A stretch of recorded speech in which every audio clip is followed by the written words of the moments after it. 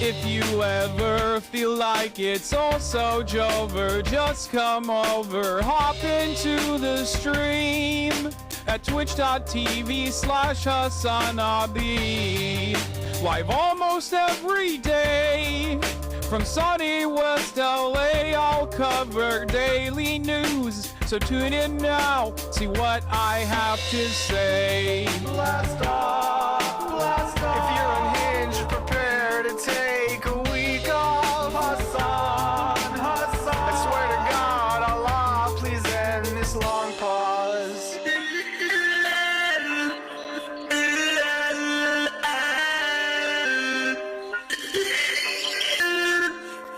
Boss makes $1 and I only make a dime. That's why I watch the stream when I'm on company time. Boss makes $1 and I only make a dime. That's why I watch the stream when I'm on company time, like now. Hasan, Hasan. I'm probably in the chat right now. Hasan, Hasan. Get it, Hasan is streaming. I'm just a gamer frog, of course I hate myself. If there's just one stun lock more, my hopes will go up on the shelf.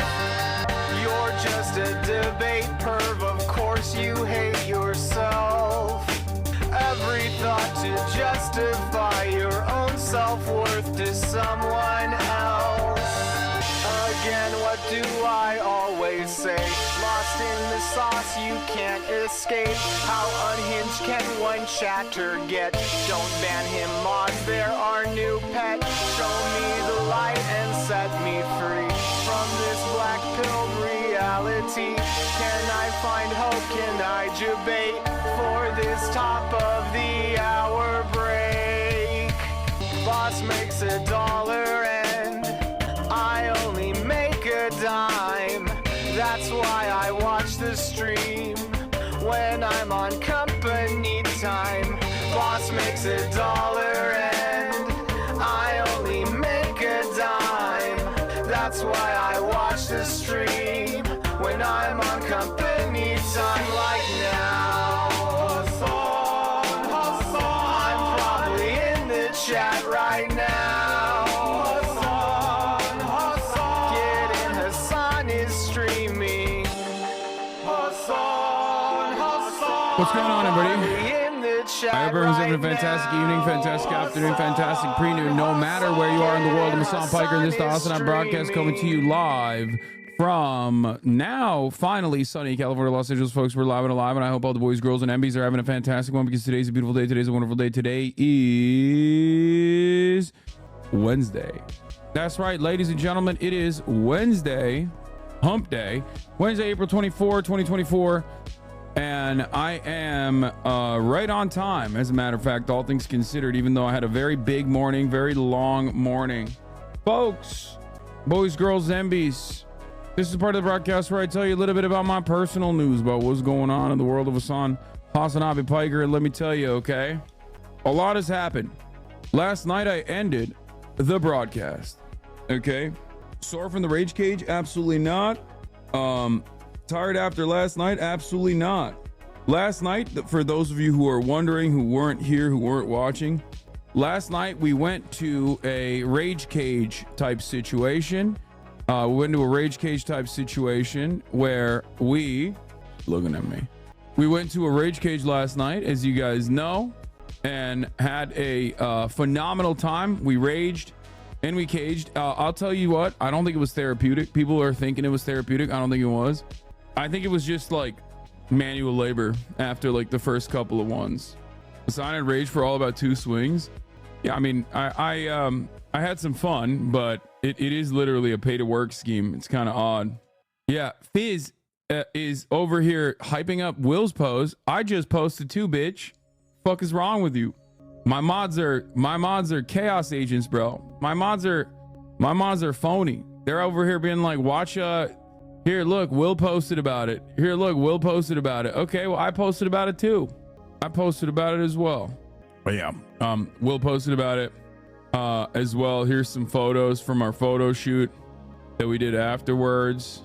You're too weak. You lack enough hatred. What do you mean? I mean, it was fine. I think I did a phenomenal job of breaking that goddamn door. I was just, anyway. Why did you get mad? Why did you get mad, little buddy? Wait, what do you mean? Oh, on Piers Morgan. Oh my God. You know how it is. Fucking genocide defense squad, dude. I realized that, like, I unironically realized, like, this is, I can't have these conversations with people who are just like dick riding Israel into oblivion unless it's like a you know, a more controlled environment. It's just not going to be productive discourse. I was screaming, dude. I was in that motherfucking van earlier this morning screaming. I was screaming at Piers. I was screaming at some random fucking pink-haired twink who also was like on the panel. There was a black conservative woman who I thought was going to be bad too, but it turns out she was actually kind of goated. Is it on YouTube? It'll probably be out today. I don't know. Piers actually fucking hates me now, I think. I don't think he is I don't think he likes me too much, which is sad because I like him, even though I did yell at him quite a bit today. Anyway, listen, that's it. I knew it was gonna be very bad. Yeah, I mean, I was fucking mauled in my face off. But yeah, here's what I was. He probably loves you if you made good TV. No, we didn't make good TV because I nuked it. Like, it wasn't good TV. Like, Jank versus Shmuley is like kind of good TV because Piers can control Shmuley and Jank, but I'm not like Jank. I straight up told the other person, like, they're a fucking monstrous creature and a scumbag, and I cursed the entire time too. Do you think you came off good or unhinged? I probably came off unhinged. I don't think I came off good at all. I was very mad, dude. I was so goddamn mad. She kept saying, like, oh, you keep saying Israel is an apartheid state. Why do you think Israel is an apartheid state? And then wouldn't let me describe the conditions as to why it is an apartheid state. And it's like, and then Piers would like interject and be like, and then, you know, run defense for her. RIP PR year. PR year can suck my nut, dude. Anyway, we'll see what they leave in the video. But I will say, like, not my best performance overall. I think I just, like, I'm flying off the fucking, you know, I'm flying off the hinges a little bit. Whenever someone just comes at me with this kind of thing, where they're just like, no, Israel is small bean. I'm like, I can't keep my cool. Anyway, it's so funny that you guys are saying year of PR when I started this year offering unconditional support to the Palestinians. You know what I mean? Like, what PR, big dog? What are you talking about? I haven't stopped covering Israel's atrocities in Gaza for the past fucking 7 months now. Yeah. But yeah, anyway, in any case, yeah, that'll come out later and we'll watch it. We'll try to have fun with it. I'll describe like some of the things that I was saying because you won't be able to hear because she was also yelling. You know what I mean? He didn't talk about it in his later today tweet. He also interviewed Crackhead Betty. I know. That was what was also very frustrating to me. I hated that. My conversation with Piers started off with him interviewing Crackhead Betty, and I thought that was off, or Crackhead Barney, whatever the fuck her name is. I hated that so much. I was like, bro, that's like a clout farmer. Like, how are you gonna compare what she's doing? Hey, M-Hud, thank you for the raid. Well, how are you gonna compare what Crackhead Barney is doing, who literally had her tits out like on your fucking broadcast to like valid protest against the Israeli apartheid? Like, why do you like Piers? I mean, I'm not like super fond of him, but he at least, like, because of how much he loves views and clicks and shit, he like is a space where Palestinians and pro-Palestinian voices can have like you know, a little bit of opportunity to talk about what's going on. We'll talk about the Piers stuff in a second though. Anyway, I got done with that. I worked out. I did a very quick grid today, and I'm here. I'm ready to go. I had a big fucking deficit day yesterday. Feeling pretty good about it. And I'm here. I'm ready. I'm excited. More importantly, though, the major reason why I'm excited today is not because of anything other than the fact that I will finally have a little bit of time to myself to play some freaking Walking Dead season 3. You know what I mean? But did the previous interview affect how you went into this one? You were way too held back last time on Piers. Yeah, it did a little bit, I think. Yeah, favorite Singaporean CCP CEO talks about the TikTok ban. We're gonna fucking cover that extensively today because it's happening. TikTok is getting banned, folks. Tic-tac-toe. That's a victory. That's good. That's win-win-win for everybody. Just kidding. When is the last episode of TWD come out? I don't know. You mentioned a possible IRL stream. Yeah, I might go to USC, check out what the hell's going on their campus, if they even get to do one at all. But yeah, UT Austin is going crazy mode right now. We're going to talk about that, obviously. Pro-Palestinian on campuses with increasingly violent state retaliation. I went on Piers Morgan and got very mad. Encampments all over. TikTok ban. I will come and potentially support the USC encampment. Mike Johnson, Walking Dead. Yeah, we're going to talk about the UT Austin one in a second. Hold on. Joe Biden posted a TikTok after that. That's nice. Of course he did. I feel like there's not, like, USC is going to be less radical than like Columbia. You know what I mean? I feel like Columbia has like a long history of anti-war protests and also like very aggressive action against said anti-war protesters. So like Harvard students has said fuck the admin and have started taking the yard. Yeah, we'll talk about all of that. Hold on one second. Pro-Palestinian protests erupt on campuses with increasingly violent state retaliation. I went on Piers Morgan who got very mad. Encampments all over. TikTok ban. At lol, I make lol overruled. Watch Beyond Scared Straight. There it is. Brianna Wu's response been unhinged. Yo, fuck Brianna Wu, bro. What the fuck does she know? That fucking dumbass. That's the problem. Like, every single one of these like pro-Israeli people, with the exception of some who are just like diehard nutters, every single one of these like pro-Israeli people are doing it for fucking career opportunities, man. That's it. The reason why these people chirp about Israel in the way that they do is 100% for fucking career opportunities. I mean, K1 said it best. Brianna Wu posted, why would I ever defund the police when they're about to help these spoiled children face the consequences for the first time in their privileged anti-Semitic $80,000 a year tuition lives? And it's like, bro, you're literally a fucking privileged asshat. What are you talking about? Kayvon says, this arc has been fascinating to me. An unremarkable white woman who realized she's disappearing in obscurity, so she sees the opportunity by espousing the most internally incoherent, incendiary views. Modern day Zionism isn't about moral righteousness. It's about careerism. That's it. Also, anyone who says I'm a progressive, but this is disruptive protest is full of the most rancid shit. One, disruption is the very point of protest. Two, you're not a progressive. This is literally what Reagan thought about the UC protest in the 60s. Okay, I didn't know this. So funny to call someone else privileged and spoiled. Yep. How does she have the last name Wu? She married an Asian dude. And I guess like transitive property makes her Asian. I don't know. It's very strange. Like, okay, so I guess Riley Reid can say the N-word then. Like, what do you mean? You know? It's not, it don't work that way. Okay? She can't. And Brianna Wu is not Asian. Like that's like a meme that every dumb guy has made when like Riley Reid's like N-word rapping video popped off and everyone was like, well, she's taking enough black dicks. And it's like, that's not how this works. Okay? That's not how this works at all. Brianna Wu, someone said Brianna Wu says Asian as Scarlett Johansson is. Agreed. Anyway, I don't even know what the fuck we're talking about with this because who gives a shit?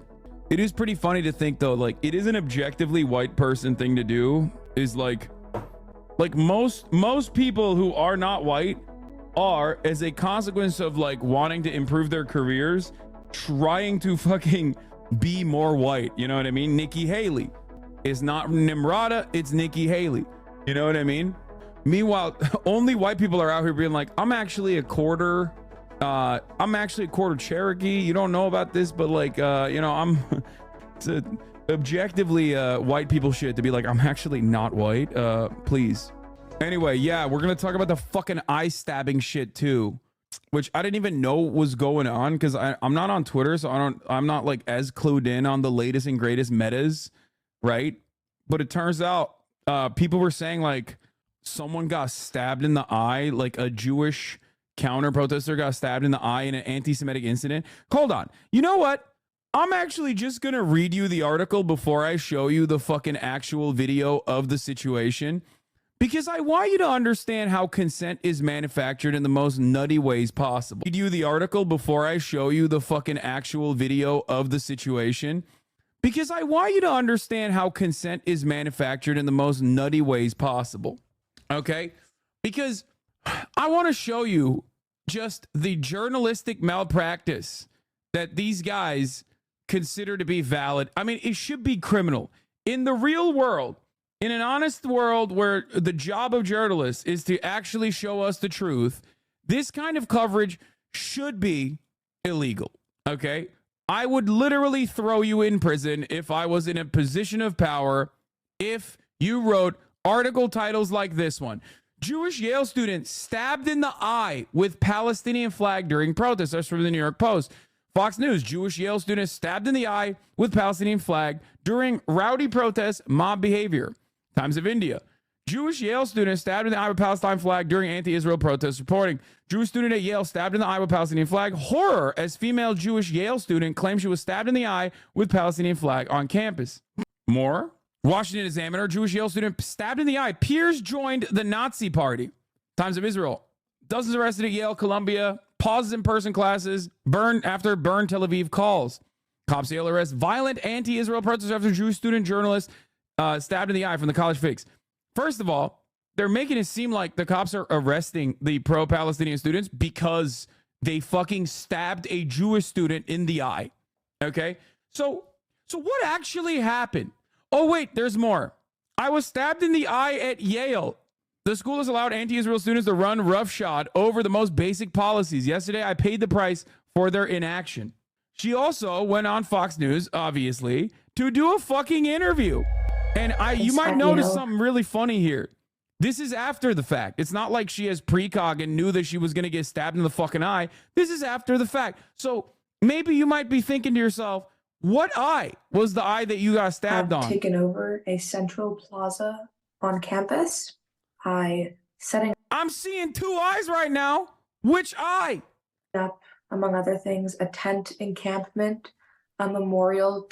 She should have had the decency to get a fucking eye patch, even though she objectively did not get stabbed in the eye. Now, why am I being so fucking confident in this story? To a terrorist. Well, because I saw the goddamn video. Waleed Daca, who led the mutilation and murder. Look at the replies. The victim wrote an article calling couscous salad a hate crime. Yeah. This is the same. By the way, she's like a psycho right-wing agitator. Of course she is. Because of course she fucking is. Of course she fucking is. She's the one who said that the, Israeli couscous was turned into couscous. Okay? Imagine returning to your dining hall to find that salad labels were renamed to remove mention of the salads being Israeli. That happened at Yale this week. It's the subtle changes and redactions that are the most pernicious. In her article, she says the EMC recommended she go to the hospital. So if she was indeed injured to the point she claims, why didn't the EMT take her to the hospital themselves instead of recommending she go? Yeah. Sahar Fartak. Okay. She lied about the salad thing. Of course she did. Of course she did. There is nothing that you can actually cling on to with genuine grievances. So of course you just fucking lie because the media is going to eat that shit up as they did. So you want to know now? You want to know now that we saw the coverage, like so many articles being like, dude, like you would think, and I know people, like I know people that are not as tapped in, that only see like the headlines and shit. They think Jews are being stabbed in the fucking eye deliberately on college campuses. Like they are whipping up hysteria. They literally think like there is a dedicated effort to killing Jewish students on college campuses, if not for the motherfucking police. Okay? So just understand. And it doesn't come out of nowhere. It comes out of this shit, right? Someone just objectively lies. The media doesn't do its job. Rather, it does the job that it's designed to do, manufacture consent. Okay? Are you guys ready for this? Trigger warning. What you're about to see is, well, why does it say safe for work? Hold on. Video of the eye stabbing incident at Yale. Trigger warning. You're about to see an anti-Semitic hate crime of the utmost level of violence. If you blink, you might actually not see it. For the record, I'm giving you a content warning, even though this subreddit obviously loves gore porn and clearly didn't even issue a trigger warning and actually said safe for work. Very strange. Let's take a look. Rest is closed. Divest. Okay, so now there's a full wall. There's a full wall. So what those guys are doing, for those of you who don't know, if you've never attended a protest, those are usually designated people with whatever group is actually throwing the protest, because there's going to be a lot of agitators, there's going to be a lot of infiltrators. So their job, ultimately, that's not the whole video. I'm just giving you the background real quick. Their job is to basically build like a human wall that protects the actual protesters and surrounds they're protest marshals. They surround the agitators, infiltrators, so that they can, stop them from filming a bunch of random stuff and, try to dox some of the protesters as well. Okay, let's watch. We will not stop. We will not rest this close. Divest. We will not stop. We will not rest this close. Divest. See, I can't move forward. We will not rest this close. Yeah, I can't move forward. We will not stop. We will not rest this close. Divest. We will not stop. We will not rest this close. Divest. This close. Divest. Stop. We will rest this close. Divest. Thank you, Majority Report, for the raid. Hope you had a good stream. Rest this close. Divest. Ow, you stopped! That's it. That's it. I hope you didn't blink, because that's it. She said, ow, ow, you stabbed me. Every single person that wrote an article, every single person that wrote an article, Ow, you stopped! every single person that wrote an article about like the stabbing of the eye incident, if there was a just world, if this was a just world, and it objectively is not, but if this was a just world, you would be on a rocket ship to the sun, okay? You would be getting launched out of a fucking trebuchet. It is mind-boggling. Thank you, Central Committee, for the raid. Hope you had a good stream. Goddamn, back-to-back raids. What's happening today? What an incredible, genuine moment for self-reflection about the way in which American media operates. Just hysterical, just over dramatic on purpose, and deliberately lying. Because the reality is you're lying at this point. You are lying on purpose. The thing is, not even at the level of her eyes. I would get it if she said someone poked her or something. In all honesty, you think someone manipulated, pushed her to do this, or is she that demented? I think she's that demented. She's so demented. She is so fucking demented that she literally hallucinated that the Israeli couscous, which is not even fucking Israeli, by the way. But anyway, the Israeli couscous was taken out. It was called couscous at Yale, which was, a deliberate attempt to erase Jews or some shit. You know what I mean? Anyway, this is pretty funny. HasanAbi, holy shit. Brother, I told my mom to fuck with her that I spent $200+ on food donations at Emerson College encampment with the help of Red CXY. And she responded by telling me that she was setting up an appointment with a rabbi so I could sit down and talk with her about my disturbing views and actions. Bro, she wants to do Zionist conversion therapy on me. Should I go? Yes. That is fucking hilarious. That is objectively hilarious. I think you should go. I would love for you to report back with what you found out about Zionist conversion therapy. I want to debate Lord my rabbi so hard. I feel like that is peak Judaism. Okay. Like that is, if anybody gets mad at that, it's like objectively what this religion was built around. Okay. Debating your rabbi is what you have to do. It is ridiculous. It would be anti-Semitic if not. I feel like everything I understand, and I'm an outsider looking in, everything I understand, this is what it's about. Okay. Yeah. Judaism is dialectic. So I do think that that's something that you should definitely do, because I think it's pretty funny. I mean, you don't even have to debate Lord him. I just want to know what he's going to say. Like, he's going to be like, I don't know how rabbis operate. I was going to say, what's wrong, my son? Are you here to confess your sins or some shit? But that's obviously like Catholic. And It's funny because I don't know anything about Catholicism either from personal experience. I just know it from TV. My rabbi is a woman pig. Oh shit, you got a woke Zionist rabbi? Let's go. My bad. They say me boy. I don't think the rabbi's gonna say Reform Judaism is woke. Yeah. Reform Judaism is woke. It's like it's so awesome because it's so like, it is so Democratic Party coded in many respects, because it's like, oh yeah, no, of course we have like female rabbis and whatnot, but like we are still unconditionally in support of Israel at this synagogue. Okay, make no fucking mistake. I asked her, aren't you proud of me for standing up for what I believe in? And she said no. Oh, that's awesome.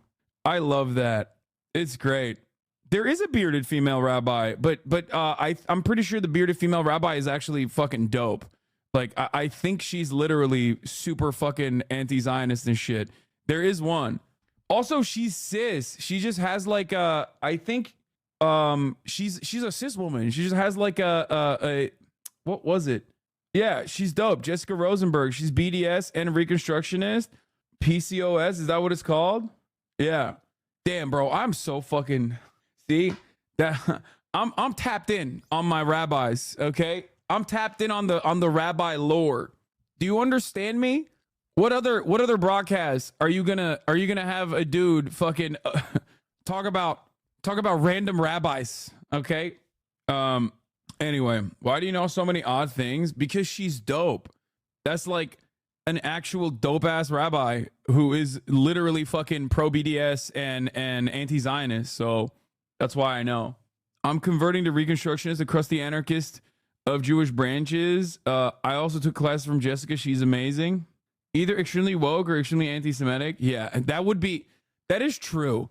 But you can always tell, like, when someone knows a little bit too much about Judaism while not being Jewish, they're either like tapped in or they're like definitely a Nazi. And I'll tell you exactly how you know. When a motherfucker mentions the Talmud as though it's like real fucking ancient Jewish laws that are dictated, that like dictate all Jews or whatever, the moment that they reference the Talmud, that's how you know this motherfucker you're talking to is a little sus, okay? Probably might be a fucking fascist, because they, on 4chan, they love all of this shit. They know so much about this shit, yet of course are objectively wrong. But the moment that they start mentioning the Talmud, you're like, really? You think this is what's going on? It's like, you think like one of the objectively less religious across the board religions is being motivated by a rule book that like you didn't even understand, that is supposed to be like deliberated on as in the way that you analyze it. And also, like I said, most Jews are not like as religious as like the evangelical Christian is, you know what I mean, in the South. Just saying. No, Talmudic law is actually crazy though. Yeah, but it's not like a guidance or a guiding principle. It's what you're supposed to understand from it is that like you're supposed to read it and argue about it. You know what I mean? That's the whole point of it. The whole point of it is not to like take a literalist stance on it, like fucking Baptists or some shit, like Jewish Baptists, you know? Then I asked her, what is this? Then I asked her if I could sit down with her and have her listen to what my views, because she keeps not wanting to hear me out. She said no, because I don't know all the facts to rebuke what you have to say. Genuinely facepalm. What the fuck? Wait, is that your mom or your rabbi that said I can't refute what you're going to say? Then I asked her if I could sit down with her and have her listen to what my views are, because she keeps not wanting to hear me out. She said no, because I don't know all the facts to rebut what you have to say. That's crazy. That's okay. That's mid. Okay. That's like, come on, bro. That's mid. You have to, if you're a rabbi, you have to at least like be ready to go. Like, what do you mean? We just talked about how, you know, a big part of rabbinical school and like, I thought you were supposed to debate this kind of stuff. What's happening? My point is debate your rabbis. Okay. To all the HasanAbi heads who are Jewish, you got to do that. I think that was his mom. Oh, really? Debate your mom, become the alpha parent. Yeah, I get to dictate. I get to dictate when it's nap time now. Okay, I won this conversation in the marketplace of ideas.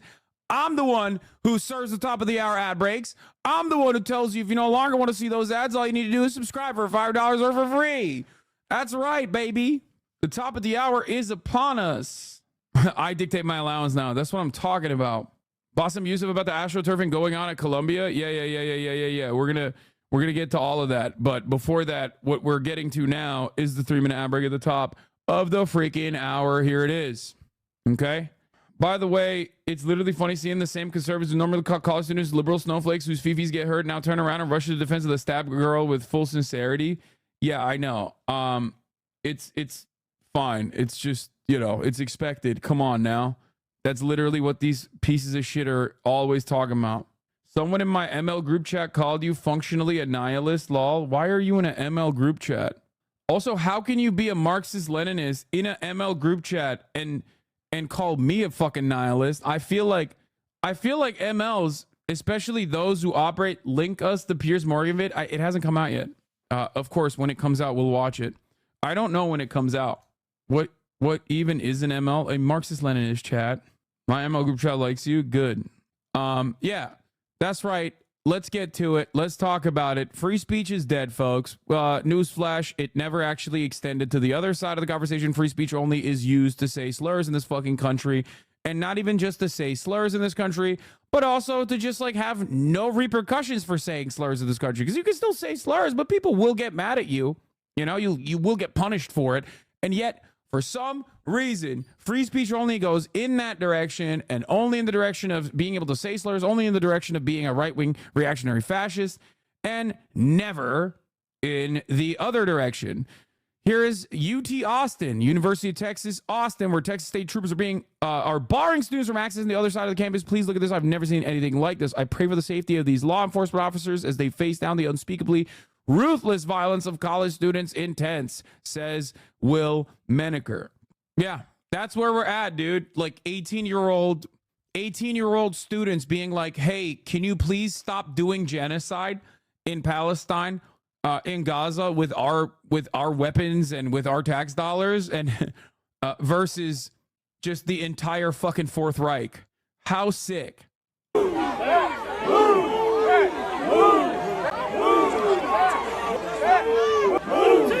By the way, the worst part about this, of course, other than the sheer hypocrisy, right, in full display, the willingness to use state violence against those who are protesting against the genocide, the other part of this story is also the fact that if these protesters were actually fucking anti-Semitic Nazis with tiki torches, the cops would be defending them. Okay? If you want to understand, if you want to put to rest this notion that these guys are actually anti-Semitic, okay, the protesters are anti-Semitic, other than the fact that you could just talk to them and recognize that, no, one, they're not anti-Semitic, and two, there are literal anti-Zionist Jews oftentimes leading these protests, okay, you could very quickly find that out. But if you want to figure out, like, are these guys actually anti-Semitic? I don't know. Look at the position the cops are facing. It's not like they got their fucking backs turned to the protesters. Okay? When protesters are actually Nazis, okay, cops defend them. Jonathan Ben Menachem wrote in Zeteo, I am a Jewish student at Columbia. Don't believe what you're being told about campus anti-Semitism. I mean, it's funny that you're posting this link, but like, a Jewish law school student from Columbia is staying with me in my house and has been here talking about it. You know what I mean? Oh, is the Piers Morgan thing up? Is it just going to be the crackhead Barney, or is it going to have my part as well? Because the crackhead Barney one is so fucking annoying. I don't know who the fuck the pink-haired dildo was here, but it was very frustrating. All right, we'll dive into this. Let's do it. Incensed communities across the world. Many Jewish people say they don't feel safe on the streets of Western cities. Many Muslims feel the horror facing innocent Palestinians is treated only as a second-class concern. As with any emotive cause, a lot of people with no dog in the fight have moulded this crisis into a familiar battle of good versus evil, oppressors versus oppressed. Hysterical scenes at some of America's top universities this week have generated more coverage and commentary than the war itself in the last 2 weeks. Columbia says that all... Yeah, I wonder why. someone should perhaps think about why that is the case. Perhaps Piers should think about why that is the case. Shocking. How odd. You come in at 9:45. I'll give you guys a little taste of the crackhead Barney shit so you understand. She is personally wearing pasties, so don't give me that like, oh, it's TOS shit, but like, you know, her boobs are out. Okay. Person classes are now cancelled until the end of the semester. Arrests have been made at encampments outside NYU and Yale. Well, one notable Jewish professor at Columbia shared a video of Muslims praying as if it was a shocking assault on US values. Many badly informed pro-Palestinian demonstrators, meanwhile, have called for an intifada and chanted, "We love Hamas." Others believe that synchronized dancing is a long-lost secret to peace in the Middle East. Well, these people are all spending $80,000 a year on tuition.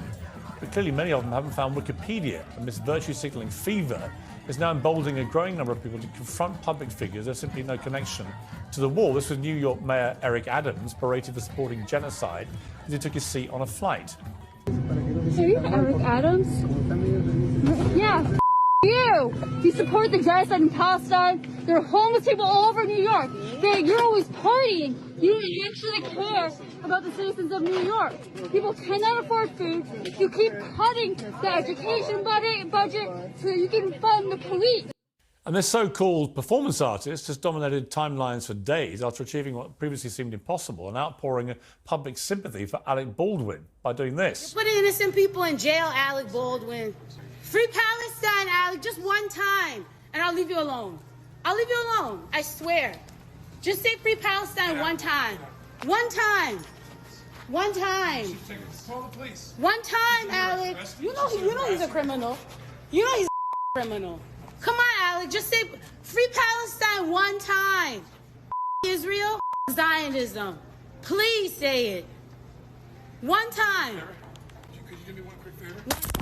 So does any of this make a difference? Are these demonstrators forcing the rich and powerful to confront and condemn the horrors of war? Or is it a wave of self-indulgent protest, just distracting us from the deadly serious realities of a grim ongoing war?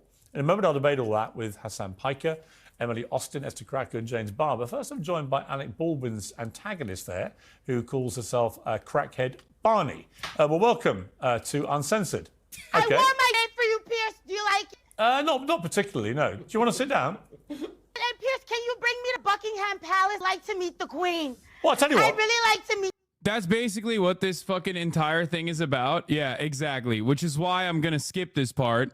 And it goes on, and I'm sitting in this fucking minivan studio watching this happen, and I'm thinking to myself, like, this is such a, in my opinion, this geared me up way fucking harder than like even the pro-Israel brigade, because like I felt like that's who you're debating now. No, this person was just like a bit, and it felt disrespectful to have a bit about this sort of situation. And I thought that it was like very frustrating and shitty, even though, to be fair, Piers Morgan does actually do a decent job of like kind of shitting on her, but like she's obviously doing a bit. And Piers is just like, why are you using Palestinians for fucking clout? You know what I mean? Like that's basically what he said. But it is a wild fucking way to start the conversation. And there are people on that panel who very clearly use that as an example of like pro-Palestinian, of the pro-Palestinian side. I think we've heard enough of crackhead, to be honest with you. All right, let's bring in my panel. Streamer Hasan Piker, journalist Emily Austin, uncensored contributor Esther Krakow, and podcaster James Barber. Well, Emily, I mean, on one level, I guess it was quite funny, but on another level, I didn't like what she did to Alec Baldwin. I've got no truck for Alec Baldwin whatsoever. And I think with this case that he's got hanging over him, I hope that justice is served, because ultimately he did fire the gun that killed that poor woman and has been on some kind of weird PR tour ever since. But I don't like to see any public figure, whether it's Eric Adams, the mayor, on a plane, or Alec Baldwin getting a coffee, harangued and harassed in that manner. Now, I tried to conduct a serious interview. She obviously wasn't interested in doing that, wanted to turn the whole thing into a foul-mouthed rant and joke and performative thing. Fine. That's entirely her right to do it. But what did you think of these harassings, not just by her, but by other people, of public figures? You tried to conduct a serious interview with crackhead Barbie? Well, no, I was asking her about a viral video of her harassing Ali Baldwin, which I do actually think is a serious thing. I do actually think public figures should not be harassed in that manner. I've had a bit of it myself, and I think it crosses a line, right? And Ali Baldwin, you know, as far as I'm aware, has not said anything particularly sensational about the war at all. So why she is harassing him in the street in the way that she did, I think is worthy of examination. Wow. Now, as it turned out, she had no interest in having a serious conversation. Okay, so we've I didn't realize my audio was shit too. I said clout. They're off, but I don't think I should be blamed for getting on someone who is literally at the centre of a quite big news story in America for harassing a famous star. You, Hasan? No, it was for clout. She was doing it for clout. That's why she went on the show, also for clout, right. Which you were correct on pointing out that using the ongoing ethnic cleansing campaign in Gaza and what's happening to the Palestinian people as a vehicle to create more social clout for yourself, social capital for yourself is pretty disingenuous, pretty messed up. I have to jump in there, though, because isn't that what everybody's doing? No! And I hate this. As soon as he said that, something zapped in my fucking brain. I was like, oh, I think, I'm going to be honest with you, I'm not even kidding. I think it was like the crackhead Barney and then like the pink-haired twink, like, you know, not based, not woke Tyler. It just like when he fucking got his fucking little angloid pause on this issue to be like, well, it's all for clout. I mean, that's what we're all doing, aren't we? And it's like angloid pause on this issue to be like, well, it's all for clout. I mean, that's what we're all doing, aren't we? And it's like, yeah, it's not Tyler Oakley. Tyler Oakley's based and is pro-BDS and fucking anti-Zionist. This guy, on the other hand, is Tyler Brokley. Exactly. Isn't that what this show is also doing? Because you're talking about is create political clout, create noise, I'll come back to get clicks, to make money. Listen, let's not all be disingenuous. No, right? but the whole conversation, and actually Crackhead Barney isn't that different to you. Well, actually, and Crackhead Barney said it herself. She said, we're no different. And I kind of agree with Crackhead Barney. I didn't think I'd say it. If you think there's any correlation between what she just did on the show... someone screaming over someone and not letting them speak, there's definitely a correlation. Well, you think that I've treated you like she treated Ali Baldwin? No, I'm just saying that I think that actually you aren't that different. You're trying to do the same thing. I'll come back to that. You're just doing it in a different way. No, it's a preposterous suggestion. I do not do what she does, right? But Hasan, here's the point I would make to you. A lot of people think a lot of these protesters at universities in America are performative. The ones who are chanting their support for Hamas, the ones who are chanting about intifada and pretending it's not about a violent uprising. I mean, do you accept that a lot of that is not only performative, but public demonstration of support for terrorism? Absolutely not. I don't think that... I mean, all protests are technically performative, obviously, but there's a very clear-cut goal for the group of students at Columbia and many other universities. I was in Melbourne not that long ago, and I attended a Palestinian protest there, a Palestinian rally there, and the students there were also demanding the exact same thing, that they divest, their colleges divest from a lot of the companies that are aligned with the state of Israel, a lot of the companies that are directly involved in operations in the West Bank, a lot of the companies that are playing a role in the regular maintenance of the apartheid regime of Israel and helping Israel conduct an ethnic cleansing campaign. That is the ultimate goal. That is why they're trying to very clearly cause a little bit of a disruption and engage in... But are you comfortable? Okay, but are you comfortable, the most American thing you can do? Are you comfortable with the ones who are seen chanting support for Hamas or chanting about intifada? I am perfectly comfortable with people chanting about the intifada. As far as the Hamas thing goes, any kind of protest is always going to have a litany of random people, but ultimately it doesn't really matter. You have to look at the actual tangible goals that the protest movement is stating they're interested in. And I think that those goals, and I think you will agree with me on this, Piers, I think those goals are pretty valid overall. I think that they want to, one, recenter the attention to the genocide that is ongoing in Gaza, and two, demand that their tuition dollars do not go to operations in Israel. I don't know if you're aware of this, but there's a campus. There's going to be a sister campus that is being built in Tel Aviv right now for Columbia University. This means that Columbia University which once housed the likes of the late great Edward Said and many others, and that currently has many Palestinian students who pay tuition for projects such as this one, will not be able to go to that sister campus. I find that abhorrent, but it's everyday existence in Israel. Let me bring in Emily. Now, you might be saying, wow, you cooked there, Hasan. And yes, of course I did. Just wait until everything falls apart, because this right here, in and of itself, the first, 9 minutes and 55 seconds to 15, I put it out there. I'm there for a specific purpose. My goal is to, one, defend the students that are doing an honorable and just thing, and two, recenter the attention back to Palestinians who are being ethnically cleansed, right? 6 minutes of that, it's great. Now wait. Now watch what fucking happens after. You've been listening to all this. Your response?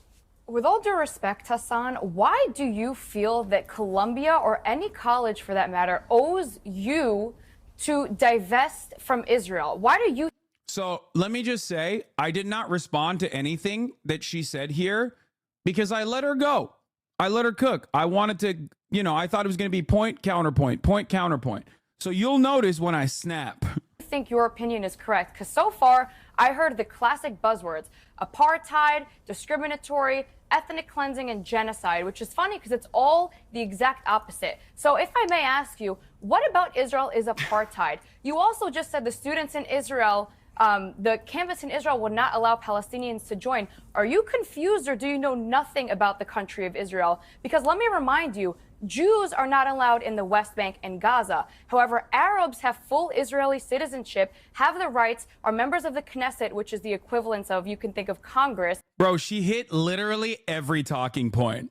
Every talking point. There are Arabs in the Knesset, don't you know? Literally does not respond to what I'm saying. A Palestinian American student from fucking Columbia University cannot go to the school in Tel Aviv. They can't. That's ridiculous. Besides the point that, Columbia is participating in the ethnic cleansing of the Palestinians by, doing these sorts of partnerships with the fucking state of Israel, which is doing that currently. I love that she tried to fucking speed around the Hasbara talking points. Now, obviously, in a normal situation, I go point by point by point by point, and I just fucking cook her ass, okay? But this is not a normal situation at all. This is hostile territory. Now, let me tell you something real quick. This lady, I do not know a single thing about her. I don't know anything about any of these ladies. I looked their names up last night. Found out that she was, pro-Israel. I was like, all right, she's going to be the fucking pro-Israel one. Then I found out this lady is a black conservative. However, she actually was phenomenal on this panel.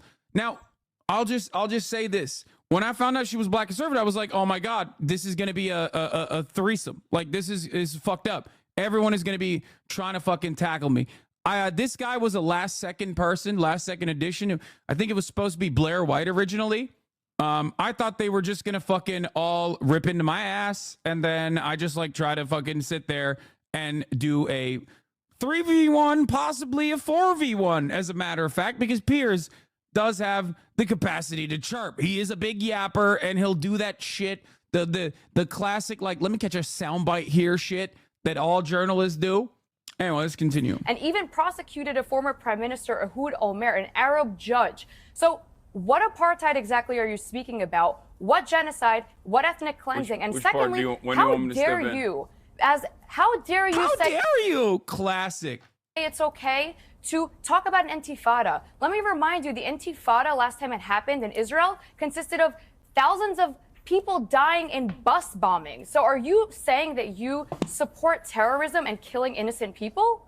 Well, intifada simply just means revolution, and I'm an American, and in 1776, violent we did revolution. one of those, and it was pretty fucking good. Yeah. What do you think? Do you think the American Revolution was a tickle party? Of course not. We also bombed Hiroshima. We also bombed Hiroshima? What the fuck does that mean? What does that have to do with intifada? Was that a revolutionary act? That's not a revolution. There's just violence.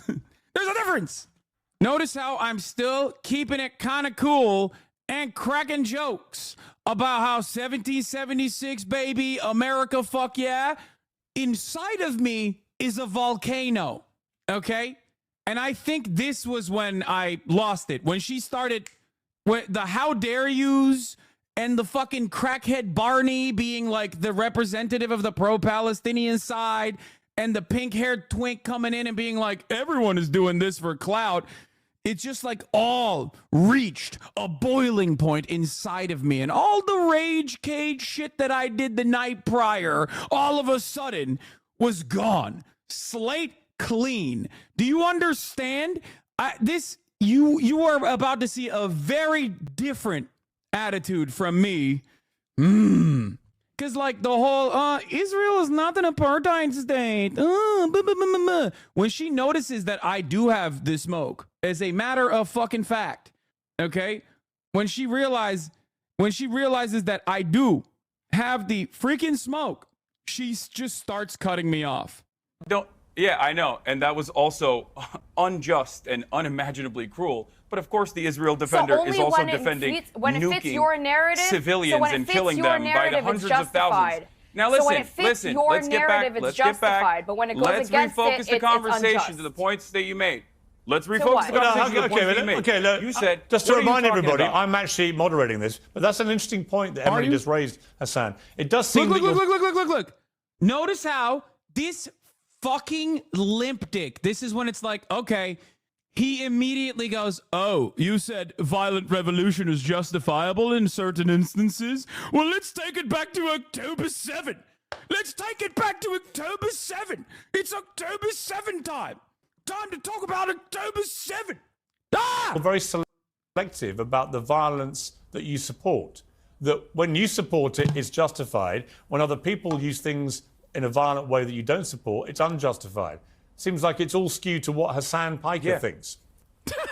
Well, not necessarily just what I think. I think that there are obvious markers, obvious boundaries. I don't think violence against civilians is justified. I have talked about October 7 on this very same show, saying that it was a tragedy. It was atrocities that occurred on October 7 specifically.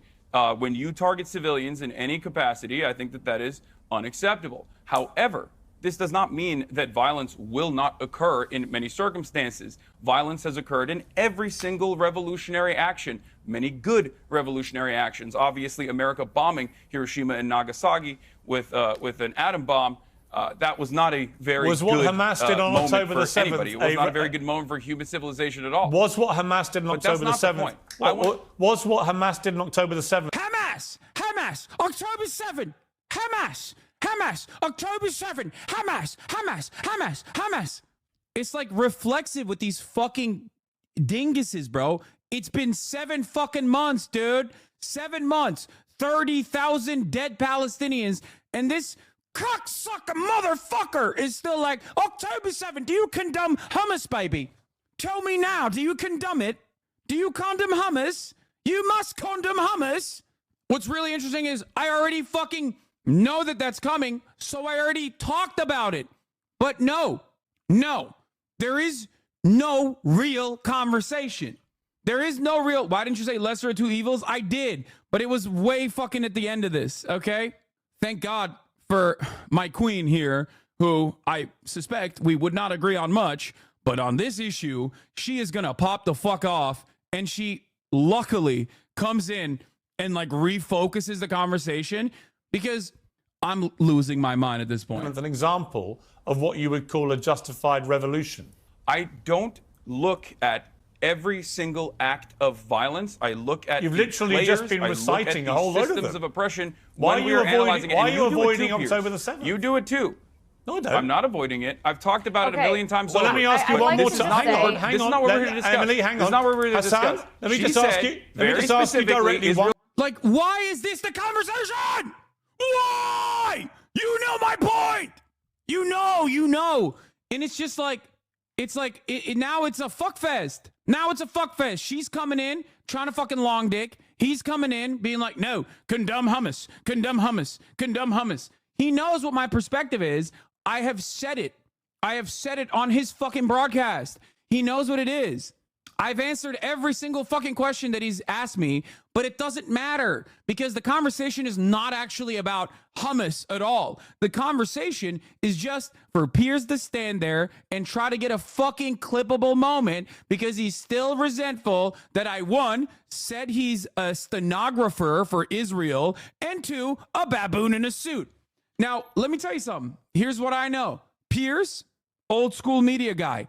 If you're cordial with him, if you like him, if you say nice things about him to his face behind closed doors, I'm 100% certain this conversation would have gone down differently.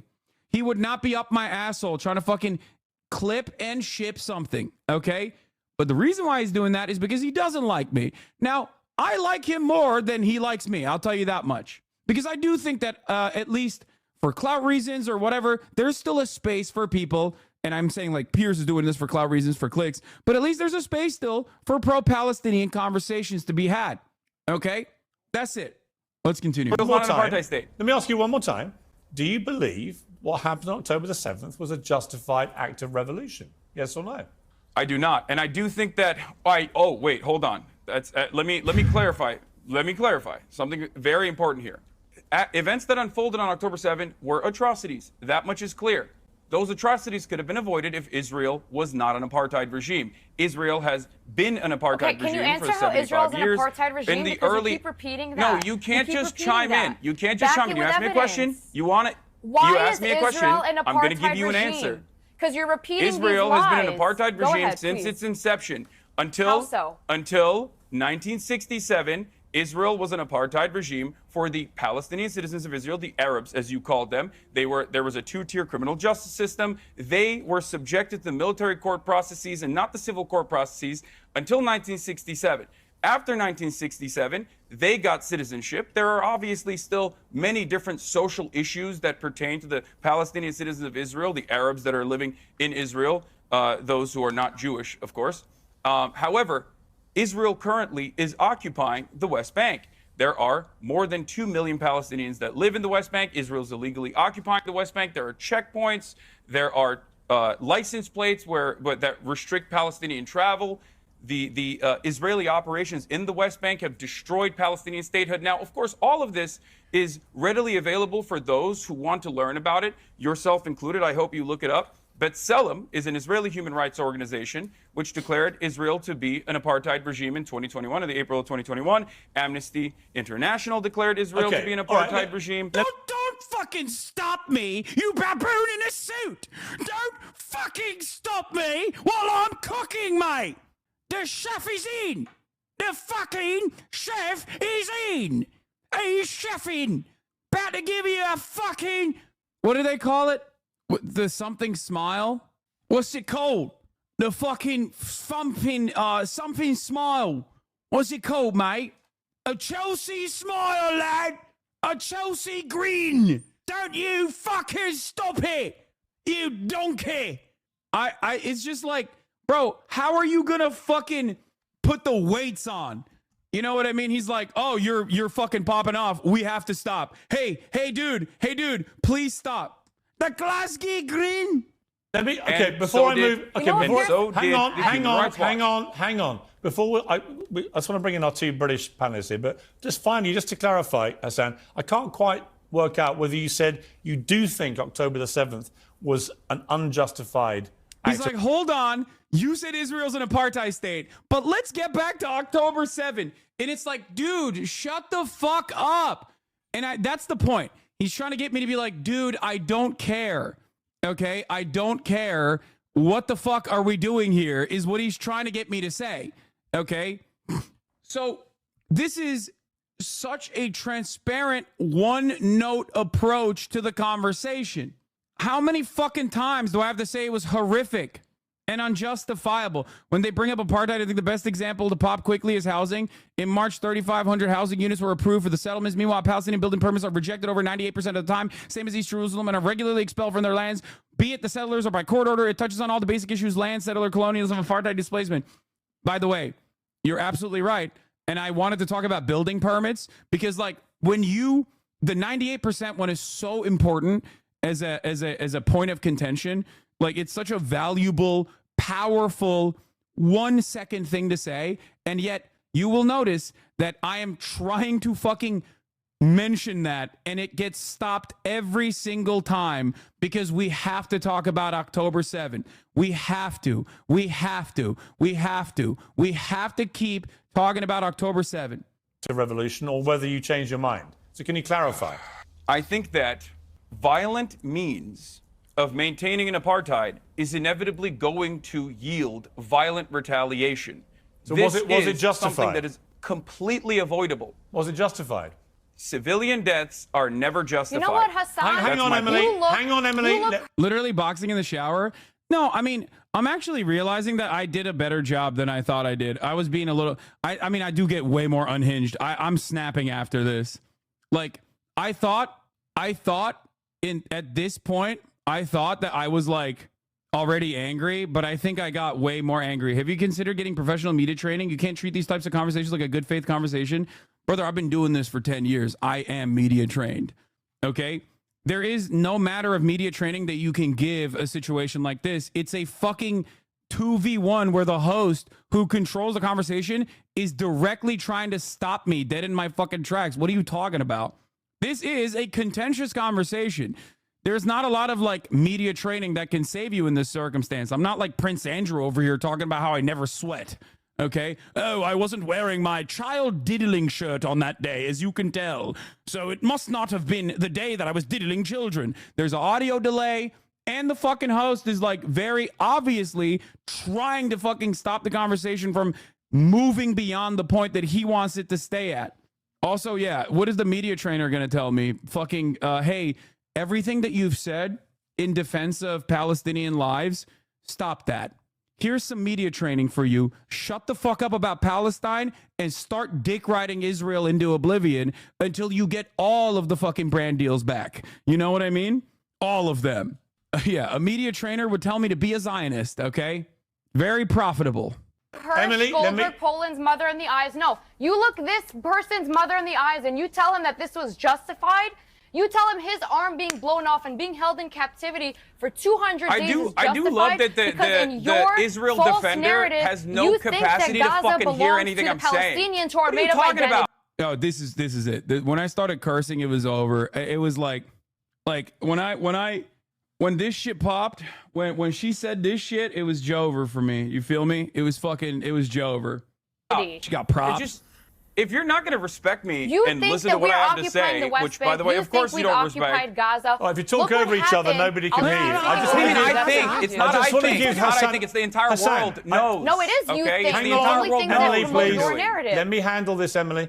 Hasan, just before I come to the two people who are with me here, I just need some clarity here, because it seems like you're dancing around whether you think October the 7th was justified or not. Why are we doing this? Why are we doing this back and forth masturbation? I've already given you my fucking position. Why are you doing this? I'm sick and tired of repeating it over and over again. Okay, because it's Jews, it's okay. Ask this demon next to me wearing a fucking IDF dog tag. Only when it's Jews, it's okay. Please stop shouting at each other. Next to me wearing an IDF dog tag if she actually thinks Israel's actions are justifiable. Bring them home. Do you it's see to me bring the rocking the hostages fucking... home. The hostages that you rightly believe. Yeah, she loved the dog tag one. Immediately, she's like, look at my propaganda. It actually says bring the hostages home. It's like, bitch, you're wearing that specifically because it's a fucking IDF dog tag. Just because it says bring the hostages home doesn't change that reality. You are directly... It's like if I fucking walked on there with the Al-Qassam Brigade Band-Aid on my fucking head.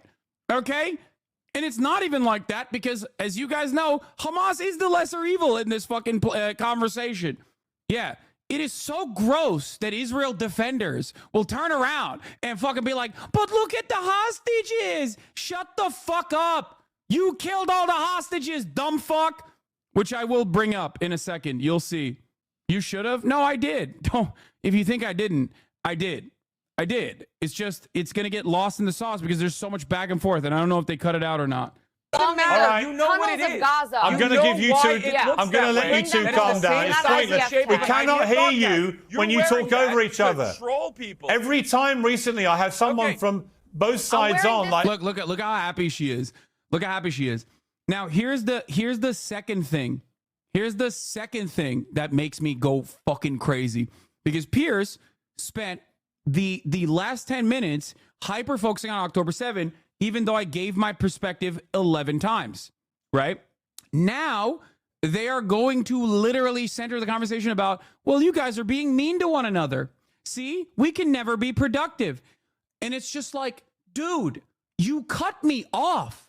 You won't let me fucking speak. I was cordial. I let her go through her fucking points early on, and I was going to go piece by piece and address them. But you won't let me do that. You cut me off multiple fucking times. You should be like, oh, what about October 7? What about October 7? And it's so fucking disgusting. And then, obviously, I'm fucking pissed off at this point because, like, the atrocities are ongoing, and we're not talking about them. And the conversation is like deviating into a shit show. And now the conversation has moved beyond the aesthetics of the conversation that we're having.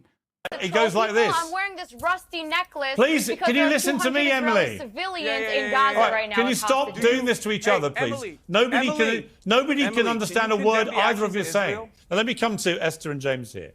This is one of my problems. No, I want to actually. hear if Emily condemns No, the actions Hasan, of Israel. you Why will don't you please ask her let me about that? moderate the debate. Why don't you ask her about I don't condemn 30,000 the idea. people? I've got two I panelists condemn here the who've not fact had a... that Yeah, why won't you ask her? Hey, Piers, why won't you ask Emily, who's rocking the IDF dog tag, which would be akin to me wearing an Al-Qassam Brigade headband, if she condemns the actions of Israel? You won't, because you fucking love Israel.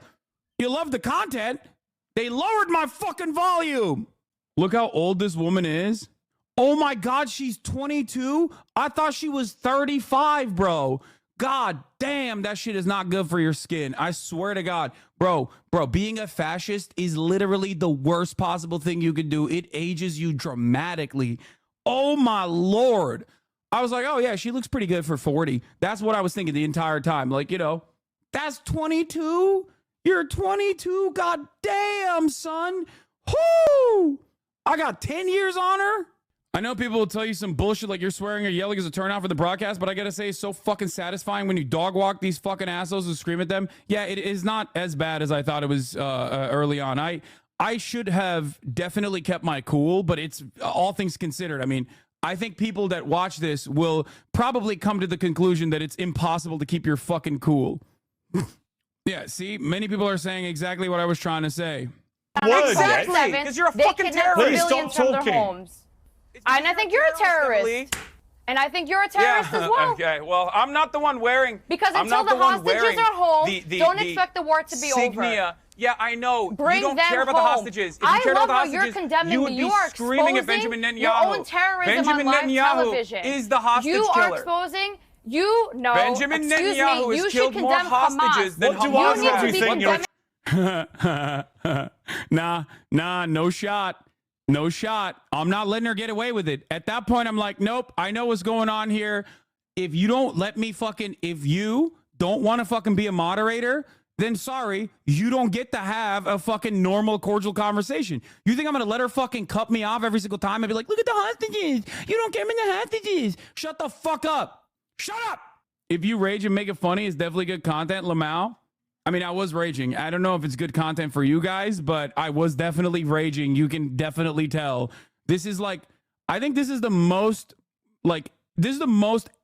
openly angry I've ever been on television. I usually have like a different voice that I use on TV where I will be a little bit more laid back. I'll be more careful. I don't curse. If you notice, I rarely ever curse on television. Okay? But this was definitely, it's good content, but I don't think it's good overall. I mean, it's just like the other chatters said, this was probably horrific to experience, but so fucking cathartic for you to say on major news media that loves to glaze Israel and lie just how fucked they are. It's just like, I would have liked this conversation to be cordial. I would have liked this conversation Israel and lie just how fucked they are. It's just like, I would have liked this conversation to be cordial. I would have liked this conversation to be point, counterpoint, point, counterpoint. That's not what's going to happen here.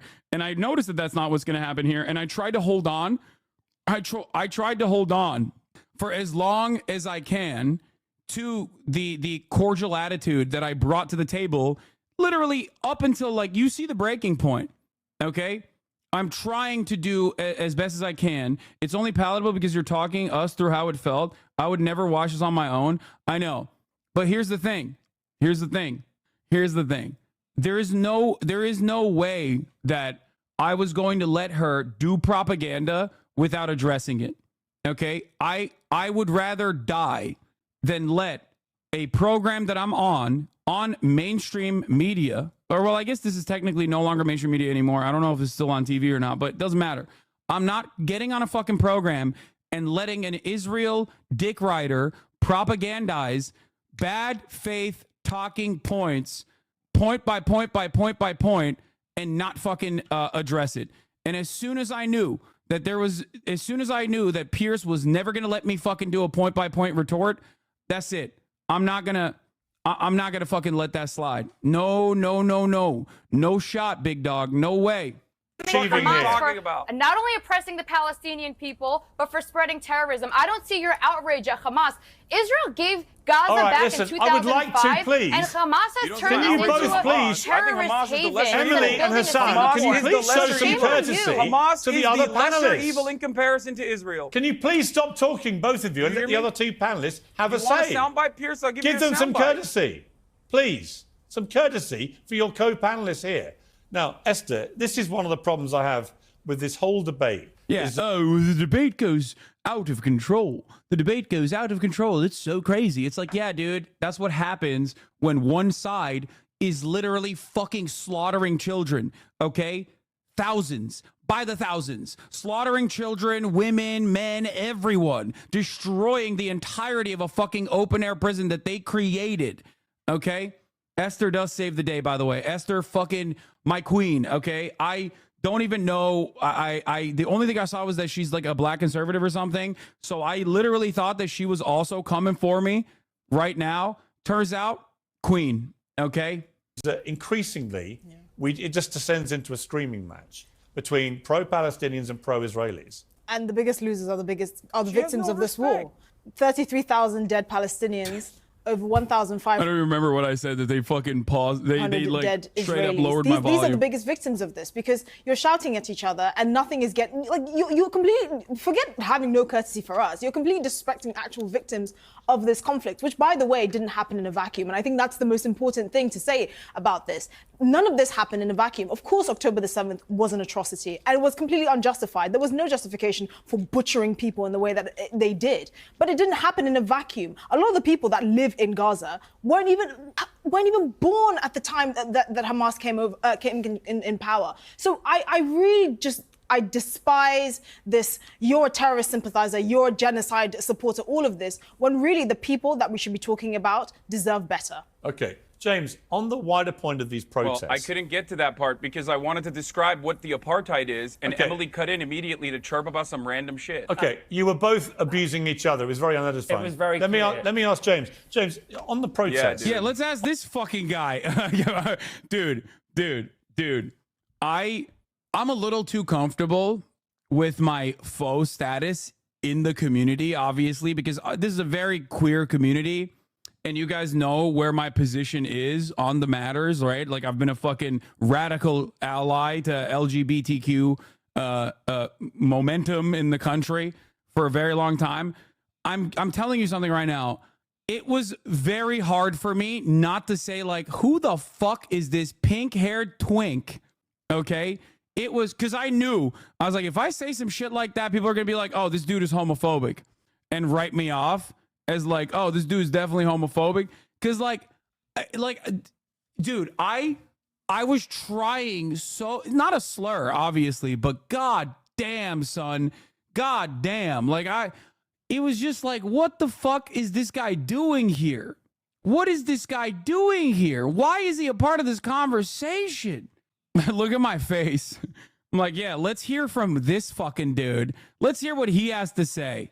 On the protests, look, I believe in the right to protest. That's an absolute bedrock of any democracy.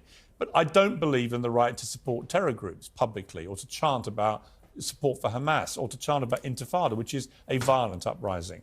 Where's the line for you with these? I agree. I think we have to condemn what Hamas did, and I don't think the words that have been used so far have been strong enough. I mean, the worst. Yeah. We haven't condemned Hamas strong enough, dude. Yeah, you're right, dude. I should literally fucking give more money to Israel. Please. I just paid my taxes, bro. I am literally the #1 Palestinian baby killer at this point, and it's not even up to me. Okay? The fuck do you mean? I have paid for the death and destruction of the Palestinian lives without my fucking consent way more than any of these dumb fucking British people have. Okay? Shut the fuck up. Shut up. If it were up to me, I would be giving them the Iron Dome. Okay? That's what they deserve. The Palestinian people deserve the Iron Dome. Okay? Let's even out the fucking playing field.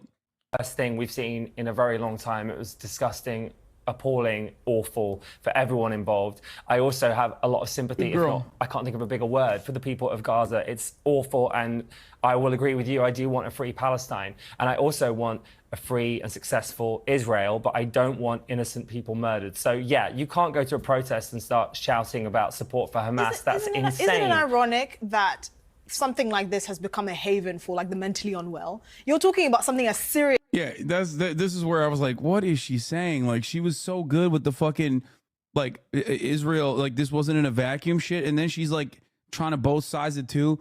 I know I got no fucking love for anybody that is like straying away, even remotely.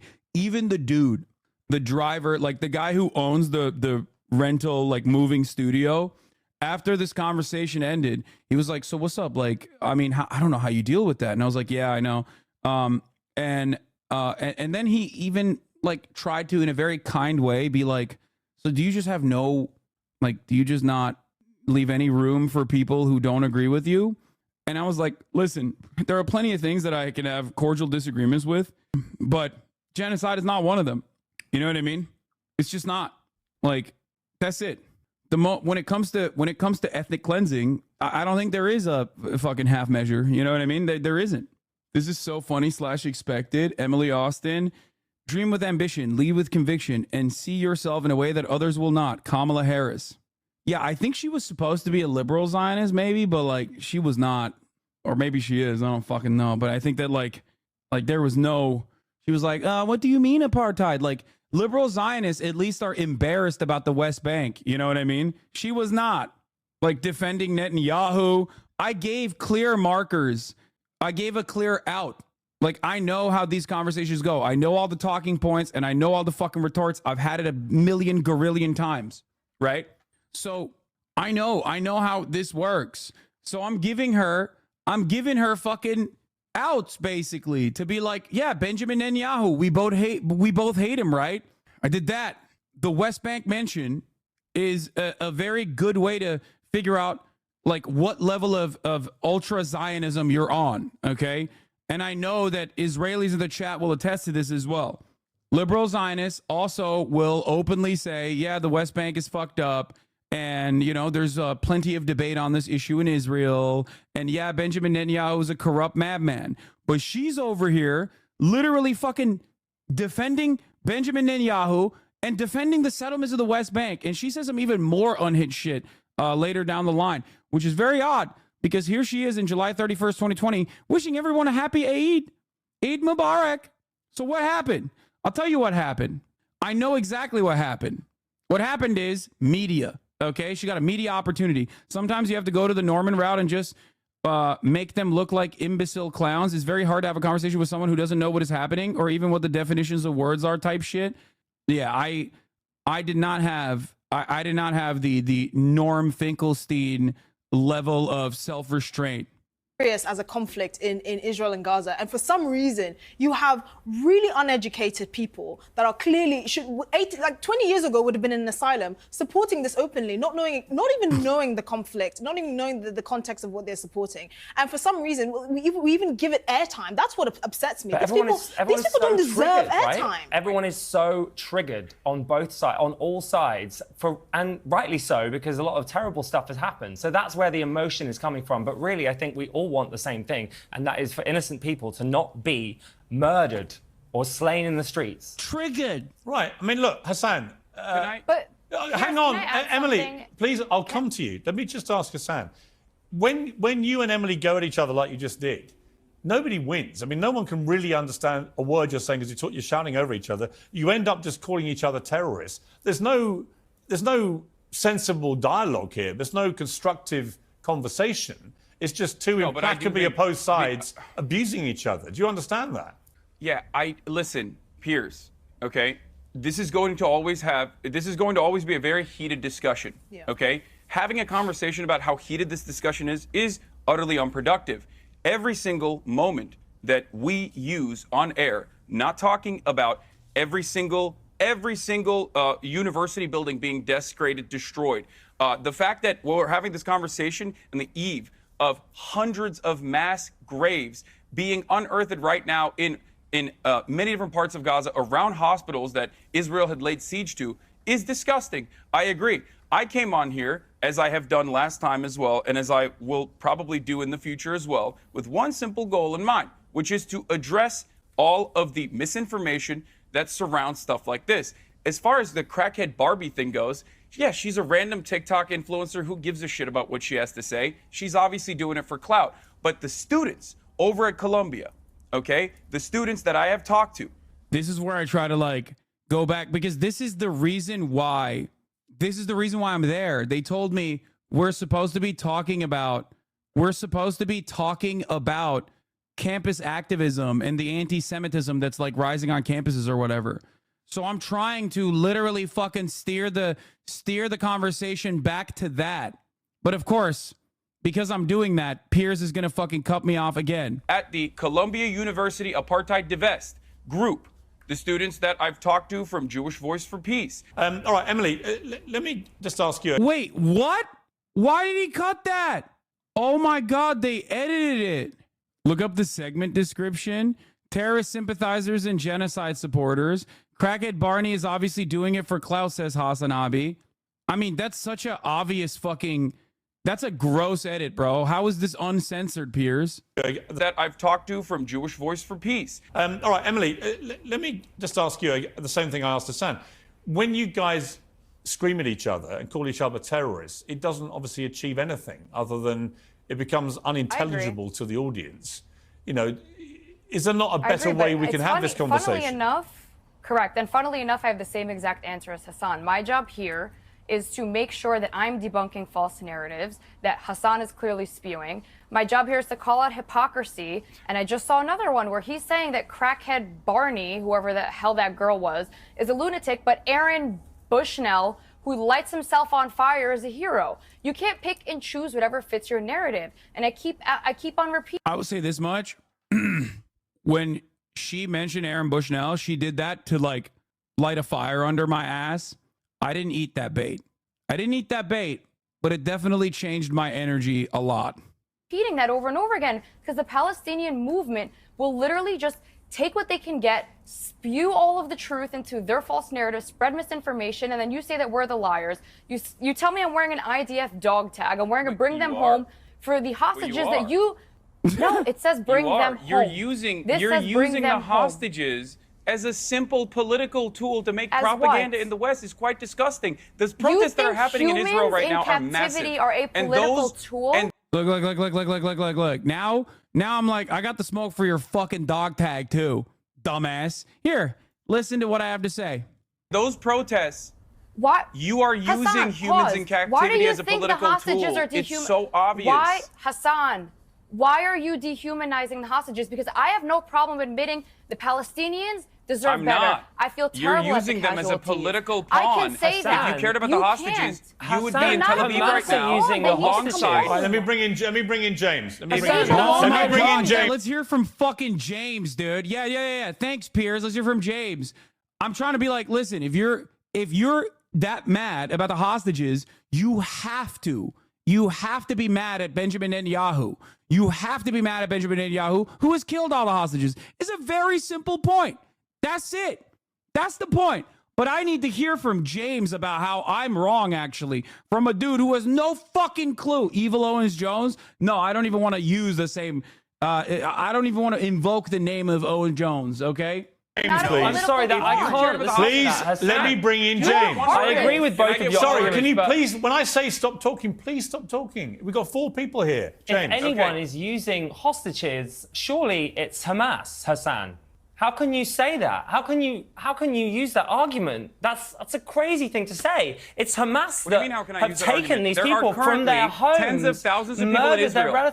There are currently tens of thousands of Israeli citizens right now in the streets of Israel, in the streets of Tel Aviv, outside of Benjamin Netanyahu's house, protesting every single day. What are they protesting? They're protesting for Benjamin Netanyahu to facilitate a ceasefire with Hamas so that they can actually bring the hostages home. That is precisely the number one goal of the family members of the hostages. Who and is if using anyone the on this panel was being even a little bit honest, they would recognize the reality that, listen, just listen. You didn't listen to my question. Listen to what I'm saying, and you will understand perhaps what I'm trying to imply here. That's very patronizing. Utilizing the hostages. Yeah, I am being patronizing. I don't know who the fuck you are, and you're over here chirping all the way from fucking London about Palestine and doing a both sides are fucking fine type bullshit where you're talking about how you want to fucking free Palestine, but also simultaneously, both sides got a lot going on. Shut the fuck up. You don't know anything, okay? I don't give a shit about what you're... I lost it. I was like, I don't care. Who are you? Shut the fuck up. At least this dumbass next to me, at least is a little bit fucking knowledgeable. She knows the propaganda talking points. You don't even know. You thought he was a chatter for a second? He is less knowledgeable than an average gray name chatter in my community. Yeah, I did do that on TV. Because, who the fuck do you think you are? Who? Shut the fuck up. This is not your opportunity to fucking pad your CV so you can get a goddamn media spot later on as a fucking podcaster. Big boys are talking about fucking genocide. Put your fucking big boy pants on. Even she liked it. She liked it a little bit. Yeah, I even did the fucking accent. Here, you want to watch it again? Here. Very patronizing. Utilizing the hostages. Yeah, I am being patronizing. I don't know who the fuck you are, and you're over here chirping all the way from fucking London about Palestine and doing a both sides are fucking fine type bullshit where you're talking about how you want to fucking free Palestine, but also simultaneously, both sides got a lot going on. Shut the fuck up. You don't know anything, okay? I don't give a shit about what your perspective is. I agree. Hasan doesn't like what you have to say, so you're wrong. It's Hasan's way or the highway. I mean, you are. There is no both sides on a genocide. Is there a both sides on a genocide? There is no both sides. Well, the thing is, it's interesting you should mention the hostages. What is in the Hamas charter? They want a Jewish genocide, but that's okay. But a Jewish genocide is okay. If you're talking about the well-being of the if you're talking about the well-being of the hostages, what sense did it make for the IDF to flatten? Thank God my queen comes in and just because I'm a lightning rod for everyone there, she can just get away with saying good things, okay? She can get away in that very moment when everyone's attention is locked on the top of the hour ad break where there's a 3-minute ad break, okay? My queen, okay? My beautiful queen. Thank God. Like I said, I don't know anything about this person's perspective, but here she banged, okay? She banged. She popped. Anyway, I'm perfectly fine being the unhinged person that serves you the 3-minute ad break as long as you, of course, subscribe to avoid those ad breaks. Okay, I'm going to be honest. I thought they muted me a lot more. It doesn't come across as bad as I thought it was going to be. But I am progressively getting more and more unhinged, as you can see. And I think the breaking point was when I said, I don't give a fuck what you have to say. I don't know who the fuck you are. Trying to both sides genocide. Sakura Gore and the Gaffigus, thank you for the 10 community gift subs. Joey Keyboard, thank you for the 5 gifted. Jugger Blob, thank you for the 5 gifted. Allowing 20, 30, however many people from to no longer see the ads. 2BR02BKV, thank you for the 10 gifted. Here is the 3-minute ad break now. It's amazing Piers didn't say shit to you going off like that, pro moderator. Yeah, because Piers knows what gets the fucking clicks. Nobody angers you more than British libs. Oh my God, you don't understand. Sarah's Business, thank you for the 5 gifted. And Papa Maverick, thank you for the 5 gifted. Do you think Piers will invite you again? Fuck yeah, he will. He invites Rabbi Shmuley, bro. He doesn't give a fuck. He just likes clicks. More Updog, thank you for the 5 gifted. Piers has been asking me to go on for weeks at this point. I'm the one who says no, usually. in about 70% of Gaza. Because I completely agree. Bring the hostages home. If you look at Gaza, the topography of Gaza right now, it looks like a pancake. So I'm sorry, this whole argument of Hamas using them as human tools, fine, but the IDF has also been using it to continue that campaign. If you were told that, if God forbid, if your relative was one of the hostages and you saw what's happening right now, and I met someone whose mother is a hostage, and he said he didn't want his mother and her being taken to be used in the name of violence. Right now, he's sitting at home wondering, okay, what is the logic of trying to bring my mother home when you flattened Gaza? Please explain that to us. So, can I pose a question? You might very well pull those. No answer. Can I pull a question to you? Hello? You have asked me a question that makes me look bad because I am defending a violent apartheid state. Hello? Are you also Hamas? Brother, how did you now respond to saying Gaza wasn't flattened, that it needs to be fact-checked? No, I'm not even listening to what she's saying. I'm listening to what my queen is saying, okay? Because she's fucking... right now, at this point, I'm like, brief moment of solace. Finally, some like actually pro-Palestinian sentiment, which is, by the way, just the truth, which is hilarious that we are saying like, oh, something that is like pro-Palestine is being said. But it's just like someone is actually asking understandable questions about the glaringly obvious at the cleansing campaign. I literally was just like, oh, thank God. I was not listening to anything she said because I did not want to get even more mad. Also, I apologize to the pink hair guy, okay? I don't know what you're about, but, you know, sorry, you kind of were an unforeseen casualty in the situation. Maybe I shouldn't have fucking been like, I don't know who the fuck you are. Shut the fuck up. You don't know anything. But it does seem like you were giving me some like NPC ass, like both sides arguments over and over again. And I don't really care in that moment, okay? I'm sorry. Bro, don't apologize. No, it was just like, it was inappropriate. I probably shouldn't have fucking lasered him so goddamn hard, okay? I am beginning to feel like this wasn't as bad as I thought it was, though, because like the bulk of this is like pretty solid. I did get the points out. I did talk about it. I did try to recenter the conversation towards the CUAD, Columbia University Apartheid divest. I did, you know, I desperately tried to talk about, you know, what is going on the ground. She was able to like offer some clarity. You're way better at getting your points out when you're screaming than when you're trying super hard to keep a civil law. Yeah, because when I'm civil, they're fucking eating my ass. Okay, let Emily respond to that. Everyone wants to criticize the IDF's response, but nobody wants to tell me what should Israel be doing to retaliate October 7th, eradicate Hamas from preventing another October 7th, and bring the hostages home. I have an idea. Do you have a solution? I have an idea. Do not flatten Gaza and potentially pull your own hostages up from under the rubble, like have been done with thousands of Palestinians. That's a good idea. Yeah. Have you found any of them under the rubble? So you're saying that you don't have an answer. That is the answer. So don't kill your own hostages. But you're quick to condemn the IDF, but you don't have an answer. How about not killing the hostages? Very interesting. I have an answer. Thank you for proving my point. It's called the dissolution of the apartheid regime. That's what it's called. Dissolve the apartheid regime. So what would you like to see happen, Palestinians Hasan? breathing room. Do you not understand the English language? Dissolve the apartheid regime. You need a Xanax, first of all. You need a Xanax. Okay, so should Israel... You need a Xanax. Told you what I mean. That felt pretty good, too. She thought she ate that. Yeah. Yeah, oh, I'm sorry. I'm fucking emotional and passionate about the country that you're defending slaughtering children every fucking day of the week, okay? Yeah. I should have, yeah, the best retort in that situation would be like, you need fucking lithium because you must be mentally ill if you think what Israel is doing is right, okay? But I didn't say that.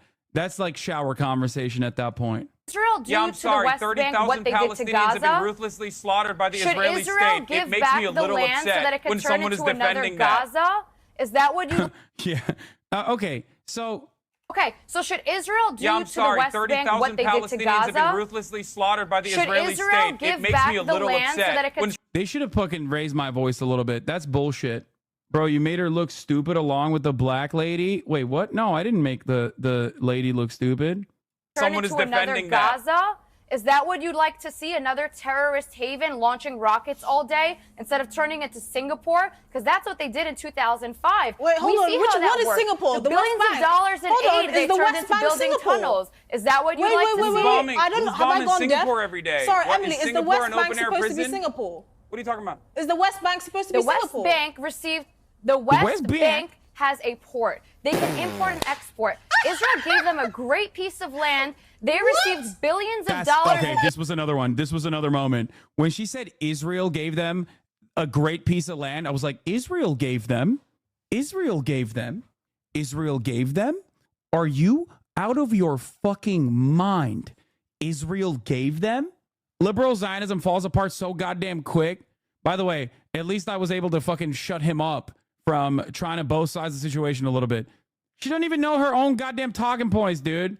Not only from Israel the gave U.S., them a great but piece of Israel land? gave. Are you mad?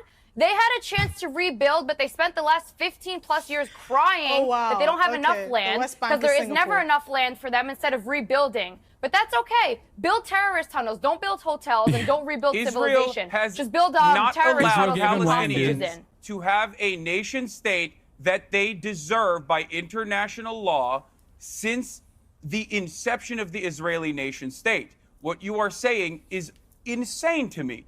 The fact that you brought up the last 15 years as Palestinians crying is disgusting. Oh, I have one more question. You are a disgusting little monster who thinks that not offering contiguity to the Palestinians in the form of a state, which is under international law, is just simply Palestinians crying. One question. Okay? This West Bank, Singapore. Hold on. You're a disgusting little monster.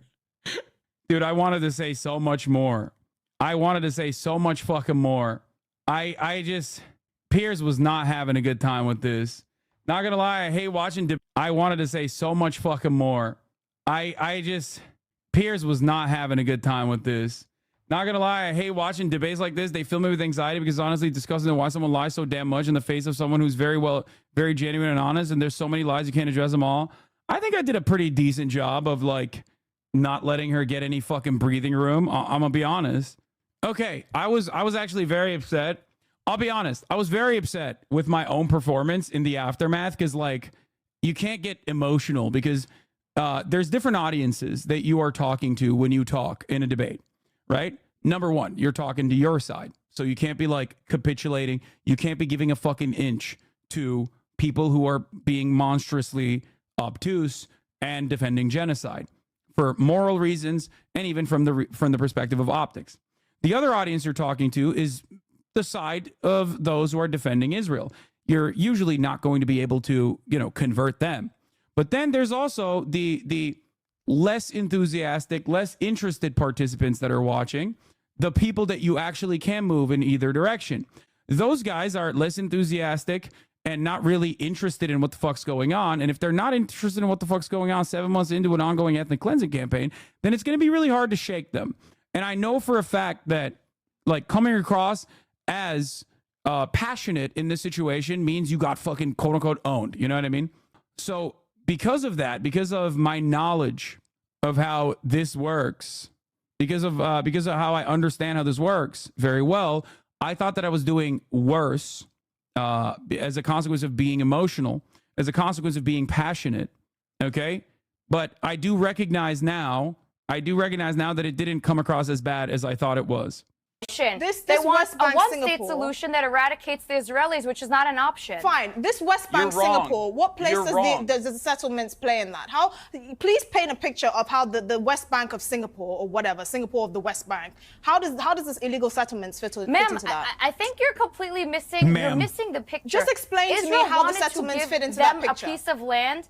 I'm explaining it. Okay, I'm listening. The picture is they got a great piece of land to turn into society. Instead of turning it into civilized society, Israel gave the land to Gaza. They then why they removed Israelis It's not Israel's land to give. It's not Israel's land to give. It is not Israel's land to give. There are no Jews or Israelis. There are no settlements in Gaza. In the West Bank. They gave it to the West Bank. Palestinians. They're not in the West Bank. I'm speaking about Gaza, and now I'm you're asking about West Bank because I was interested in knowing about Singapore. I'm telling you that if Israel pulls out completely from the West Bank, if Israel pulls out from the West Bank, you can bet your ass it turns into the next Gaza. The world does not need two Gazas because one Gaza has already caused enough damage. If However, Yes. Gaza decides to demand Every that argument with Hamas Israel removes is themselves about from some power, hypothetical. and they It's- can have democracy. Israel has to do a then yes, genocide there's because if potential for Israel a doesn't do a two-state genocide, solution. then the Gaza There's It no sounds a bit genocide. like The your only victim genocide blaming is the Palestinians Hamas in charter that Gaza. wants to You cannot eradicate the do Jews. defensive genocide.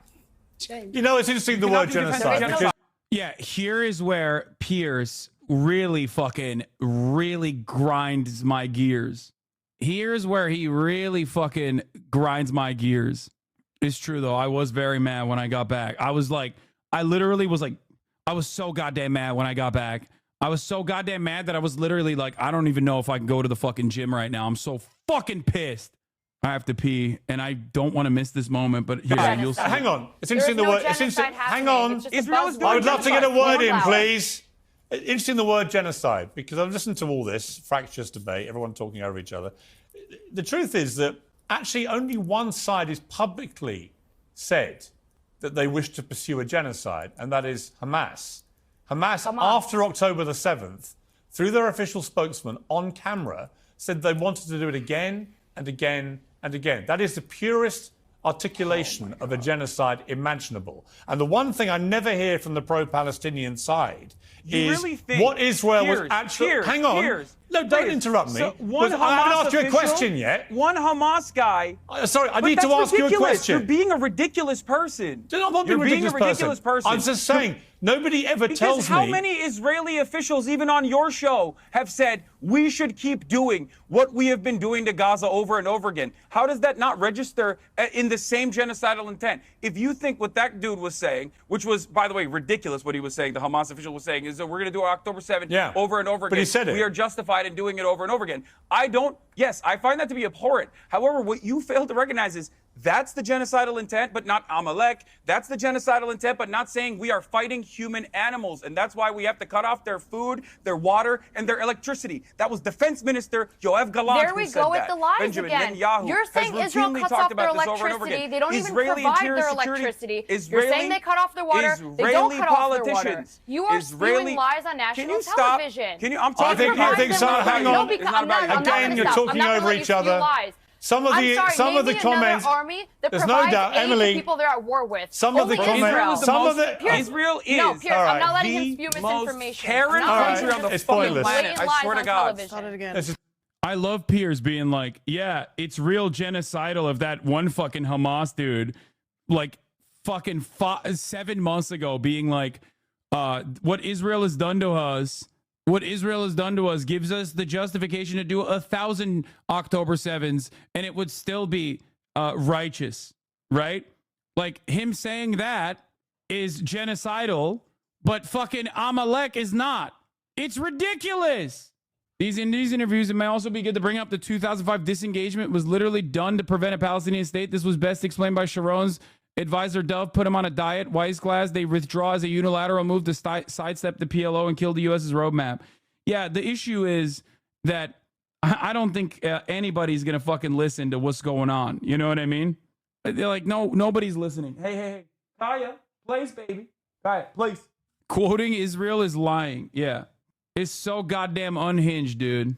Ay. You can tell the progress being made because the prevailing notion of withholding water and electricity went from, well, it's necessary to the desperate. Well, actually, we don't know that we don't control their resources. Yeah. It's pointless.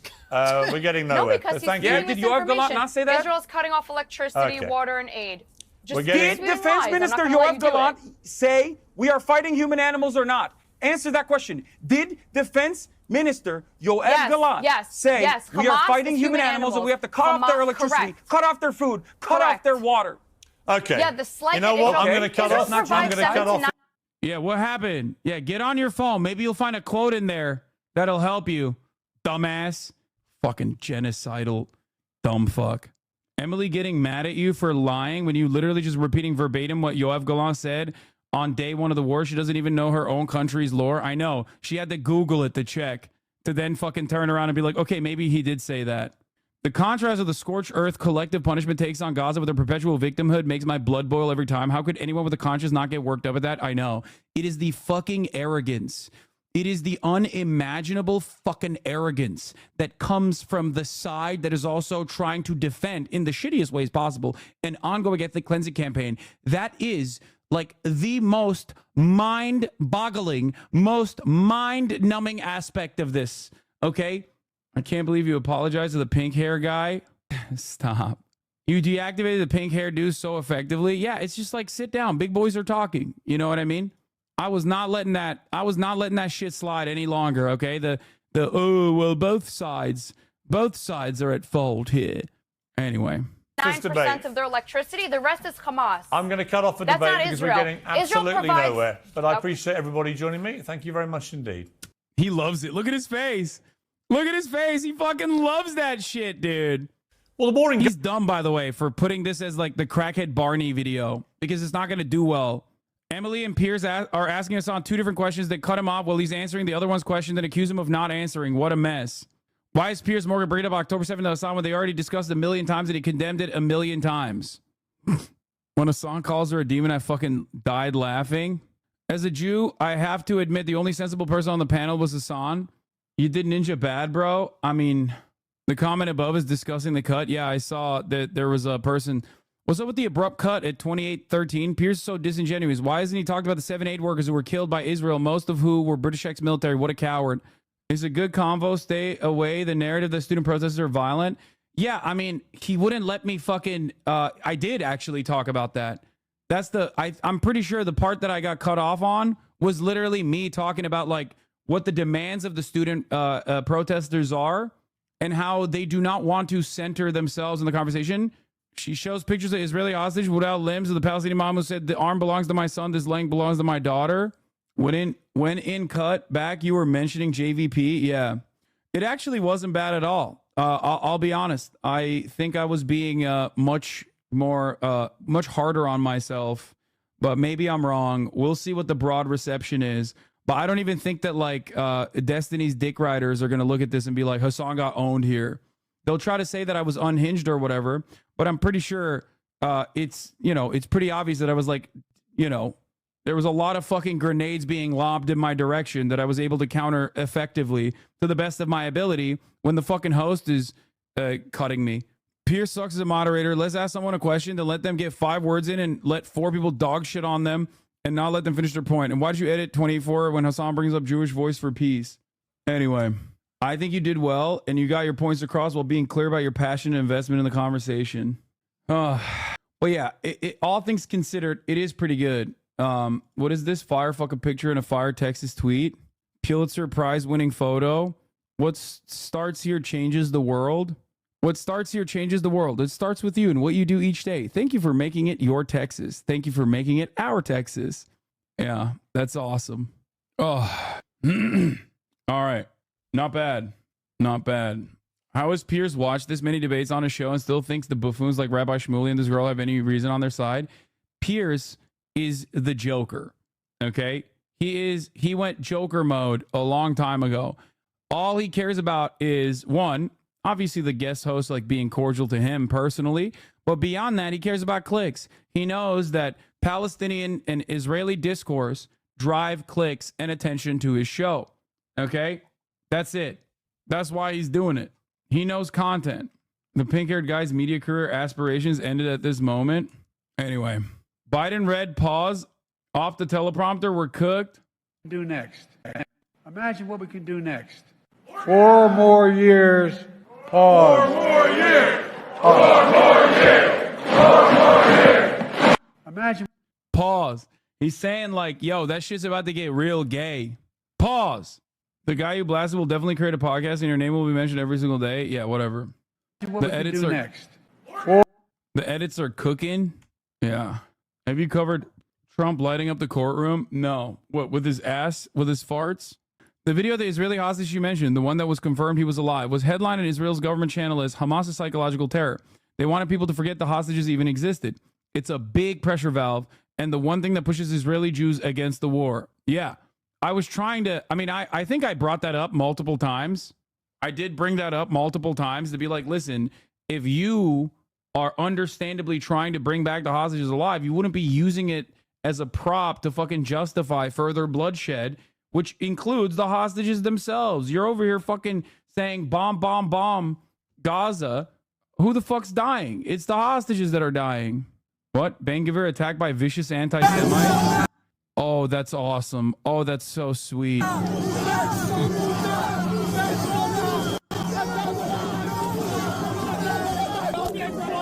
Sharamuta! The video of the hostage you talked about, did this protest around Bibi's house and Ben-Gvir happened to be there? Piers already yelled at the twink. Why did you do this again? He'll be back to being an idiot again. It's so funny. They can't make their minds up what they are. Both of you are straight, and you're saying you're exhausted. How do you know I'm straight? How dare you guess my sexuality? Like, let's not play games here. Answer one question. How many letters are there now? That's such a pointless question. How many are there? It's a flag that represents. How many letters? I don't even know. How many are there? I don't need exactly to know. my point. Maybe Piers liked it when I just said, "Who? I don't know who the fuck you are. Shut the fuck up." He's like, I agree with you. Shut up. Yeah, we talked about the eye stabbing vid from what do you call it? Of course, you had an Israel adjacent 9/11 take. 20,000 dead in Gaza is what the piece says. A historic human toll, Israel's response, an all-out bombardment of Gaza and a ground invasion has killed almost 1 in 100 people in the Strip. But these numbers, the numbers of that 20,000 dead, that comes from the Gaza Health Ministry, which is controlled by Hamas. And oh, God, I fucking hate these pieces of shit so goddamn much. This is, by the way, this is 4 months ago. Know what Hamas is about. The Post is defending using them as a source, saying, quote, the Washington Post and other media outlets rely on numbers from the Gaza Health Ministry, as many international institutions, organizations, and global bodies did before the war. The ministry has proved reliable historically with direct access to hospital and morgues. Well, let's bring in social media influencer Emily Austin, who has just returned from Israel, a part of Israel that was right next to Gaza. When you see the Washington Post comfortably quoting statistics that come directly from Hamas, what does that make you feel? First of all, thanks for having me. Honestly, to me, there's an equivalency between Hamas, Al-Qaeda, and ISIS, and I can't help but to question. If these reports were coming from Al-Qaeda, undoubtedly we'd deny it and be like, that's ludicrous. We don't believe in that. But now that it's coming from a different... Bro, your own government fucking believes it. What are you talking about? God, these people are so fucking stupid, dude. Israel defenders have to literally get hit with the John Fetterman stroke gun before they can start making talking points about Israel. You know what I mean? Like, I swear to God, the only way, I feel like there's like a factory that these guys have to go through, like a factory assembly line where someone just bludgeons them in the fucking head until their prefrontal cortex, like the parts of their brain are just eviscerated, turned into mist. They have to be so fucking stupid to make these arguments, dude. Just straight up relying on Fox News' audience being just as Islamophobic as her to be like, what if Al-Qaeda was making these arguments? It's like, what if Al-Qaeda was using these numbers? Hey, dumb fuck. Israel and the American State Department used these numbers. Okay? I feel this is demeaning to stupid people to call her stupid. There's 100% intent behind this. No, I don't think they're good. That's my point. I don't think that they're like, you can be evil and be good at the same time, okay? You could be a good propagandist while also being evil. The problem is most defenders of Israel have to be so voluntarily stupid to even go out and try to defend unconscionable things, right? So that stupidity makes them bad at propagandizing their position. Part of the reason is because of arrogance. Sheer arrogance that stems from the comfortable bosom of the Western media in perpetuity. If the West has never actually contested anything that you've put forward and have completely gone along with all the lies that you have told for years and years and years, yeah, you're going to be a little untrained. That's it.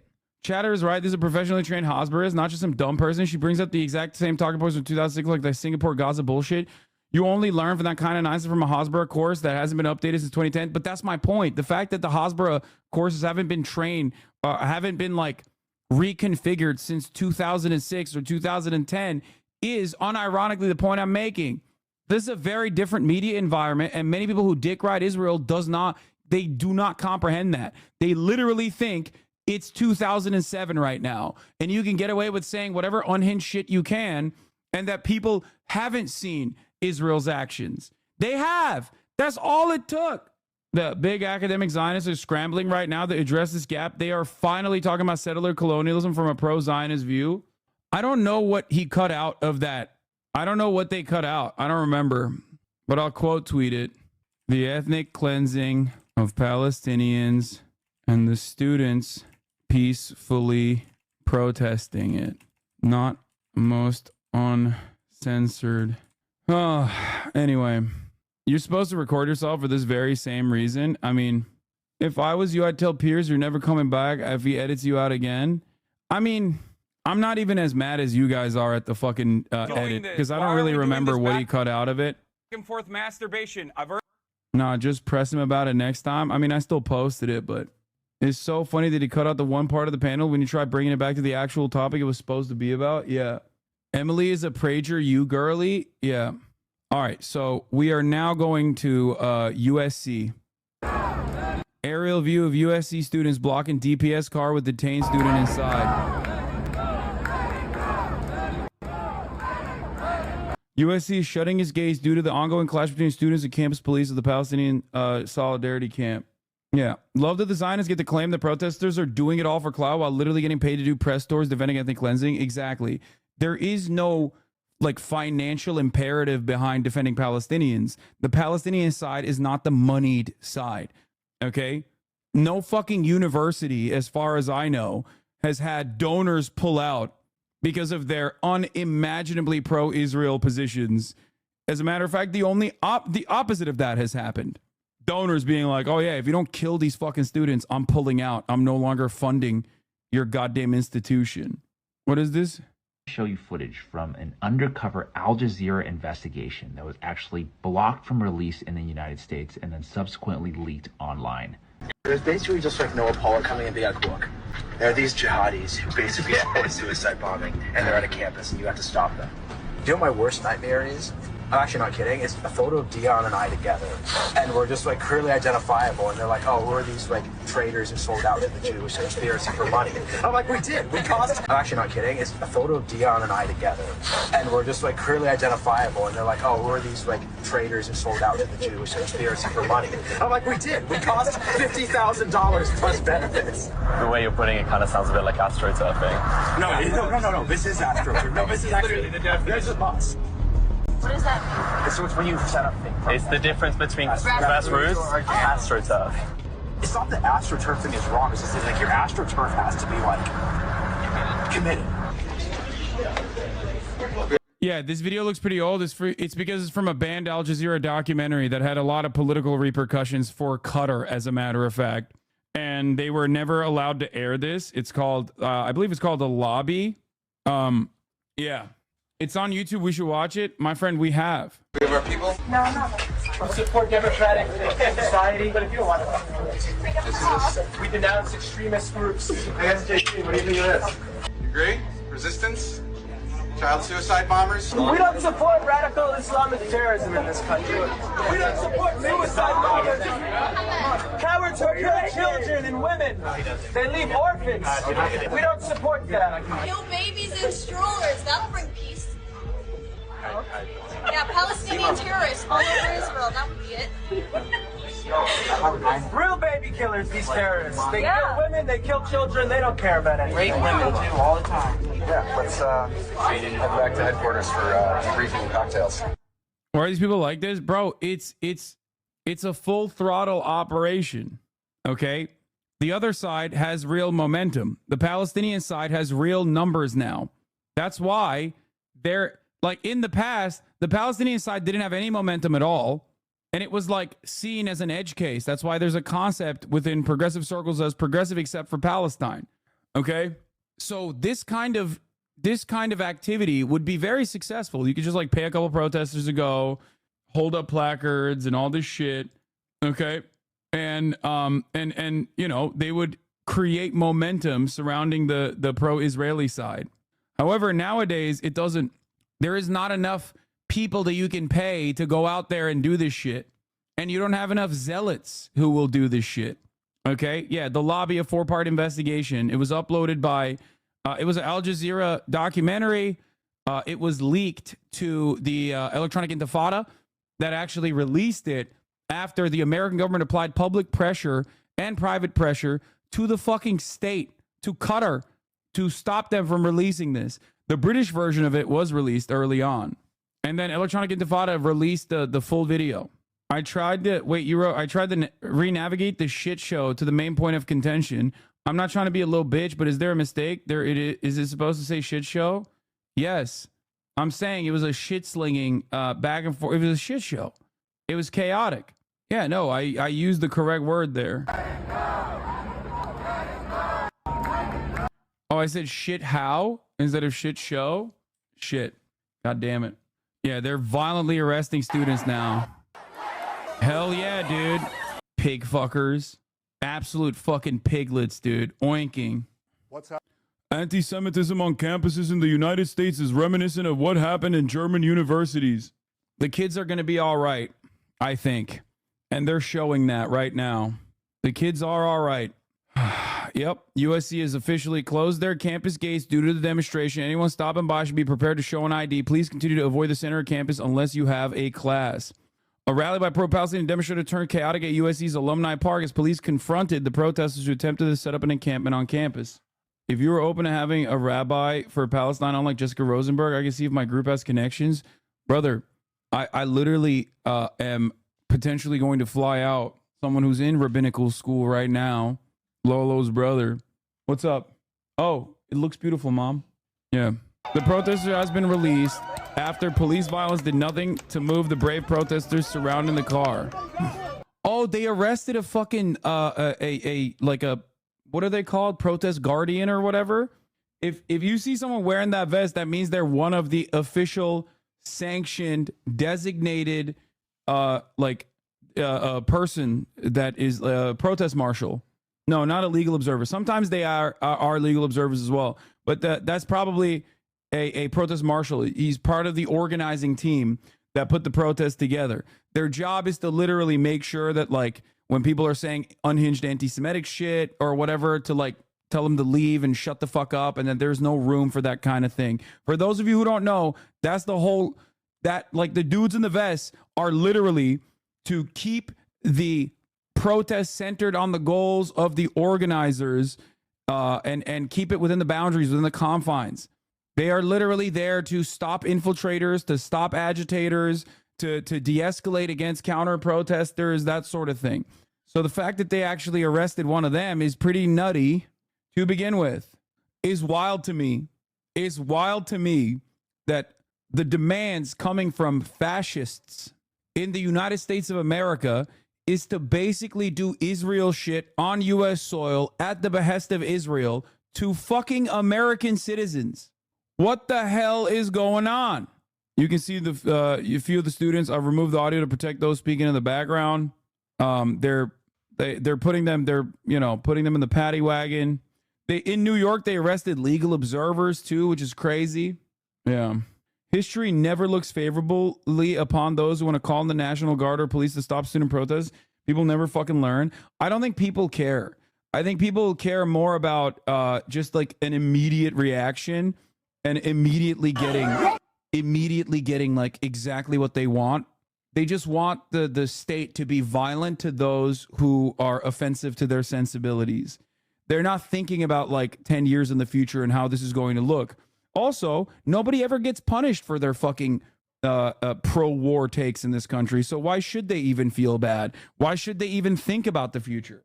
There is no social capital that you're expending when you are on the side of the American state, when you are demanding more state violence be done to those who are actually critical of the state. It just doesn't work that way. As a matter of fact, there is social capital to gain as a consequence of being on the side of the state. Nah, the average Republican is loving this shit and hope it escalates. They can lie and say they won't, but they all want to see blue-haired libs get smashed in the pavement. Exactly. My dad said the rhetoric was exactly the same during the Vietnam protests. Yeah, of course. History doesn't look favorably at this bullshit. And the reality is, like, I mean, look, let me ask you. How many people do you know historically as like historical figures that was openly championing the death and destruction at Kent State? Even when people talk about Kent State, right? You don't really know who was advocating for it. They don't really talk about it that much. It's not exactly seen as like a prescient part of the conversation. It's not seen as a salient part of the conversation. It's not like it's unimportant. And that is by design. It is because police violence is the norm, and demanding more police violence in this circumstance is not going to hurt your chances. It's probably going to make your chances better in media, as a matter of fact. Legal observers write down everything that they see in a protest in order to have an account in case someone gets arrested, to the people that have been asking. Thank you, Donna Knock. So, yeah. Chatters need to learn about Kent State. It's not that surprising the marshal got arrested. I'm a marshal at the protest in Melbourne, and the cops regularly target us because we're usually in close proximity to the cops. In order for nonviolence to work, your opponent must have a conscience. The United States has none. It's true. It is true. Michael Penis was at Columbia, by the way. Like, why is the Speaker of the House going to Columbia University? Why is this fucking Louisiana demon going to Columbia University to deliver a speech about like how pro-Israel college students are having their feelings hurt on campus? Okay, because that's what this is. This isn't about like any kind of real violence or anything else. It's just about the feelings. Okay, this is what I said earlier today. On the campus protest news cycle, every single media outlet that centers its coverage on the feelings of students who defend Israel and not about the mass graves being uncovered in Gaza is doing so deliberately. The pro-Palestinian students want the attention to remain on Gaza. That's why you rarely ever hear from the fucking pro-Palestinian students. You only hear from dudes who are like, yeah, I was waving my fucking big ass Israel flag around directly inside of the fucking camp, and then they surrounded me and scared me. Meanwhile, the surrounding and scaring argument that they make is this, by the way. They're saying Jews are being cornered on campus. By who? Other Jewish students, of course, anti-Zionist Jewish students, of course, but, you know, Jews are being surrounded on campus. Here's the perfect synopsis, okay? Here's the perfect summarization of all of the events that have unfolded. 1, random group off campus singing Yak Hasan, make us proud, burn Tel Aviv into the ground, you know, Hamas, we love you, that kind of shit, right? Which is, of course, unhinged. Is unhinged. You can't fucking say, you can't say shit like that. I get it. It's bad optics, and that's precisely the reason why this is not a sanctioned protest that is literally on the fucking college campus. This has nothing to do with the Columbia University college campus at all, okay? So that's irrelevant to the main point of contention. This, on the other hand, is from the actual Columbia University campus protest. Here it is. Everyone, can I get everyone to form a... Stop saying based boo-hoo without even fucking knowing if that is an AstroTurf protest that, like, people paid, okay? Stop. Bad optics to kill 30K people? No, it doesn't. Make no mistake. Many of you are new to this game. Many of you are new. I've been saying this since October 7. You will never be able to be even as fractionally callous as the average defender of Israel. You cannot be callous. If you care about the Palestinians, you have to be careful, okay? Stop. Many of you mistake the momentum here for permission. Israel defenders can say whatever the fuck they want, and they will never get an ounce of scrutiny from the mainstream media. You even say something that can be remotely misconstrued, you will get pounced on. You will be used against the Palestinian movement. I've been saying this since October 7th, okay? I've been saying this since October 7th. Do not mistake the immediate momentum and the movement growing, the pro-Palestinian movement growing for an opportunity to be as callous as the average defender of Israel. That's never going to go well for you, okay? It's ridiculous. Your goal in protest is to bring awareness to the conditions of the Palestinians. Your goal in your protest is not to feel cool and feel good and blow off some fucking steam. So every step you take should be calculated. Every effort you make in that direction should be as morally clear as possible. Because even when you are very aware of your surroundings, even when you are, this is a really good take, usually you are unhinged. No, I'm not. There is a reason why the only thing that mainstream media wrote about me is claiming that I was in support of a position that I was diametrically opposed to, which is killing babies. Okay? Oh, fuck you. God damn it. Not as unhinged as the top of the hour ad break. I can't believe that worked. I got cooked. Okay? But you shouldn't get cooked at the top of the hour by the 3-minute ad break. You should avoid the top of the hour ad break by subscribing for $5 or for free. Here's the 3-minute ad break now. Anyway, as I was saying, 23 months up, caught me slipping, dude. Fuck me up. Here is actually footage from a real protest internally. I gotta pee. Everyone, I get everyone to form a human chain right here, please. We have Zionists that have entered Mic the check! Mic check! Repeat after me. Repeat after me. We have Zionists. We have Zionists who have entered the camp. who have entered the camp. We are going to create a human chain. We are going to create a human chain. Where I am standing. Where I am standing. So that they do not pass this point. They do not pass this point. And infringe upon our privacy. And infringe upon our privacy. And try to disrupt our community. And try to disrupt our community. Please join me in this chain. Please join me in this chain. You see how hostile this is? And you're asking me not to record? Walk and take a step forward. Yeah, I absolutely feel threatened right now. So that we can Start to push them them out of the camp. out of the camp. One step forward. One step forward. Another step forward. Another step forward. So this right here is literally, no, don't say fucking cringe. Shut up. These are all like 18-year-olds, okay? These are all fucking 18-year-olds. Shut up. Shut up. They're doing so much more than you, okay? The reason why they're speaking in unison is called, I think it's called like the people's microphone or something.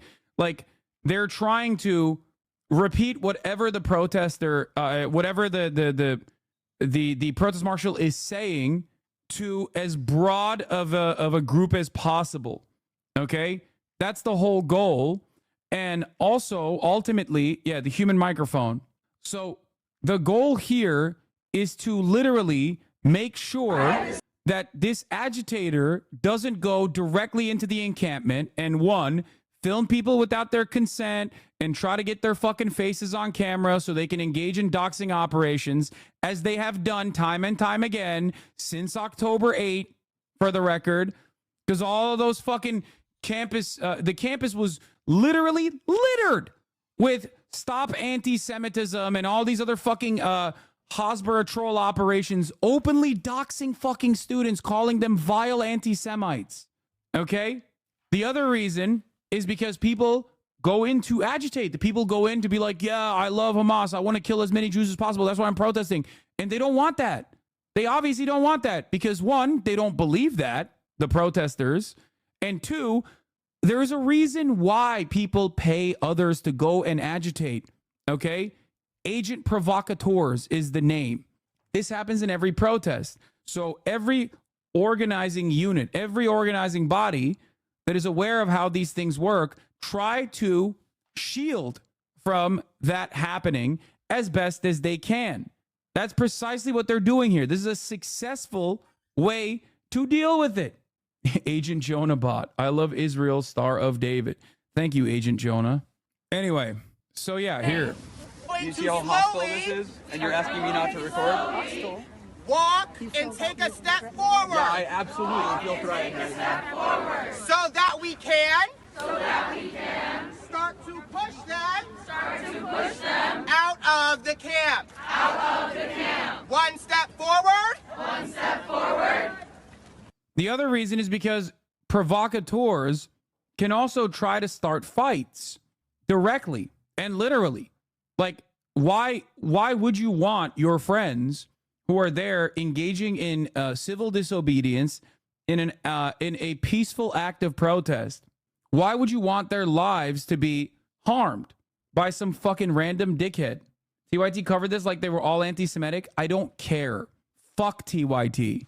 And fuck anyone and everyone that looked to the actions at the Columbia University student protests and said that they were fucking anti-Semitic.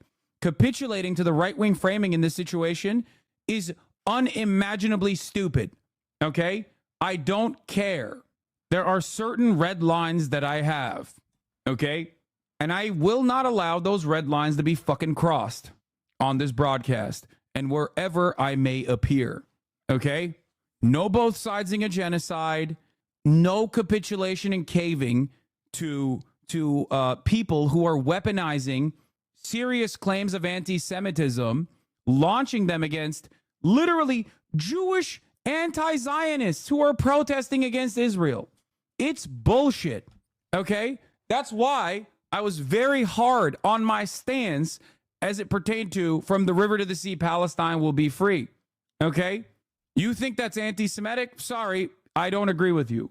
And for the record, there are people who I adore and admire and think are brilliant and brave and courageous who I have disagreements with on this issue. Norm Finkelstein has said the optics of From the River to the Sea, Palestine will be free are too scary for the average person. But even Norm understands, a person who I have endless amounts of respect for, especially as it pertains to the plight of Palestinians, and him being like the eminent chronicler of the ethnic cleansing that Palestinians have withstood. Okay, ultimately, even if I have a disagreement with him, he also recognizes that it's like, he doesn't say it's anti-Semitic. He's just said that it scares people, and there are a lot of people who said it scares people, and that's understandable. But the reality is, I'm not going to fucking. That's ridiculous. Like that's not an area that I'm willing to concede on. Nice to see OSINT defender being consistent on his fascist takes. Yeah, and then the other thing they have is this: Al-Qassam's next targets. That's it. That's it. This is someone who thinks they're being based, okay? And they're not. They're not. That's it. She's a Zionist? Oh, that's not a student? Wait, I thought that was a... No, she's wearing a fucking keffiyeh hiding her face, bro. Come on. It's most likely either an agitator or a protester who is, you know, thinking that they're being based. They're doing like parachute memes and shit like that. No one wears a keffiyeh like that. I mean, I know, but who knows? Doesn't matter. Even if this was at the heart of the fucking protest and it wasn't a plant and it was someone who literally was there with that fucking cardboard cutout, this hyper focusing on this and making it seem like this is representative of the broader movement, okay, is idiotic. And it is done exactly in the same fucking way that it has always been done. This is what they did with the Black Lives Matter protesters.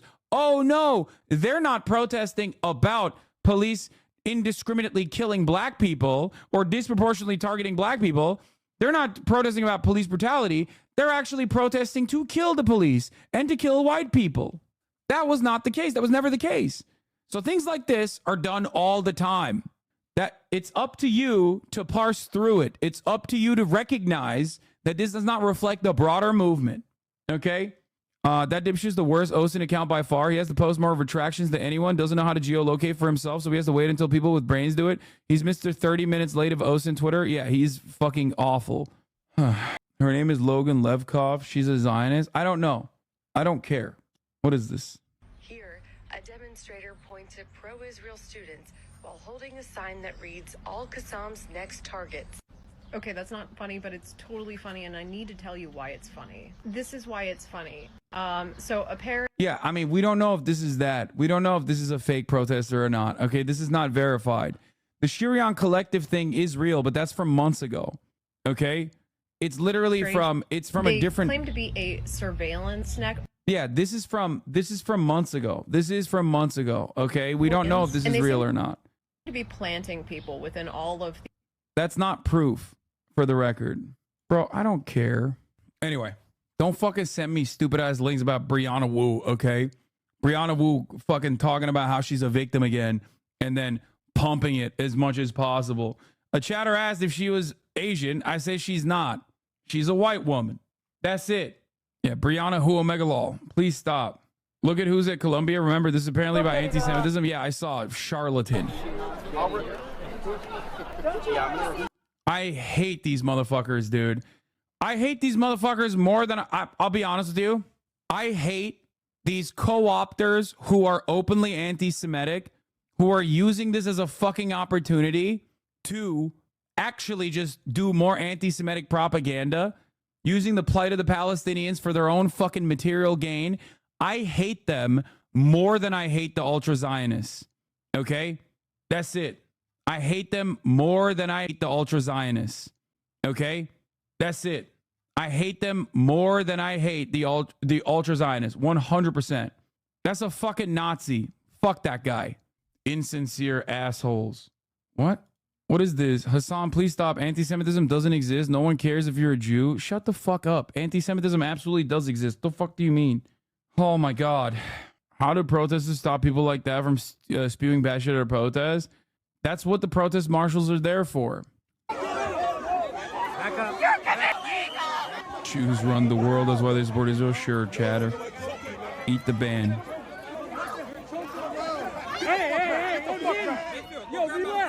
Yeah, dude, Jews run the world. That's why anti-Zionist Jews are getting fucking brutalized by cops all around the country, you know?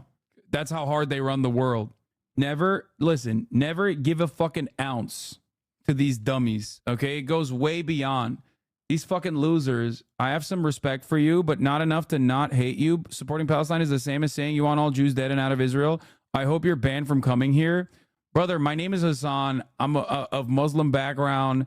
I literally have been a fucking avid supporter of the Palestinian emancipation, which I know is a just cause for publicly, at least, for the past 10 years. If you think that I would have an easy time going to Israel, I don't know what the fuck to tell you, okay?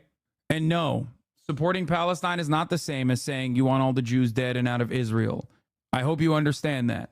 Maybe if you have an ounce of fucking respect for me, as you claim you are, as you claim you have, then you will recognize that. It has nothing to do with that at all.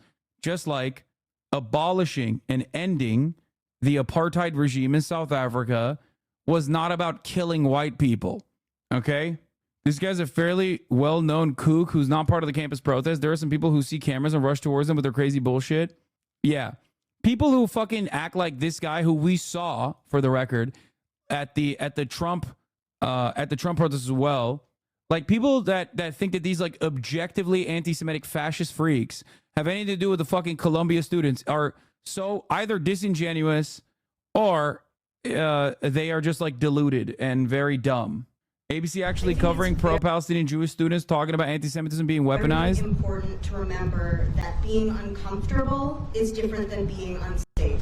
Months ago, I was sprayed with a noxious chemical on this campus. Multiple of my friends were hospitalized following the attack. I was bedridden for a couple days, and I felt extremely unsafe on my own campus. I feel unsafe when Columbia professors like Shai Davidai tell me I'll be on the last train to Auschwitz and then try to get into my university.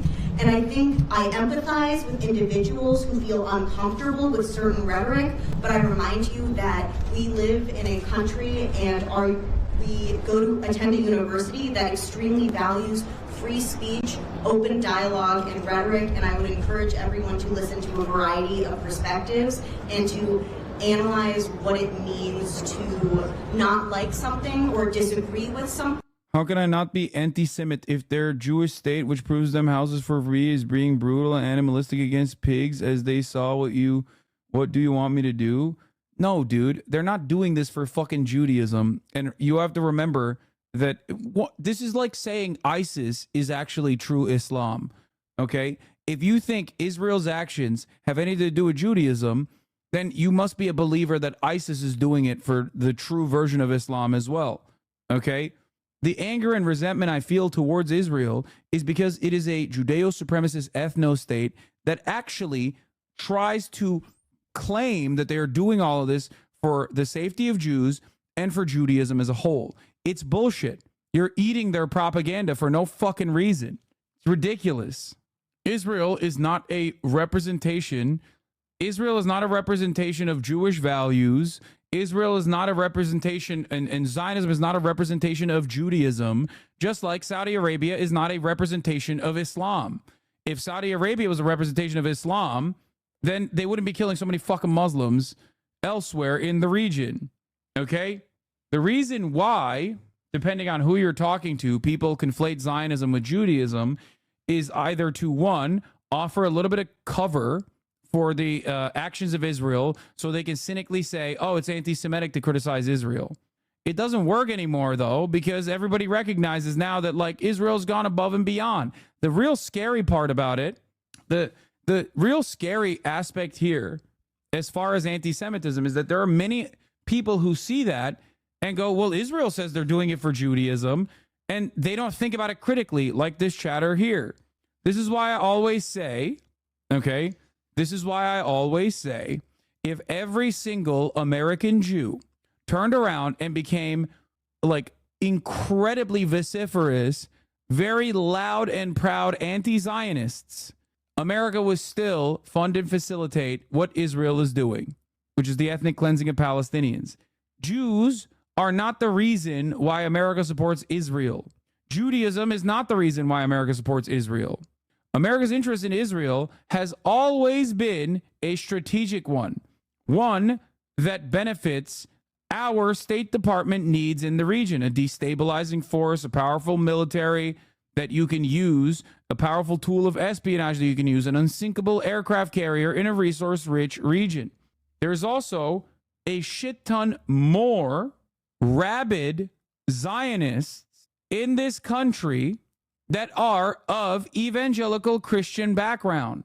There are at least 10 times more Zionist evangelicals that are incredibly rabid and more often than not anti-Semitic themselves that are super pro-Israel for a multitude of different reasons. One of the more obvious ones being that they believe in the end times prophecy. There are probably 10x more evangelical megachurch attending anti-Semitic religious wingnut Zionists that are Christian, evangelical Christians in the South than there are American Jews who are Zionists. Versus to actively be in a position of being unsafe. Because when you are arrested, dragged out in zip ties, and have red marks on your wrists for days after the fact, when you have a seizure in jail, like one of my friends did, when you have an asthma attack in jail, when you have your wrist dislocated, that is what being unsafe is. The slurs being thrown from either side are egregious, but often the experience of anti-Zionist Jews and Palestinians especially is left out of the equation. These slurs, I myself, and I can only imagine how my Palestinian peers feel, have been racially profiled, harassed on the streets. Barnard students' hijabs have been pulled off of them. They've been questioned. The anti-Muslim hatred has not been acknowledged in any certain terms by this university. And I find it unacceptable that this unilateral focus from the press. Why does the United States? And most of the targeting that I've experienced, almost all, has actually come from my supposed Jewish community who have abandoned and excluded many of us on the basis of our political convictions. So it is our own who are labeling us as disgraces. And these are some of the most hurtful and... Yeah, there are more evangelical Zionists in the U.S. alone than there are Jews, Zionists or not, in the entire world. I don't understand how people see that and still think this is a Jewish problem. Exactly the point. Deeply anti-Semitic remarks that I've ever been on the other side of. Thanks for watching. Stay updated about breaking news. Anyway, I had a convo with my dad about the genocide in Gaza, and he agreed with pretty much everything, but then says the reason for U.S. support is due to powerful Jews in power in America. Very frustrating. Yeah, a lot of people who are pro-Israel believe this, and a lot of people who are anti-Israel believe it too. And a part of the reason why people believe it is because that's Israeli propaganda. Israel literally is like consistently being like, yeah, no, we are doing this for Judaism. We're doing this for Judaism. We're doing this for Judaism. We are the representative of all the Jews. Source, trust my arse. You think that the number that we pointed to, that there are more evangelical Zionists than there are Jews internationally, is a made-up number? Do you know the number of evangelicals in this country? What the fuck are you talking about? There are 90 to 100 million evangelical Christians in this country. Okay? 100 million. If it's fucking just 15 to 20% of that number that is evangelical Zionists, which, by the way, that number is higher, then you recognize that there are more evangelical Zionists than there are Jewish people as a whole. Zionist Jews, anti-Zionist Jews, that's it. There's like 16 million Jews on the planet, chatter. What the fuck are you talking about? Chatter, don't trust them. We do control the world. The global Jewish hive mind is laughing at y'all now. Yeah. This shit from yesterday was so fucking funny. Dumbass just proved that the protests are safe for Jews while trying to prove the opposite. Yeah, we watched this. It was very funny. We covered this yesterday extensively. Once again, reminding chatter that Jewish anti-Zionists are some of our strongest and most radical organizers. The Israeli state is not Judaism, and it is insulting to a long, rich history of progressive Jewish organizing, from sparking the New York City rent strikes in the Lower East Side to socialist co-ops, cooperative housing, the Jewish Labor Congress, to the uprisings against pogroms, etc. It's so incredibly insulting.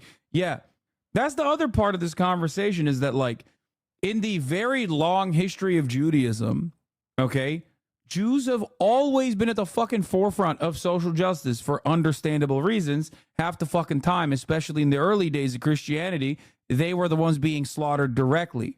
That's why it's crazy when people are just like, no, you don't understand, dude.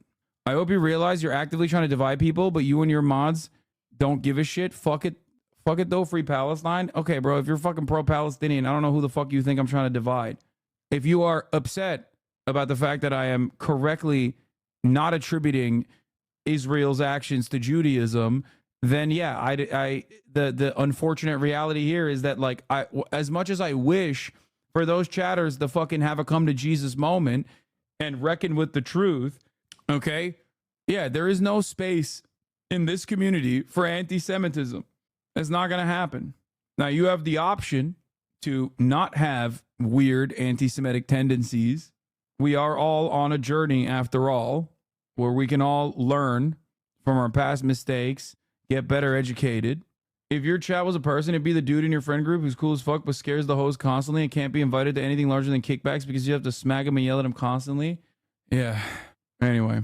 States support Israel. Well, there's a history, and a very interesting one. It actually goes back a long time.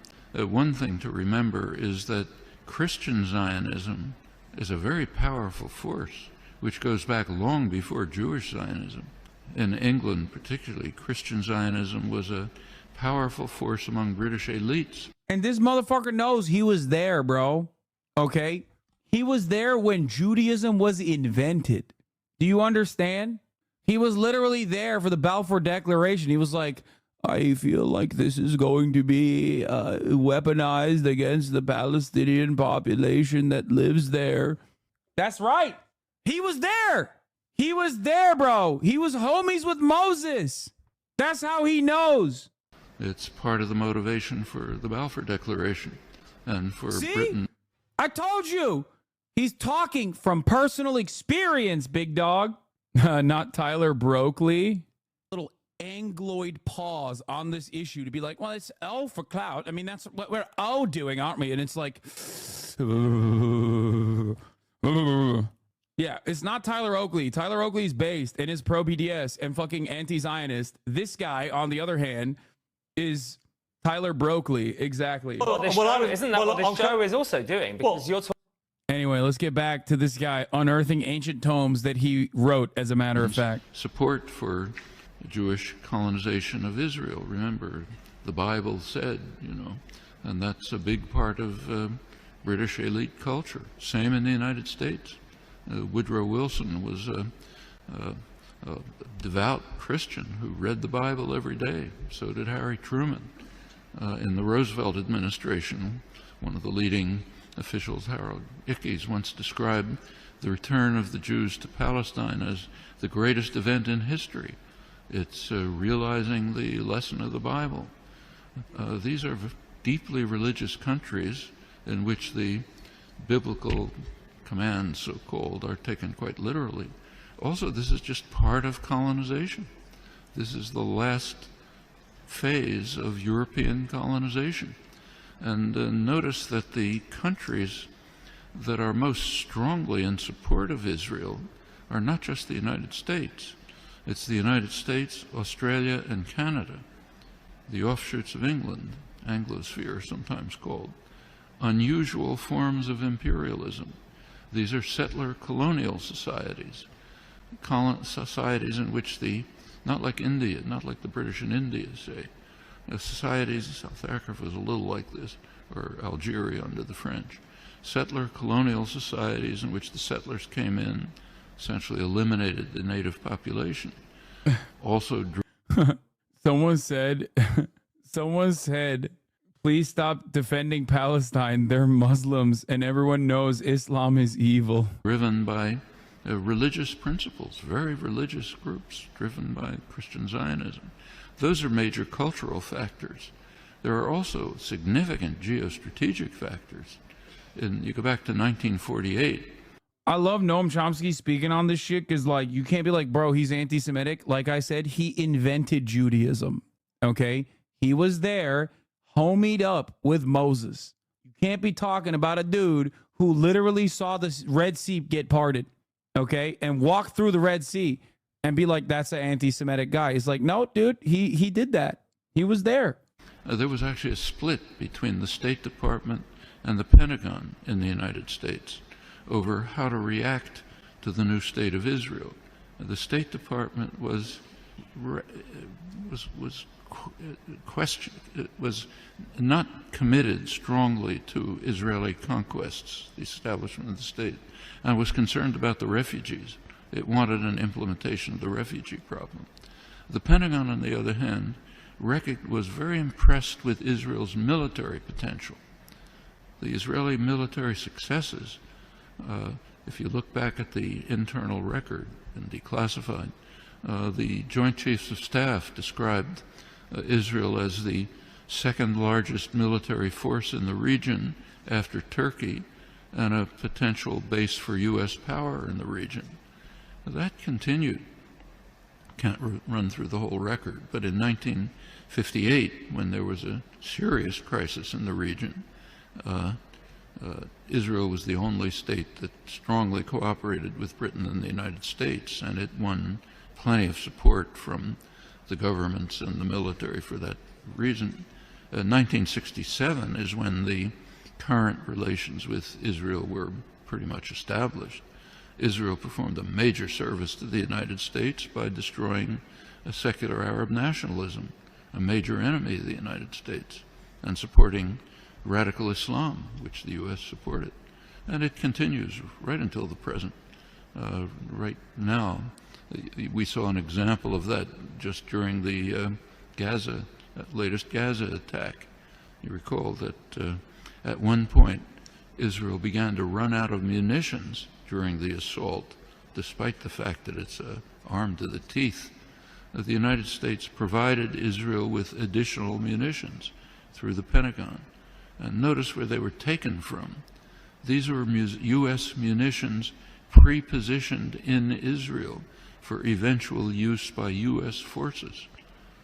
One of many signs of how Israel is regarded as essentially a military offshoot of the United States. Very close intelligence relations that go way back, many other connections. And the media tend to take up, to support. Wow, this video must be very new because it talks about war in Gaza. Would you know it? It's crazy to think about, but it's actually 20 years old. I mean, it's re-uploaded from 2016, but I'm pretty sure, judging by the way he looks here, he doesn't look like a druid at this point. Pretty sure it's from 2004 or some shit. Bro was like 20 when Israel even spawned.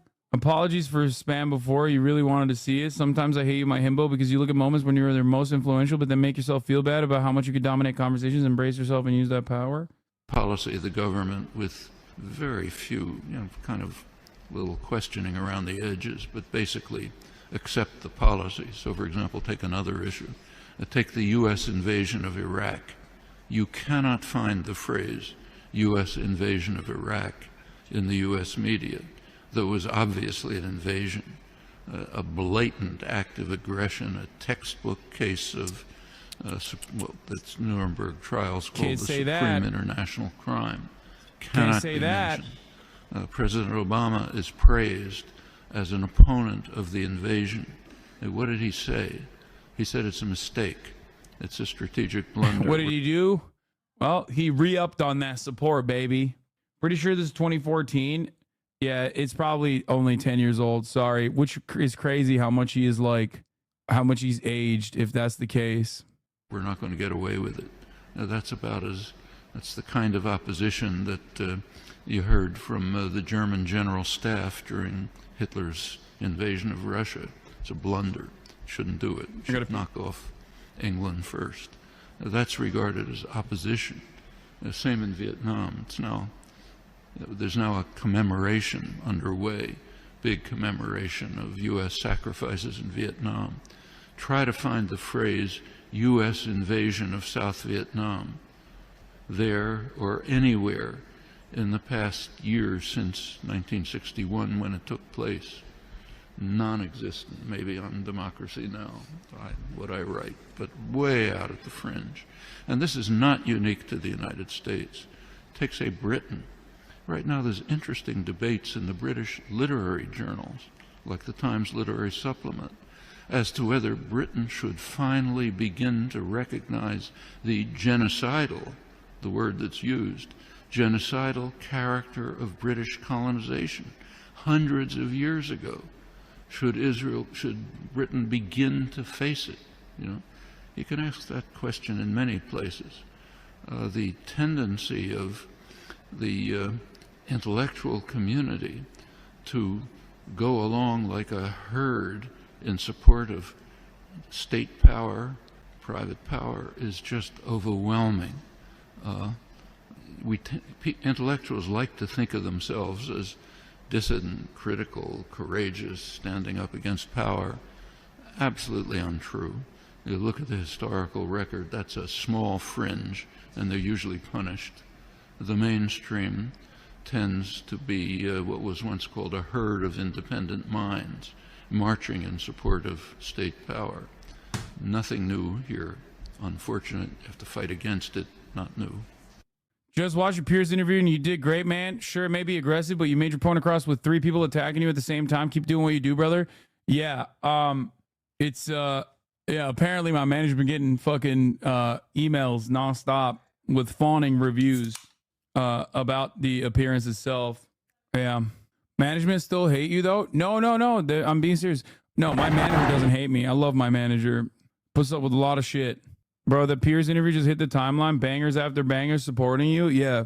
Like I said, I was a little worried about the public response because I did lose my cool, I will admit. But I think people definitely understand why I lost my fucking cool because, that shit was nutty. I mean, it was a fucking 3v1. Piers responded to me. What did he say? Oh, I forgot to mention this. This is a funny take from Brace, well, from Mehmet. Wait, what is this? What's Piers saying? Hi, Hasan, this is pathetic. We cut the bit where I tell you we have a clip of you talking about the students and it turns out they didn't do it to take care. Oh, shit. That's true. He's right. I forgot about it. Well, I'll just eat it, I guess. This is why I was saying, I don't really remember what he fucking cut me off on. But, I mean, I'm honest. I'll Tom Morello being base as always. No, never surrender. No, dude, come on. That's fucking bullshit. He's right. He's right. That's not valid. If there's something defense is gonna cook you on that, who cares? I don't give a shit. Guys. I'm always, listen, I'm a stubborn piece of shit. I'm very fucking proud. But honestly, if I fuck up, I will always admit it. You guys are being so fucking dumb. You should always acknowledge if you are in the wrong in a situation.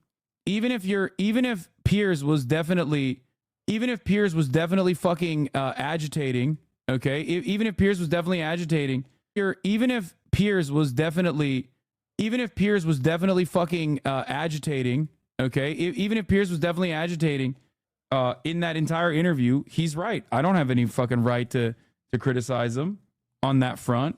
It's true. Bro said D fans. I mean, yeah, Destiny's fans will be fucking trying to grab onto anything and everything they can. I don't think you should ever be ashamed of being principled. It's a good thing. Accepting where you were wrong is a sign of your humility of faith. Yeah, I'm not in it to fucking it's not about being wrong though. You can say you were too hard on the twink, but you were also self-hating on the anger and passion. Okay, dude, you got to stop glazing me up. I get it, dude. Okay, I get it. Yes, I did a good job. I know. I recognize it now. Stop telling me I'm being too fucking hard on myself. Jesus Christ. Anyway, let's take a look at what the fuck this freak had to say at Columbia, by the way. Denied the horrific facts of September 11, 2001, the attacks on the United States that happened right here in New York City, and they've attempted to excuse or to ignore the barbaric attack of Hamas in Israel on October 7th, 2023, where Israeli women and children were savagely raped and murdered, and infants were cooked in ovens. I'm a huge fan, but you suck. Okay. Do you think that the change in attitude in Israel also is why more people are coming back to the stream? It's part of it, probably. Crowds of radical activists have chanted death to America and on our own streets in this country, and sub-public officials have refused to condemn them. Others denied the horrific facts of September 11, 2001, the attacks on the United States that happened right here in New York City, and they've attempted to excuse or Oven Babies is back on the map. It's crazy, dude. It's crazy that you just like say whatever the fuck you want. If you're saying it in defense of Israel, you can say pretty much whatever. You could be like, yeah, did you regret breaking down in live? What do you mean breaking down? Are the Divorcelli fans amongst us now coming in now to be like, yeah, man, you really broke down live. Is that what's going on? Is that the meta? Yeah, I am angry, and I couldn't hold that back. But I do think that personally, it didn't come across as bad as I thought it did. I was definitely more mad. I said it earlier, D-writers don't wait for the reality to form their opinions. They just say whatever they're feeling. No, that's not true. They say whatever their daddy is saying. Divorcellini fanboys in the chat. All right.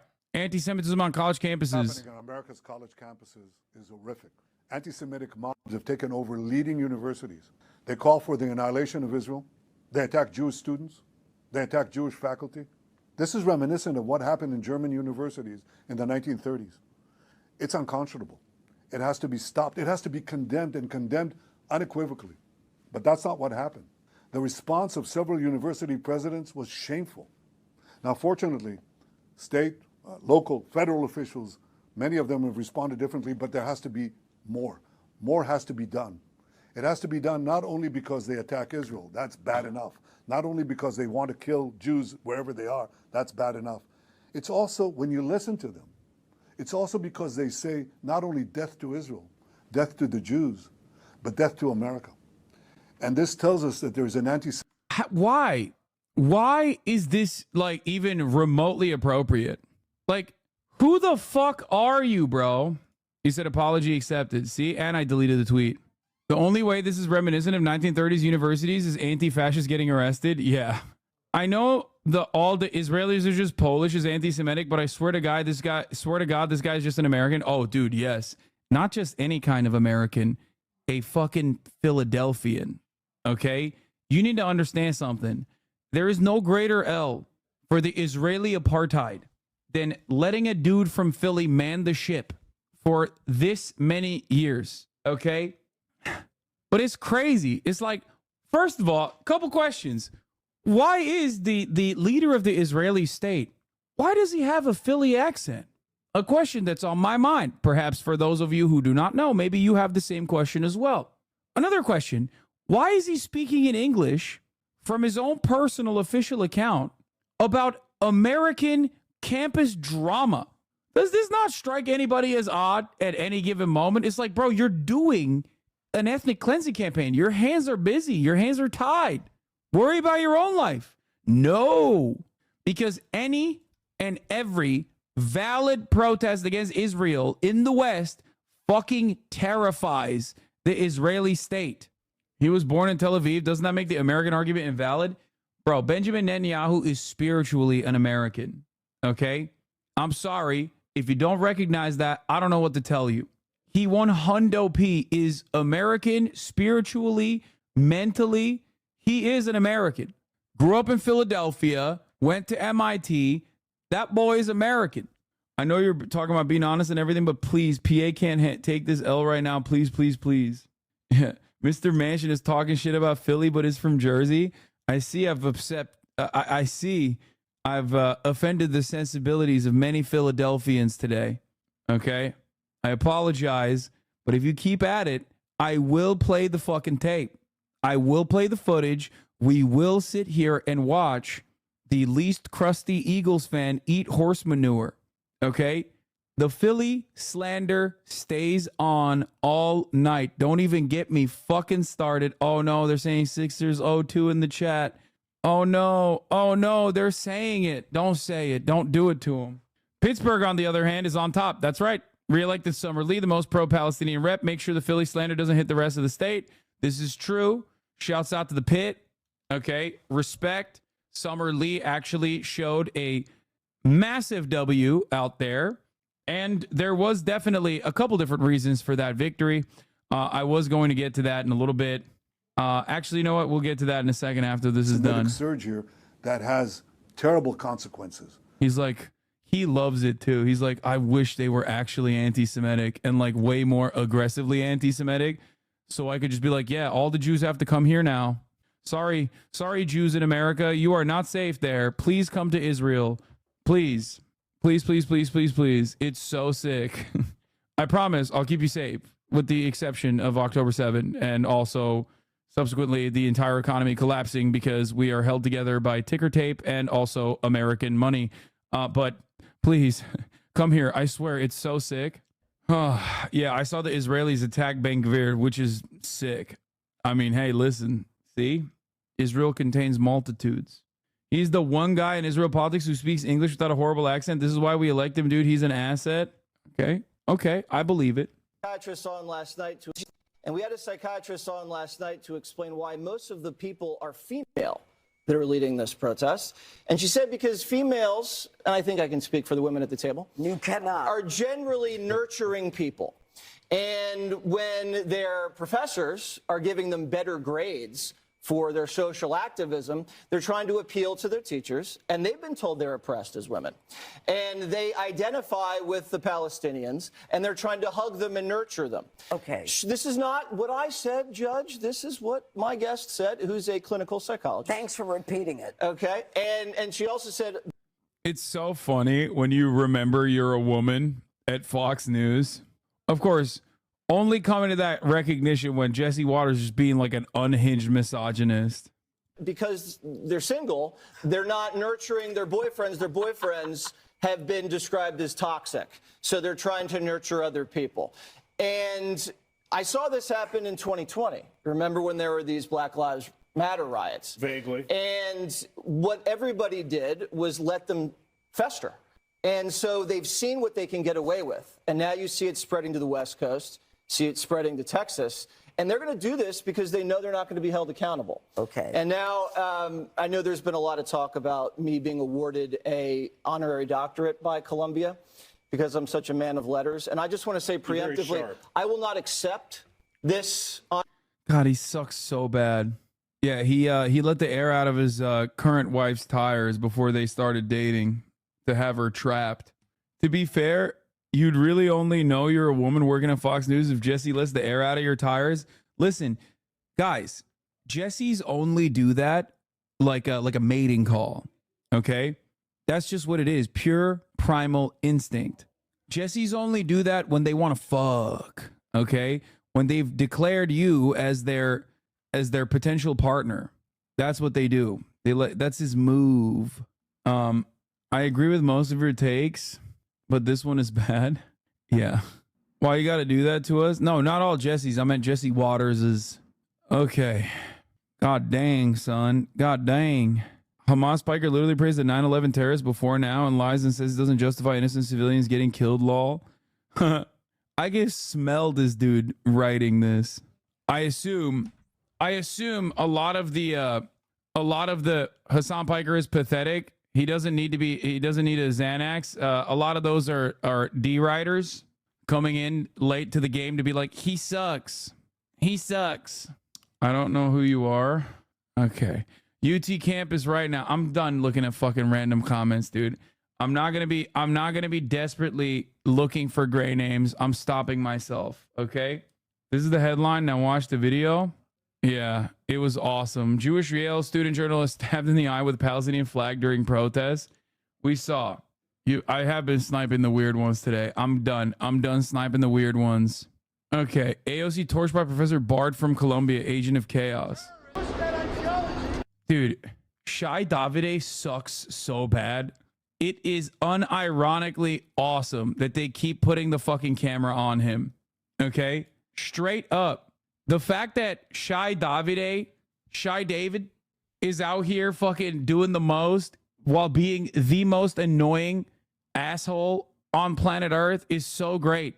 Every single time.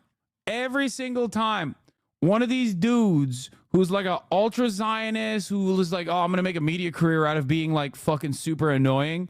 Every single one of these dudes, when they get the spotlight on them extensively, they end up showing their asses. Wow, so he's annoying just because he's Jewish, huh? Yeah, that's what I meant. Embarrassed David should be embarrassed. He should be shy. I wish he was. He's unanimously become the face of pro-Zionist protesters. Yeah. Remember when Shai Davide posted the fucking video of people on campus basically peacefully praying and was like, look at them. Does anyone have that clip? Because it was so awesome, especially because it was so unhinged and so Israel coded that he thought that like that level of Islamophobia would be acceptable in America as well. And Americans are Islamophobic as shit. 9/11 was a fun inside job. No, shut up. No, you shut up. First time chatter. About to get hit with a fucking first time ad break at the top of the hour because he's not subscribed. No, you fucking got you. Shai Davide, the business class, teaching you that at the top of the hour, there is a 3-minute ad break. And if you no longer want to see those ads, all you need to do is subscribe for $5 or for free with a Twitch Prime. Oh, here it is. This is awesome.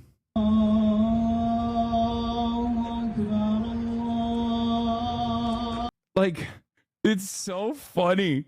It's just a video of people praying, dude. You should probably pray to get a gifted sub at the top of the hour. And only then, if your prayers are answered, you'll be able to avoid said top of the hour ad break. By the way, boom, roasted. Here's the 3-minute ad break now. Blammo. This is Columbia University right now. Please share to let the world know. Share to let the world know. Imagine if a Muslim student went and filmed a student celebrating Passover right now with a similar caption. Yeah, that person would be deeply anti-Semitic. Okay? That person would be deeply anti-Semitic for doing that. And of course, they would get fucking round-the-clock media coverage in a negative way, which they deserve, right? For doing such unhinged anti-Semitic bullshit. However, Islamophobia, on the other hand, doesn't work that way. That is precisely why Shai Davide is getting coverage right now, round-the-clock coverage, as a matter of fact, and it's positive. It's all positive. Weren't the anti-Zionist Jewish people also praying in Colombia like 2 days ago? Yes. In any case, anyone had any doubt that it was pure projection when Zionists say all Palestinians want them dead? Yeah, 100%. He also fucking called Motaz Hamas. President Minouche Shafik of Colombia, an Egyptian, by the way, which isn't that wonderful? It's great. It's great to see Egyptians doing what Egypt is also doing, which is being a relentless dick rider of the American state. It's great. Wonderful stuff from Minouche Shafik of Colombia. Can you imagine what he would say if he saw the chill ass cats praying with the Muslims? He would lose his mind. Okay. President Minouche Shafik of Colombia, who has said in recently revealed post-9/11 interview that terrorism can be seen as a form of legitimate protest, is not allowing me nor the NYPD News on campus. Who is she allowing on campus? Who she is allowing on campus? This Hamas journalist. Let me get this straight. The gates are locked for Jews in the NYPD, but wide open for Hamas and the Islamic Jihad. She should be tried for this. 6,000 likes. 6,000 likes, bro. I mean, what else can I say about this? What the fuck else can I say? Obviously, we covered the internal drama amongst Palestinians, both Palestinians of the West and also Palestinians across the board, about Motaz's perspective on Hamas in general. He was seen as too critical. Motaz, however, regardless of his own framework, doesn't really matter, is literally a fucking award-winning journalist whose co-workers were assassinated by the Israeli state. The fact that you look at a dude like this and go, that's Hamas, and the fact that you look at people just peacefully praying on campus grounds and say, look what's going on, it's so scary. I mean, you've revealed what the fuck is happening here. I'm confused. What is the world supposed to know from this? Dude, he was so unhinged. He had Jesse Singal being like, whatever you think about the broader protests and arrests, aren't these folks just praying? Like, he brought the entire Western world political intelligentsia, in air quotes, he brought them all to his replies. He had Mike Cernovich going, what the fuck are you talking about? What am I supposed to be seeing here? Here's what he looked like just standing in the bush. Freak. Look how unsafe Shai Davide feels taking creeper shots of his students.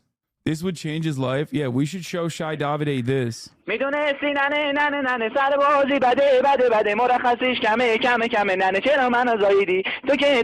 It's real. It's real. All cats are spiritually Muslim. That's why you'll never see a cat step on the Quran. Okay? You'll never see one. Oh, here's Gregory Abote talking about arrests being made right now will continue until the crowd disperses. These protesters belong in jail. Anti-Semitism will not be tolerated in Texas, period. Students joining in hate-filled anti-Semitic protests at any public college or university in Texas should be expelled. This you? Some colleges are banning free speech on college campuses. Well, no more, because I'm about to sign a law that protects free speech on college campuses in Texas.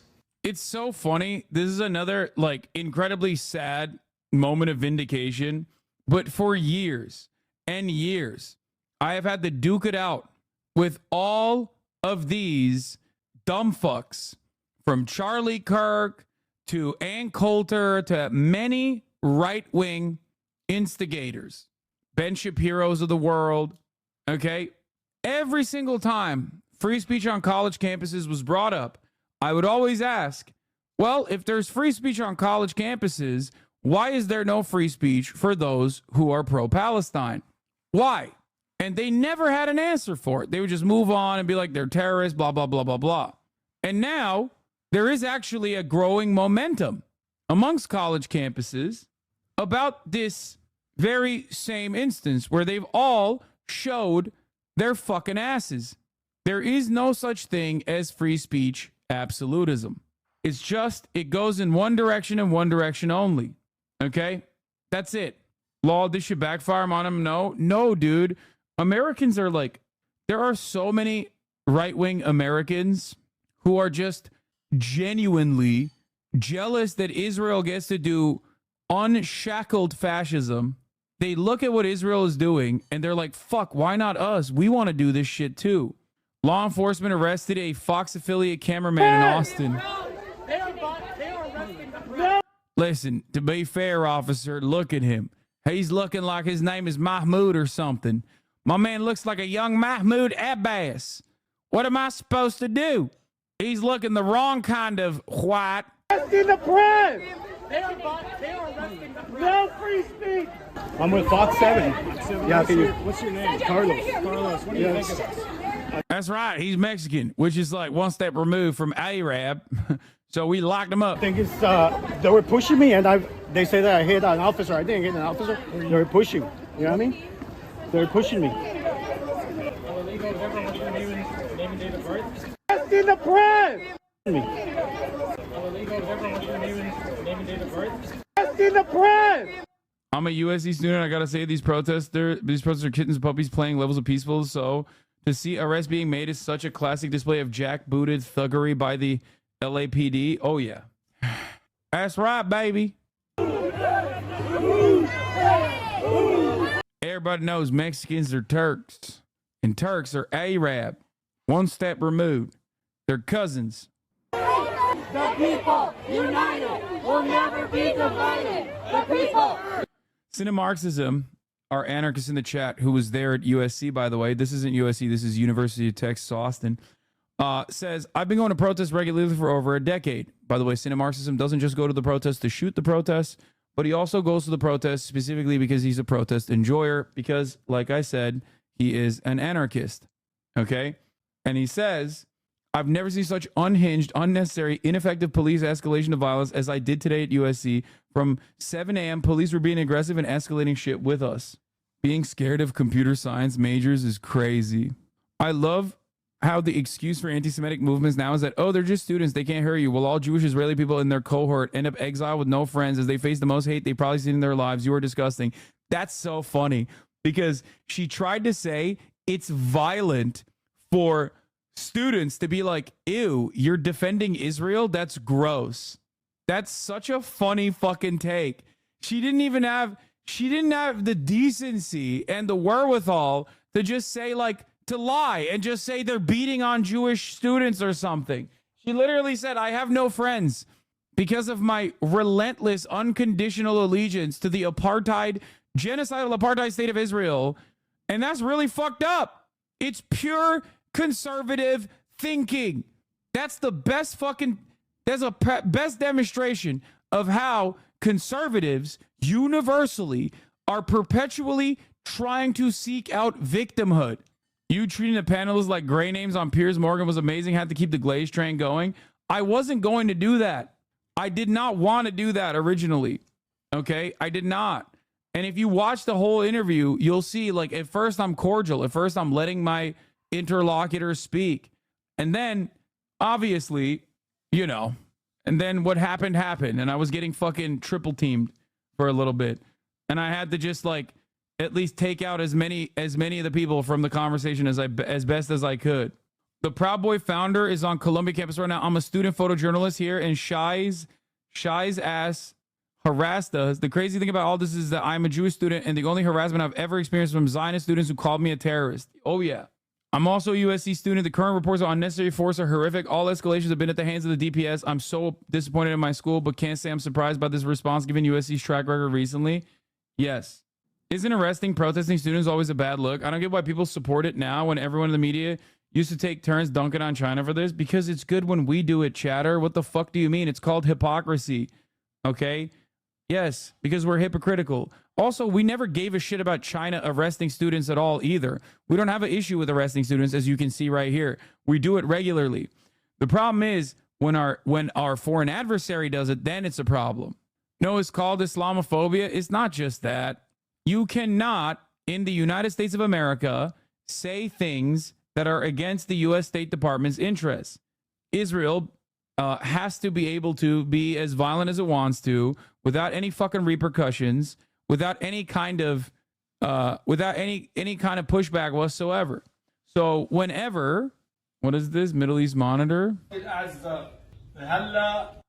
Just stop. I think it's great that violence is happening to American youth at the behest of another country. Fuck are we doing? Yeah, it looks so strong on the international stage. Yeah.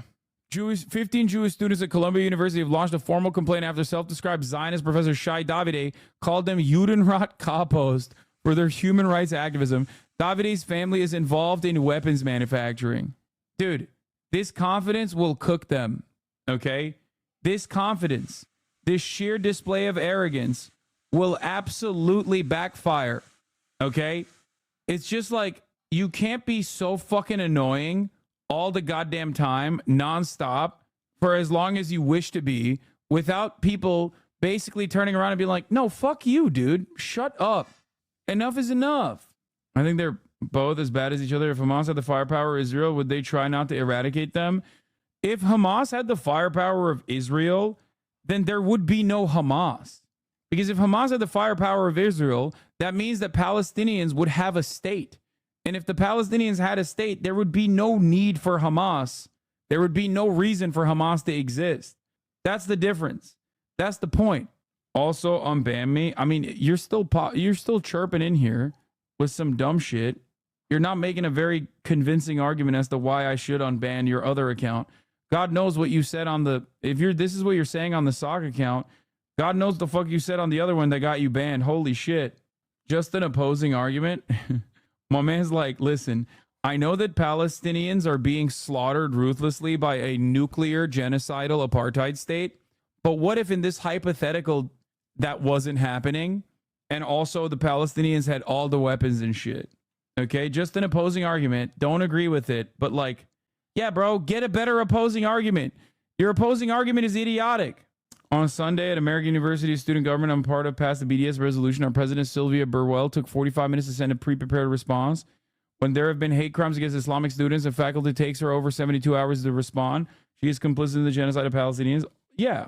Most people in positions of power in the United States of America are complicit in this. 1.4. Sağ ol. Hayır, o ekmeklerden yapma ve lahmacun yapma. Lütfen. If house cats were as big as dogs, would they kill us? Just asking hypothetical. Stop. You're going to get me to fucking chirp up about house cats. And if they were as big as dogs, they would definitely kill their owners like all the time. Lahmacun yakma lütfen. Read my prior. No, I said don't make me lahmacun. He always wants to make me more food than I want. And I'm trying to tell him to not do that, but he's not going to listen, and he's going to do it anyway and test my boundaries. Hey, Hasan, my sister's a founder within our lifetime, and she's been interviewed by Piers Morgan twice. She was also voted anti-Semite of the year. I'm being so dead ass. I've been watching you since 2020. And you, alongside my sister, radicalized me. She was arrested and had her hijab ripped off in the process of being arrested, and the commissioner of the NYPD blamed her. That's unfortunate, but also the least shocking thing I've ever heard about the NYPD's regular activities. A truly deranged opinion piece about Gaza protests out of the New York Times that casts a father-daughter bonding moment as sinister and not peaceful. From the other night, I watched a dad coming from the protest with his little girl, giving a good hard few final snaps of the drum she was carrying, nodding at her in crisp salute, percussing his perspective into her little mind. This is not peaceful. It's not that they wouldn't exist, but as recently as like, no. Hamas, when I say Hamas wouldn't exist, what I'm actually mentioning is Hamas in the way that we understand it in the Western world wouldn't exist as a violent resistance group against the apartheid state of Israel. I don't mean that it wouldn't exist as like a political entity or some shit. It probably would, especially because like 75 years is the reason. Ulan neden Birinci Dünya Savaşı'nda Osmanlı'yı sırtından vuranı savunuyorsun çocuk? Boş yapma kanka, Filistinler bize ihanet etti. That's so funny. Turks coming in here to chirp at me for defending Palestinians is such a funny fucking take. This guy is mad about World War I still. He's like, the Palestinians actually fucked us over and they stabbed us in the back. Why the fuck are you defending them in World War I? Yeah, dude, I'm butthurt. I'm not butthurt over World War I. You want to know why? Because I live in 2024 where like 15,000 children have been ruthlessly slaughtered with the tax dollars that I pay to the American government that go directly to funding Israel's apartheid, that go directly funding Israel's ethnic cleansing campaign. That's the reason why I'm not holding this fucking weird grudge that you're holding on to. Ridiculous. Ridiculous to just still fucking be this mad, this butthurt. Become a terrorist, pushing the ideology, or becoming... Our next guest is a Jewish professor at Columbia Business School. He's been barred from campus after leading a pro-Jewish counter-demonstration. He joins us now. Shai Davidai, thank you so much for being here. Yeah, pro-Jewish counter-demonstration against the Jews that are demonstrating down the fucking street, who he has called apparently Jewish rat capos. Super sick. I love that he just also always looks like shit. God, dude, the IDF is not sending their fucking best, bro. I swear to God. He just looks like shit all the fucking time. It's awesome. It's just like a constant state of like hysterics, constant state of fucking panic all the goddamn time. Literally fucking fighting with shadows. Ay. Almost as bad as Piers trying to say that the American Revolution wasn't good. Oh yeah, that was pretty funny. Columbia president said this, that I want to be clear that we will not tolerate intimidating, harassing, or discriminatory behavior. We are working to identify protesters who violate... Judenrat is not a Jewish rat. It means Jewish council, a.k.a. the Jews who helped the Nazis. Yeah, I got that part from the capo bit. ...our policies against discrimination and harassment, and they will be put through appropriate disciplinary processes. He's a Brit. You were appealing to the wrong audience? Bro, are you kidding me? Anyone who's fucking pro-Palestinian, and even some who are fucking pro-Israel are going to be anti-England anyway. I wasn't trying to appeal to Piers Morgan when I talked about the American Revolution being good. I was trying to appeal to those who are watching. Everybody hates England. Man, half the British population hates England. The fuck are we talking about? England has much to hate. Okay? Have you been to England? Shit is ass, bro. Have you seen the weather? Does she understand the gravity of what's happening there, like how serious it is? And she also said in CB's report saying that there could... It's the same exact fucking smoke that I have for America, okay? British people hate England. A lot of smart Brits hate England in the same exact ways that I fucking criticize America. I hate America. You know what I mean? Continuing to negotiate with these protesters. Now, you teach negotiation. Who's winning in this negotiation at this point? I'll tell you who's losing. So first of all, thank you for bringing me in. You motherfucker, hopefully losing your job, bitch. There's only one people that are losing, and it's the Jewish people, the Jewish students. I spent last night speaking with Jewish students. They are scared. They are fleeing campus. They're not leaving campus. They're fleeing campus. I have been speaking about this support for Hamas for 6 months. The president has never replied to my email. The trustees have never reached... Yeah, because you're fucking insane, dude. The president is literally a Zionist, and you're still fucking chirping at her for not being sufficiently ultra-nationalist, okay? And you're annoying. I wouldn't respond to you either. Even if you were on my side, I'd be like, oh, dude, not this fucking freak again. ...out. It's the University of Columbia has 2 presidents right now, and it's Rashida Tlaib and Ilhan Omar, because this is not about Israel. This is about America. And the university just decided that they don't care about Jewish safety. They don't care about the Jewish students. They are negotiating with suspended organizations that they want to burn everything down. And I'm despondent this morning. Yeah, dude, totally. Yeah. Jewish safety can only be achieved if, like, all of the people who, you know, may or may not be Jewish themselves that are fucking criticizing Israel are killed by the by the National Guard, hopefully. That's the only way we can achieve Jewish safety on campus. Sorry, we just gotta fucking... I heard there's a Hamas tunnel under Columbia University. It must be done. It's great stuff, man. Thank you. Shai, your badge to access the school was shut off. You were not able to access the main campus. And, you know, these Jewish students have been told they might be safe for taking virtual classes. I believe it was Congressman Moskowitz who said that, you know, we've seen this before, Jews being told that they shouldn't come here because we can't keep them safe. That's not what happened at all. And that's not what's going on. They went virtual because police presence is murking the fucking students. I love that you said Jew students, by the way.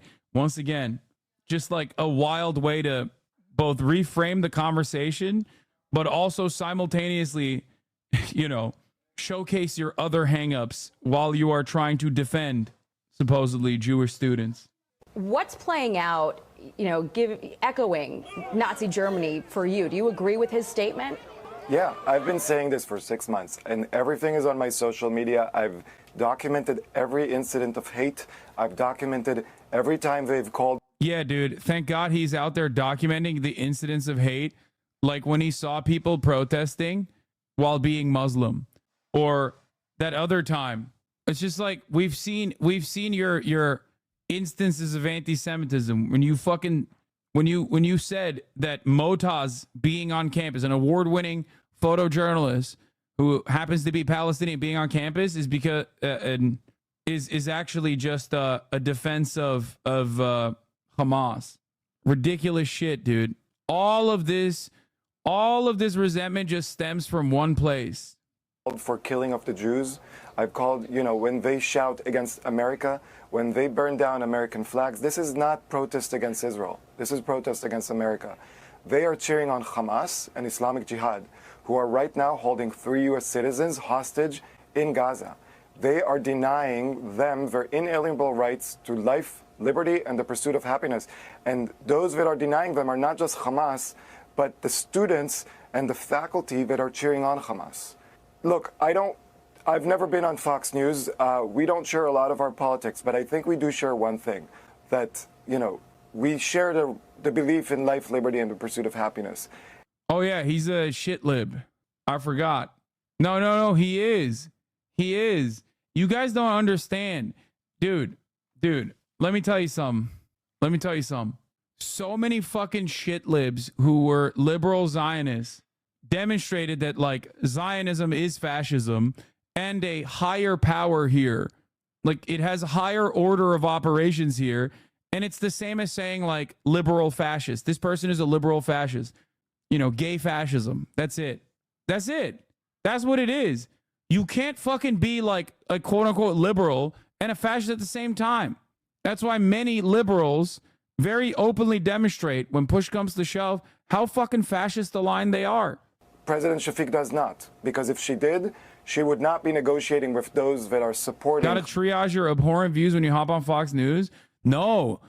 You mean, no. The views that he has to triage here are the views that Fox News audience would not actually like because they are surprisingly not abhorrent. Hamas and Islamic Jihad. She will be talking with the Jewish students. You know who the only people not on the negotiation table? The Jews. She's negotiating with Hamas supporters, with Islamic Jihad supporters.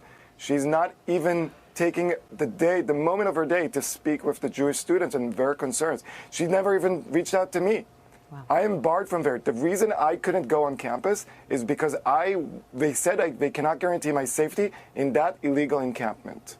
Do you think they can guarantee it now? I don't think so. Shai, apparently right now they're chanting genocide Joe has got to go.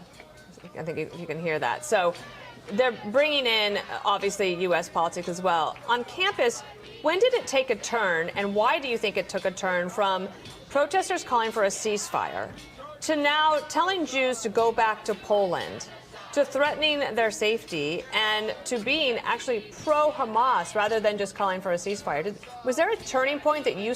It's actually insane that a professor of a liberal college is talking with fucking Fox News. I often find that Zionism often leads people to abandon their ideals so fast, it's actually scary. He's also not the only Zionist I know who does it. No, you're absolutely correct. And there was an article in the New York Times, as a matter of fact, a couple months prior, talking about how a lot of Jews have started watching Fox News. Like, that was their article. They were saying that, like, due to a lot of people post October 7 feeling like mainstream media wasn't sufficiently pro-Israel, that they were moving in droves to watch Fox News. Straight up. And it's because Fox News is giving unrestricted, unfettered, unshackled, super hardcore Islamophobia. That's it. And a lot of people who are Zionists want that because that's a big part of the leading motivation for having such unhinged opinions about Palestinians to begin with. Hold on. You saw on campus? There was no turning point. I'm sorry, but none of you in the media were listening. On October 9th, they posted a letter that said that the massacre of October 7th was a historic day, and this is what resistance means. From the very first moment, before Israel even started the war, responded to Hamas's actions, when they were still fighting terrorists on the ground in Israel, trying to prevent more massacres, the students at Columbia started cheering on Hamas, celebrating Hamas. They showed up with signs saying resistance by any means necessary on October 12th. University knows about this. By calling these pro-Palestinians, this is doing a disservice to Palestinians. But Shai, I'm sorry to interrupt you because I want to ask you. I just want to ask, because just to help us all understand, we're paying attention. We care about this issue very much.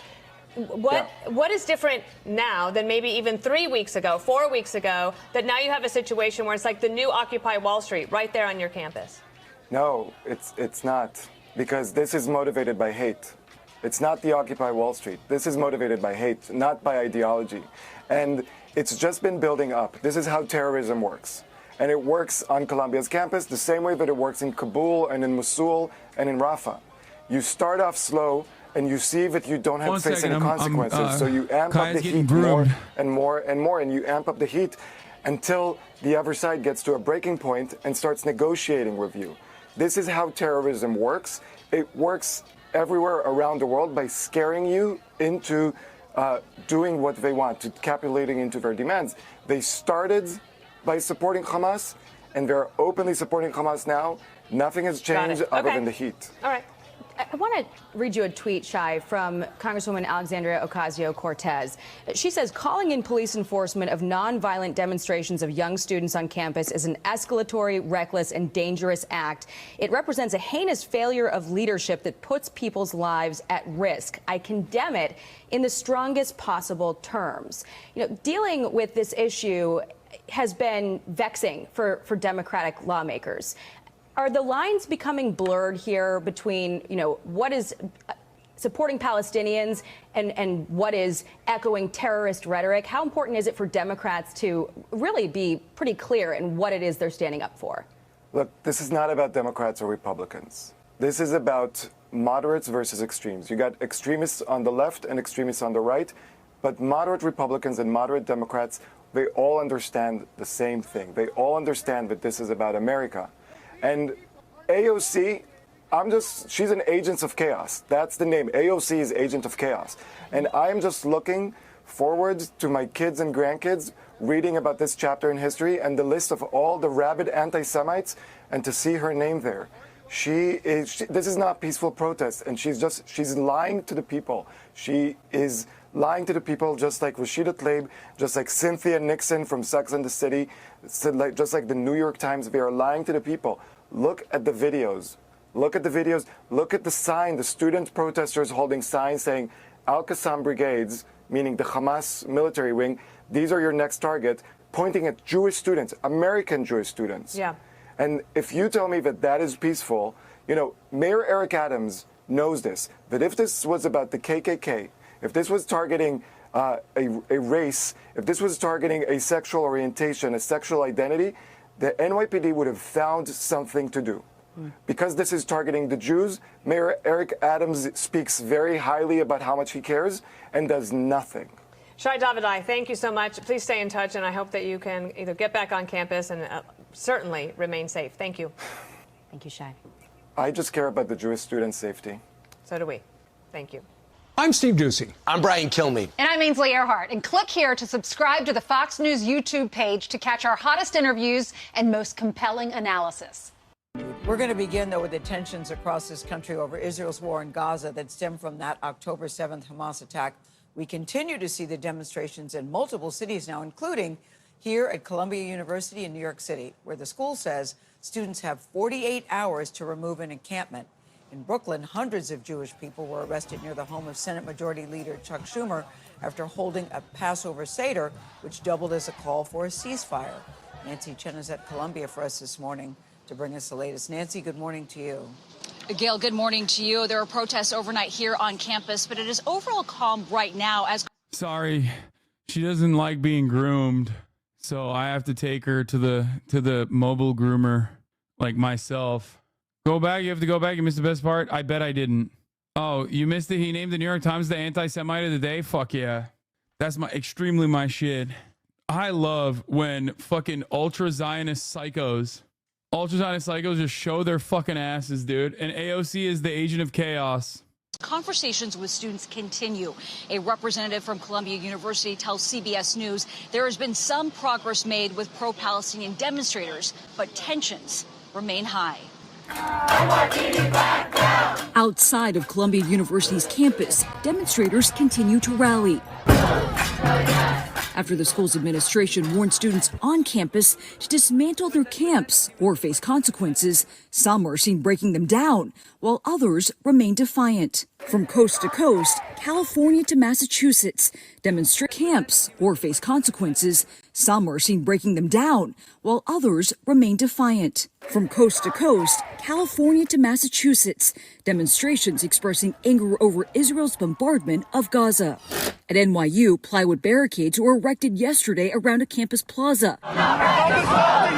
After unruly demonstrations Monday night, 120 people were arrested. New York City Mayor Eric Adams blamed the unrest on outside agitators. People who peacefully protest for an issue, they're not throwing bottles and chairs. Earlier in the day at Columbia, protesters reiterated their demands, including an immediate ceasefire in Gaza. and one of the most crucial components, cutting off any financial interests connected to Israel. Our first demand is complete divestment from anything related to Israeli settler colonialism, apartheid, and genocide. Let's go. Dude, it's so funny. No matter how much, for the record, no matter how much dumb fucks online chirp about how I'm like interviewing terrorists or whatever, or interviewing whoever the fuck, let me tell you something, okay? After I conduct interviews like the one I did with the CUAD students, or even Timothy Charlemagne, okay? Every single fucking mainstream news outlet hits up my management, okay? Hits up my management to be like, can we please get your contact so that we can also have the people that you're fucking interviewing. Every single time. New York Times, MSNBC, and obviously with the Timothy Charlemagne, I did not help out mainstream media. But with this one, I know that the student protesters want mainstream representation and want mainstream media to have them on. So I sent the students the information from the MSNBC producer. So just remember that. Just fucking remember that. So while dumb fucks online who get all of their information from a dude who dropped out of fucking music school and only cares about like somewhat relevant. Ama baba yapma. Yok gerek yok. Peki. Okay, peki teşekkür ederim.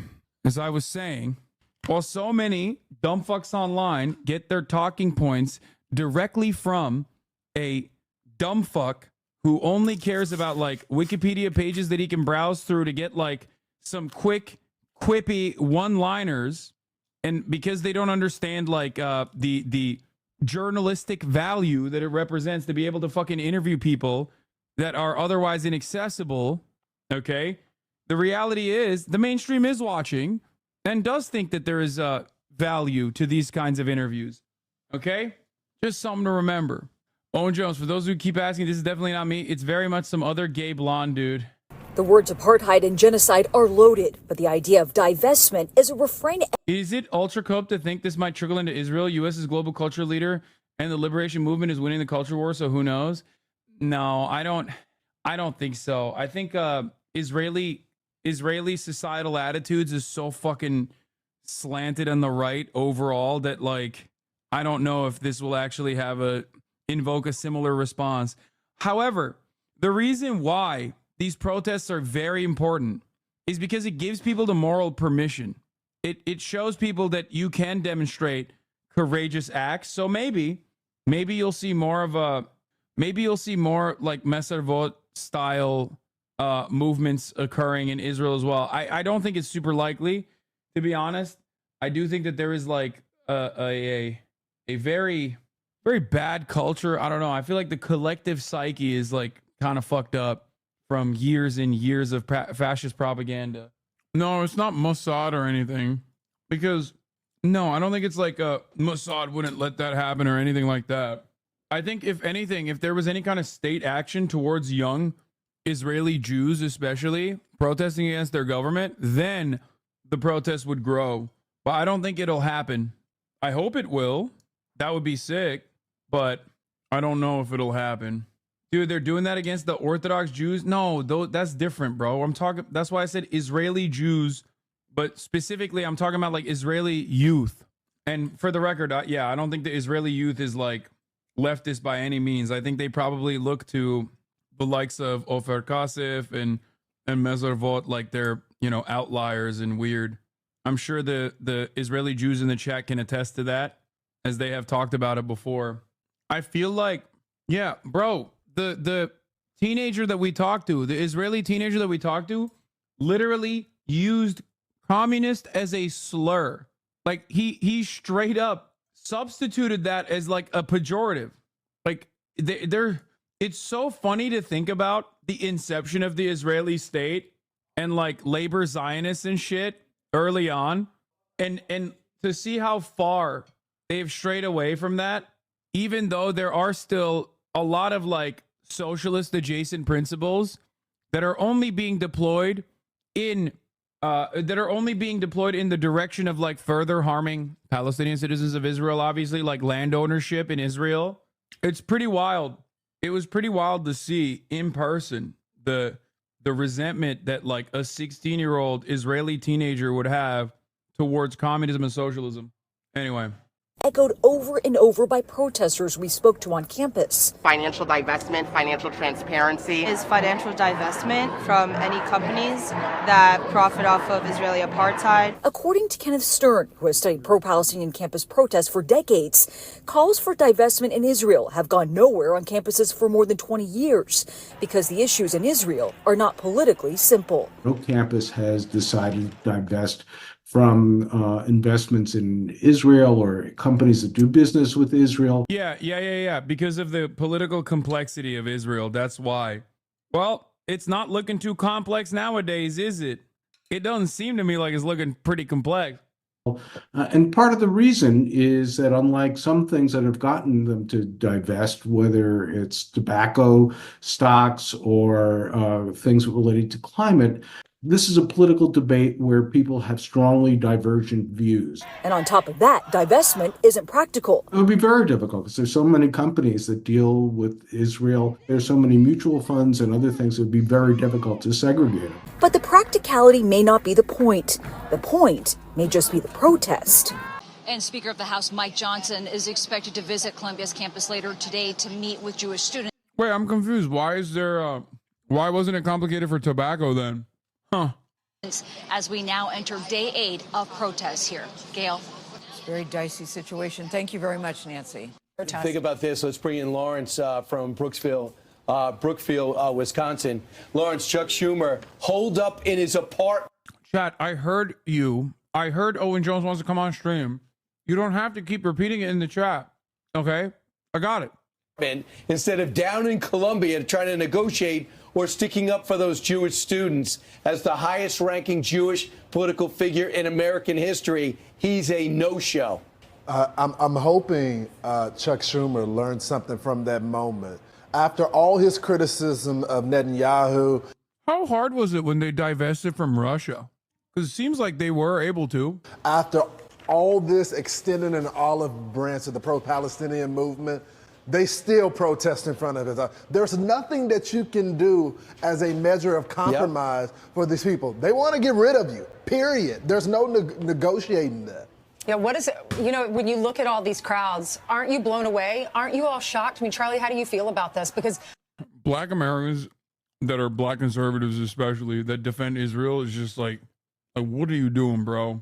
Like, Israel literally had a policy of fucking doing eugenics to Ethiopian Jews. And like, it's so crazy. what does this mean for the election? There are a lot of people that seem to be supporting these protests. Yeah, well, you know, in terms of Colombia, it's an important reminder. Don't ever say maybe if you mean no. And the idea that they're still negotiating is insane. But, you know, to me, the most shocking part of all of it is that, of course, you know, you have Chuck Schumer, you have Joe Biden. They still want these people's votes. They still are looking at them. It's all they care about. It's all they care about. And this is a great moment. Remember when Bill Clinton had his Sister Souljah moment? This is a great Sister Souljah moment where Joe Biden comes out, Chuck Schumer comes out, says, we don't want your vote. Get out of here. He talked abortion yesterday. Yeah. He didn't bring up the main issue, just blanketing this country. Lawrence, what are you seeing in Wisconsin? Well, you know, Brian, when October 7th first happened, I was going to all these campuses asking these young people, you know, do you condemn what happened? Do you understand what happened? And a lot of them denied what happened there. Well, we scaled back our coverage on it because they have all these group chats, and then they know who you are, and then they have these event organizers that refuse to talk to you. And then they tell all the other students, don't talk to the press, don't talk to the press. Well, we were in Wisconsin, and we found a university that was hosting this cell, this program. Bro, I fucking love when they get so butt mad that the students outsmarted them. They get so fucking hurt. They're like, we couldn't go in there and be fucking dickheads and misconstrue what they're fucking saying. Oh my God, you called it? Rockefeller and Soros grants are subsidizing those who disrupt college campuses? Oh my God. Oh my God. Oh my God. That's so funny. Oh, they're doing it. Oh, I love that. That's so dope. Yeah. Listen, guys, you know who's behind these anti-Semitic, anti-Israel protests? Shadowy Jews. That's who. That's right. Jews with their puppet strings controlling the protests. We're doing it. We're fucking combating anti-Semitism. One Jew at a time. Bro, I said this as a joke. Come on, dude. I can't believe, I'm sure the article probably says like, oh, they don't even know that this is happening, but like it is. That's so funny, dude. Anytime I make a fucking random meme, it just like becomes reality. Regarding Israeli youth, Israeli society's post 9/11 24/7. On October 7th, turbocharged that. There are leftist groups like Free Jerusalem, looking the occupation in the eyes, along with less radical groups like Standing Together. Ombim Be'achad. These give me some faint hope, but Israel isn't moving any further left after this. This bubble is too strong. Israeli young people are the most right-wing demographic in Israel, mostly due to the second intifada. Can you meme about the Pirates winning the World Series? Never. This is an op-ed, bro, an opinion piece. Not sure this means anything. I know. I don't think that this is like a fucking full-blown written article. It doesn't matter, though. In my opinion, at the top of the hour, you shouldn't be trying to bait me like that. Okay? You shouldn't. Can't you predict some good ones? No, I can't. Because good things simply don't happen. I wasn't baiting. I was being serious. No, of course there's an op-ed piece. I'm not saying this is hard journalism. I'm simply stating, as I did yesterday, that there is inevitably going to be a dude who says, you know who's behind these, you know who's behind the Jew hatred? A Jew. Like, inevitably, they're going to do that. No matter what happens. I said they are 100% going to opine, or I didn't even say 100%. I just said, like, as a joke, that they are going to opine that it's actually Jews who control the anti-Semitic protests. That's right. Even at the top of the hour, you can control your own destiny by subscribing for $5 or for free, and you will no longer see the ads at the top of the hour. Here's a 3-minute ad break now. Pro-Palestinian still to send money to Gaza. You would be surprised what some of these young people said. Let's watch. Don't we shout anti-Zionists? I think it's a good description against globalist genocidal Zionists. No, I don't think that I haven't looked into this article, but judging by everything I do know about Soros and like the Soros Foundation, like open societies, whatever, and all the money that they dump into like liberal progressive causes, I suspect that some of them have inevitably made their way into the current actually progressive movement, regardless of what George Soros's perspective might be. I think that they are like, that's probably what the argument they're making is, which is that like inadvertently these progressive funded groups are helping out the pro-Palestinian cause. Yeah, I don't know if you guys know this. I'm not exactly a fan of George Soros. However, having said that, it is pretty funny when people are like, yeah, that's right. The shadowy puppet master, George Soros, is the leading advocate for progressive causes in America that's destroying this country by making it multicultural. You know what I mean? You know, those sneaky Jews are doing multiculturalism and doing open borders is not exactly a new idea. That's exactly the same shit the Nazis said. It's literally the same exact shit. Yeah, I'm not exactly fond of George Soros, who I think is a, currency trader, billionaire, and not exactly a good dude. He's a billionaire after all. But that doesn't mean he was like responsible personally for the Holocaust or whatever some fucking unhinged shit that these people say when he was literally like 12 or 13 when his fucking family members are getting fucking sent to concentration camps. It is absolutely ridiculous that people say unimaginable, unhinged ass bullshit. Not a good dude, but that's ridiculous. It's also pretty crazy when it's also pretty crazy when people talk about how like he is, he's this woke, shadowy Jewish figure behind closed doors that is manipulating the world into being woke and destroying Western civilization. That is just simply Nazi propaganda. That's it. It's just like unfiltered, unvarnished, Nazi bullshit. Yeah. Soros funds an insane range of programs and think tanks. He has a specific brand of neoliberalism that he likes, and hundreds of liberal programs propagate that ideology. If you've ever done volunteer work for Dems, you've probably taken advantage of a tiny sliver of Soros bucks. Yeah. He's also far from like the most active political operative. Like there are still, like, he's a billionaire. This is what billionaires do, man. This is all they do. That's how they make money. That's how they fucking operate. We're here to really advocate for Palestinians, for Gaza. We're activating, honestly, for just humanity. There's also a lot more casualty on the Palestinian side than there is on the Israeli side. And I'm not trying to like compare the sides, but a lot of people are like, oh my God, October 7th. But like, no, this is since 1948. If you really look at what's going on in Gaza, you can see it's just really inhumane. People are saying, well, but what about the... If this is the worst answer that they could find from a bunch of nervous, like, 18-year-olds, then holy shit, dude. Jewish community that is under attack as well. The women that were raped, the kids that were put into ovens. Wait, I thought that was... It was not. The UN came out with a report. That was... No, they didn't. The UN did not come out with a report where Jewish babies were placed in ovens, you fucking animal. You goddamn stupid, bloodthirsty monster. Shut the fuck up. Why are you lying to 18-year-olds and also your stupid fucking audience of monstrous pieces of shit? He's literally lying to them. He's lying to them and just, we're reporting it as though it's objectively true. Fuck. Denied. Was that not denied? I believe it was. I believe it was. It actually happened. I believe it. I thought that was denied. And I've talked with some of the I don't know the resources. As well. I don't know the resource. But like I said, we're not here to condone any. Like we're not here for violence at all. You feel like that you could separate the two and you say, hey, let's just talk about the humanitarian aspect of it without talking about the larger conversation of Hamas using the people that you care about, I care about, as human shields. You like, care about people in Palestine? It does concern me. It does. It's actually really unfortunate, and we're not, we don't look highly at that at all. Because you got to understand, you're all talking about Hamas this. We're talking about the civilians. Because that's where it started. But we're talking about this. But we're talking about right now.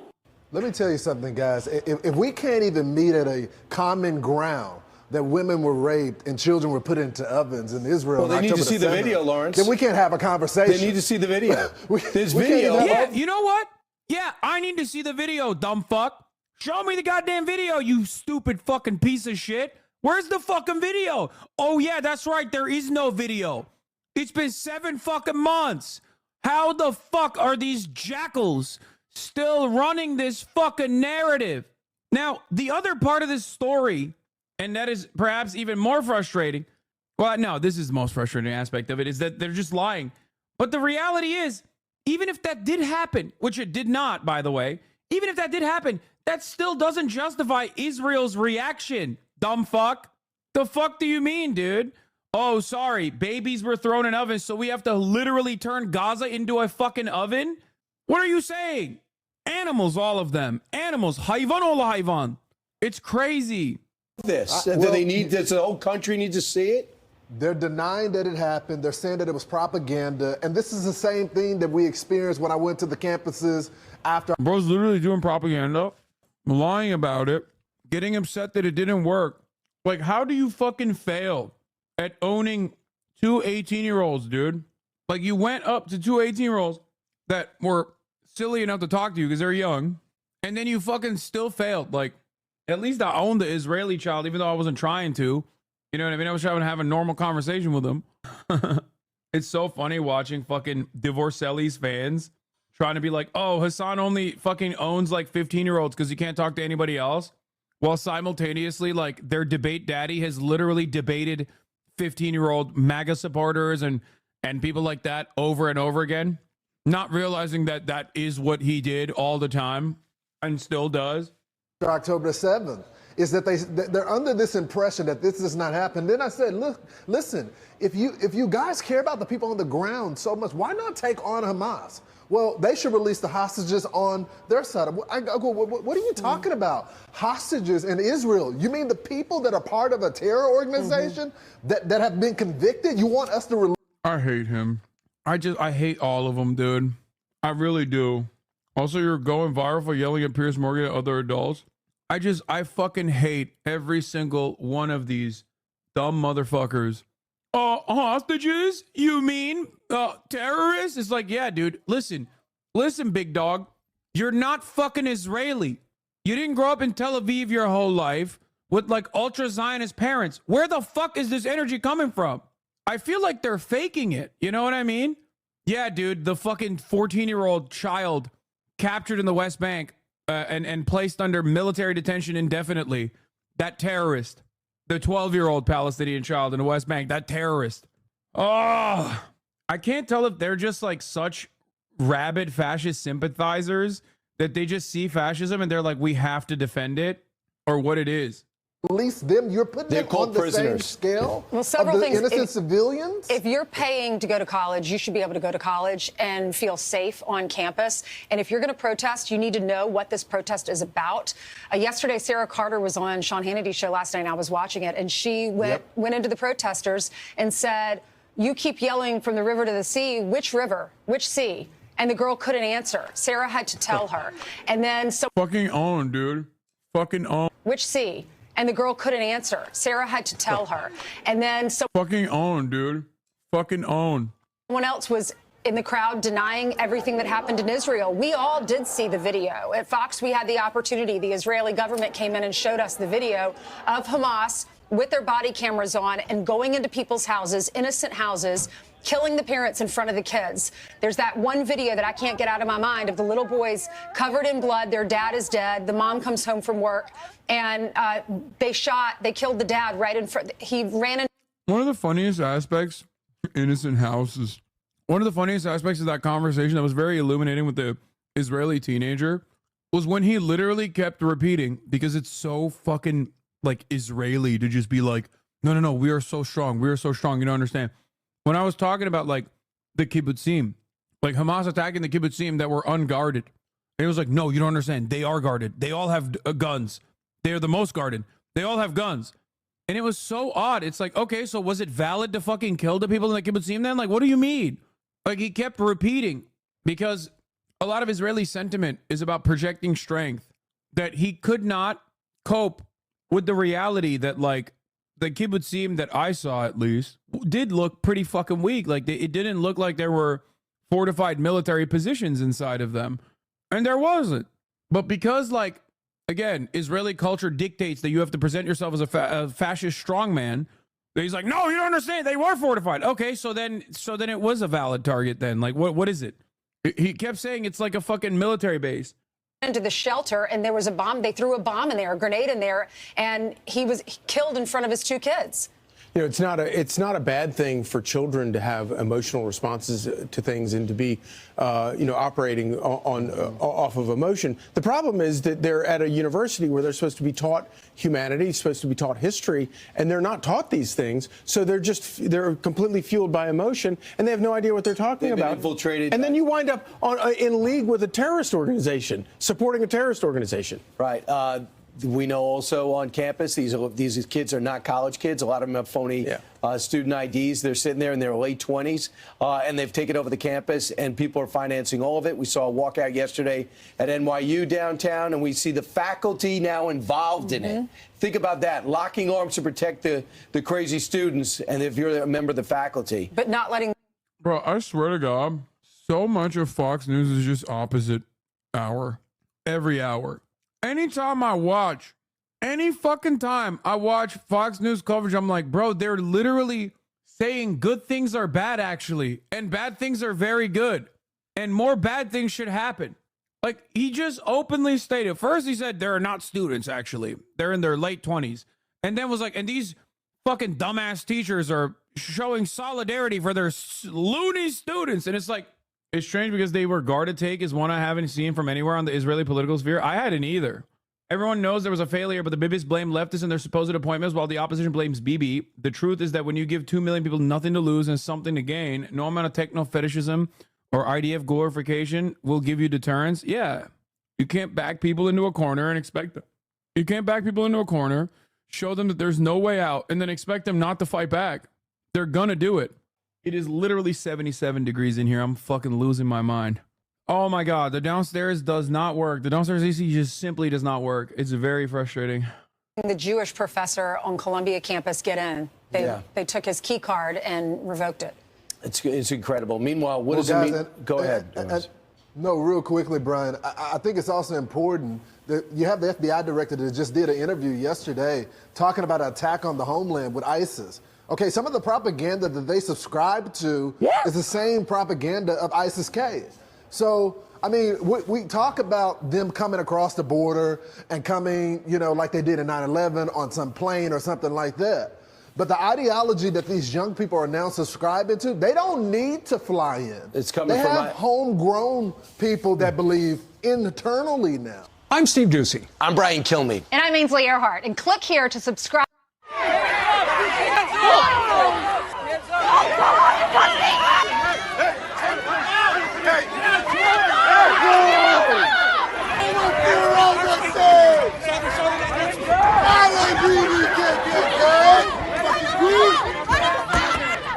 My fucking goats, dude. Look at these goddamn students, bro. It fills my heart with joy. They successfully got him out, by the way. They blocked the car and wouldn't let the car leave, so they had no choice but to release him. Back to the park! Back to the park! Holy shit, this is 21K likes? Jesus Christ. Utilizing the hostages. Yeah, I am being patronizing. I don't know who the fuck you are, and you're over here chirping all the way from fucking London about Palestine and doing a both sides are fucking fine type bullshit where you're talking about how you want to fucking free Palestine, but also simultaneously, you know, both sides got a lot going on. Shut the fuck up. You don't know anything, okay? I don't give a what I'm trying to imply here. Patronizing. Utilizing the hostages. Yeah, I am being patronizing. I don't know who the fuck you are, and you're over here chirping all the way from fucking London about Palestine and doing a both sides are fucking fine type bullshit. You could tell I was mad because I was fucking up my words a little bit. I was giga mad, dude. I already fucking hated him from the jump because of the whole like this is what everyone who speaks about Palestine is doing, actually. Trying to get clout. It's like, no, dude, you are doing that, okay? Some of us have been fucking advocating for Palestinian emancipation far before it became even remotely popular amongst the population to defend Palestinians, at least in our age group. And even to this day, you get a shit ton of hatred when you do defend Palestinians. And on top of that, you lose out on fucking brand deals, sponsorships. If you're an average Joe with a fucking real job, you might lose your real job. Ridiculous. Look at all these fucking students that have been suspended from the school that they give $100 grand a year to. And we're over here talking about like, oh, people are defending Palestine for clout. Shut the fuck up. That's just projection. I'm still mad at this guy, even though I apologize for yelling at him. But it made me so goddamn mad. You invoke 1776 and feigned a British accent. Piers has not seen that since Alex Jones. Good job, bro. Fuck yeah, dude. I wasn't even that mad at him. I mean, I was a little mad. But I was infinitely more mad at Emily. So she didn't know the exact name of the river, but she understood what it means. So disingenuous by Fox. What does from the river to the sea mean? It means that Palestine should be and should be autonomous. What river? Okay. The expression is not anything bad of this. No, there's an actual river and an actual sea. Yeah, I'm aware of this. No, but what river, what sea? That literally is beside Israel and the Palestinian territories. What? It's the Jordan River to the Mediterranean Sea. October 7th, Hamas attacked women and children. Does Israel have a right to defend itself? Okay, there you go. She explained what she means. Who cares? She doesn't know, to be fair. Who cares, man? What the fuck? Oh, shit, dude. I can't believe she didn't say she didn't say the river or the sea. So I guess, like, you know, Israel is going to keep genociding Palestinians. Oh, wait, Israel's going to keep genociding Palestinians anyway, dude. Anyway, as GOP reps Johnson, Fox, Mally, Takas, Despacito, and Lawyer leave Columbia, voice bellows. That's right. Get the fuck out of here. Crowd cheers.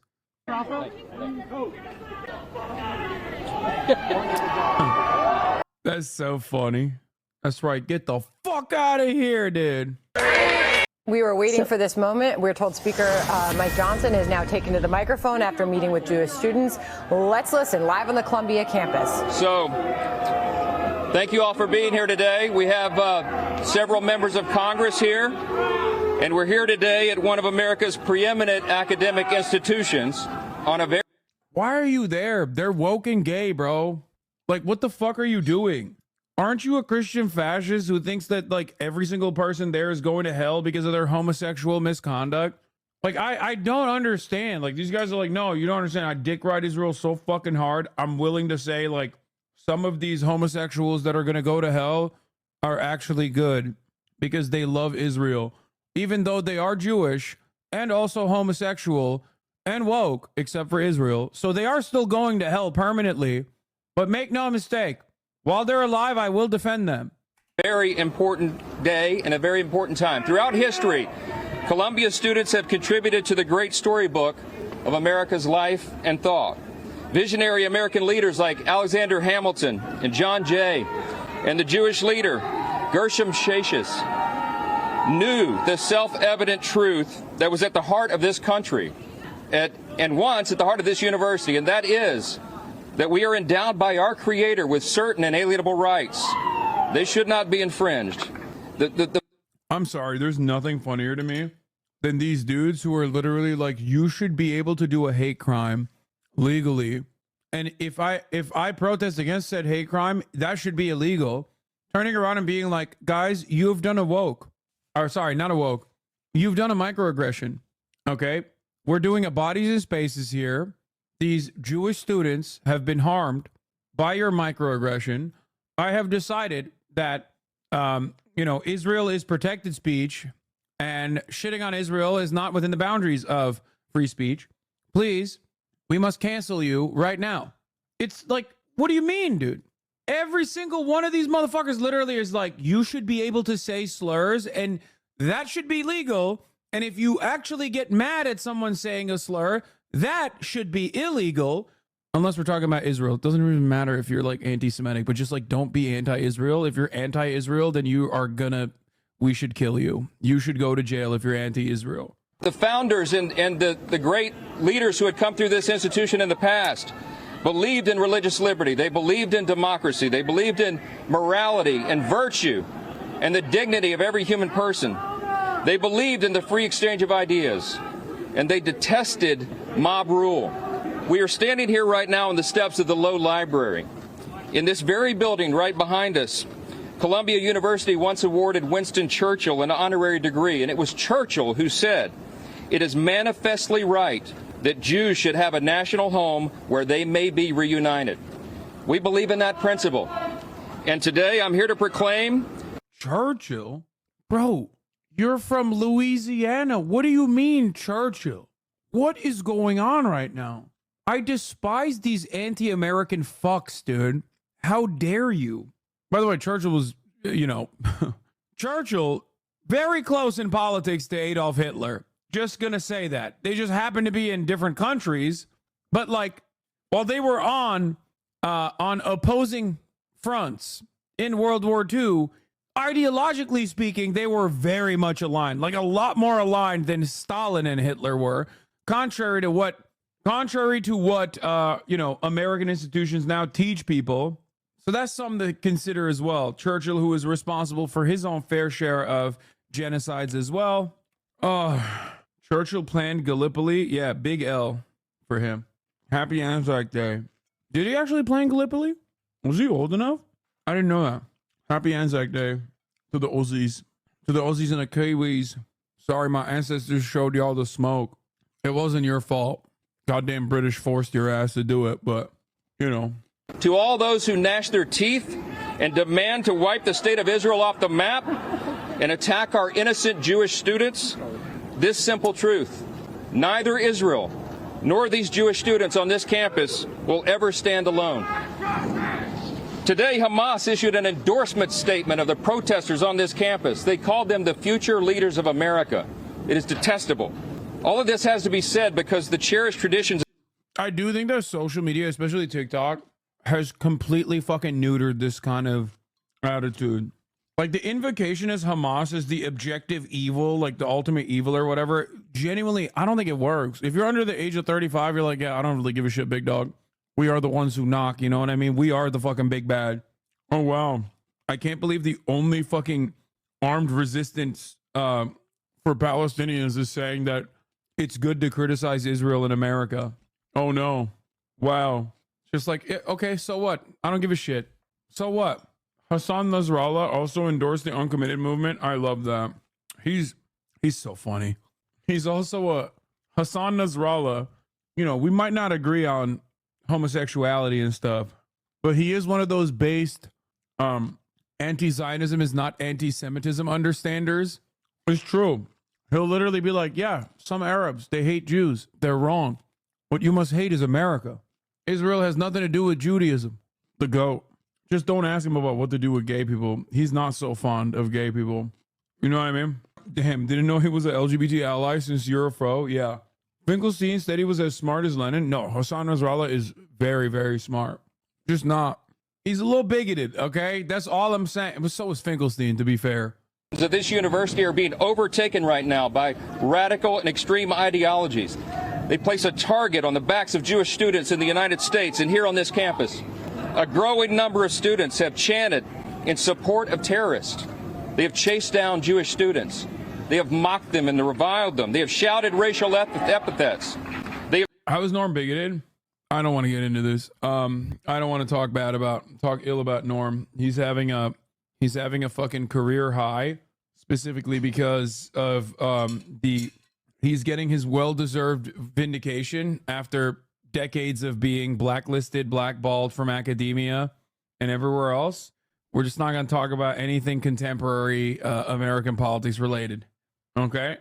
It's like this. You don't watch Michael Jordan for baseball, okay? You watch him for basketball. Sure, he had a career, but it was short-lived. And who cares? Okay? That's how you got to think about it. Does that make sense? Do you understand?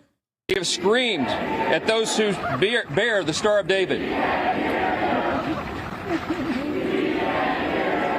Enjoy your free speech. From fucking London about Palestine. They told Jewish students who wear the Star of David to leave the country. And no, they didn't. Shut up. No, they didn't. Shut the fuck up. Suck my dick. He's like, only I get to tell Jews where they get to go. How dare you? Michael Penis, am very jealous that a lot of these young 18-year-olds get to tell Jews where they go. That's only allowed behind closed doors at the RNC. And the answer always is the desert. Israel, which is my favorite country on the planet. Love it more than I love the United States of America. Why? Because we're sending the Jews there. I don't want to live around the Jews. I don't want them to live in my neighborhoods. I want them to live in the desert. That's right. And I hate it when anybody else gets to be anti-Semitic. Yeah. Only far-right Nazis should be allowed on campus to speak. If you are anti-Israel, Jewish, Gentile, does not matter. If you are anti-Israel, you should not be allowed on campus. The only people who are anti-Semitic that are allowed on campus are me and my friends, the Nazis. Shamefully, some professors and faculty have joined the mobs. Things have gotten so out of control that the schools canceled in-person classes, and now they've come up with this hybrid mob. Like, this is literally the fucking Charlottesville party, bro. It is crazy. Did you see that millionaire who LARPed as a homeless guy to show he can make $1 million a year is getting covered again? Yeah, I forgot that I covered that guy back in the day a couple years prior. I love that he's making the rounds on media again. Where they will discriminate against Jewish students. They are not allowed to come to class anymore for fear of their lives, and it's detestable. As Columbia has allowed these lawless agitators and radicals to take over, the virus of anti-Semitism is spread across other campuses. Wait, what? As a reaction to supposed campus anti-Semitism, Benkiver offered his police chief to pass a plan for establishing and training emergency security forces in Jewish communities abroad. What is he going to train them on? Spitting on fucking Catholic nuns? Is that what he's going to train them on? He's going to be like, listen, guys, in order to make synagogues hardened targets, we have to put a bunch of fucking straight up inbred motherfuckers outside spitting directly in the direction of Christians, okay? This is the only way we can make our synagogues globally hardened targets. Okay? It's called preemptive spit. The fuck's he gonna do? Listen, I have a couple tactics. To defend Jewish communities overseas. I am Itamar Ben-Gvir. Welcome to my TED Talk. Number one, when you see a black person, you say the N-word. You need to learn how to say the N-word in multiple different languages so you're effectively communicating to, a variety of different types of black people from different countries. Okay, that's number one. Number two, okay, do not get any weapons training whatsoever. We will still give you a weapon. You will end up shooting yourself and others because you're afraid, but that's fine. That organized chaos is actually very good. Number three, and perhaps most importantly, you have to spit at Catholics. You see a Christian, you have to spit at them. We will teach you how to hawk loogies at the Catholics. Okay? This is how we will defend the Jewish community overseas. Is that what he's going to do? Is that what those are his tactics? The fuck? Diaspora Jews are currently suffering from a severe wave of anti-Semitism in communities. I'm telling you, dude. I know I joke a lot. I know I kid a lot. I know, but you're about to see 14-year-olds spitting on Catholics, dude. I'm telling you. The number one line of defense in the West Bank. Okay? A fucking mob, a gaggle of 14-year-olds spitting in your direction. Now that I have made this joke, I suspect that it will happen. So, standby classes and mistranslation for emergency security forces. Yeah, this guy definitely should have more. This guy definitely should have a say in what happens in other countries. It's not enough that he's like fucking up Israel. Okay, it's great. He should definitely have a say in America too, and wherever Jewish people live in diaspora. Certainly will be great for everybody involved. Everybody. Can you make jokes about good things happening? All your jokes are about awful stuff. Yeah, well, And no, I'm not talking about 14-year-old generals. I'm talking about like a lot of the settlers, like a lot of the settler violence, for those of you who don't know, is oftentimes conducted by teenagers first and foremost. They literally send them in as like the first line of attack.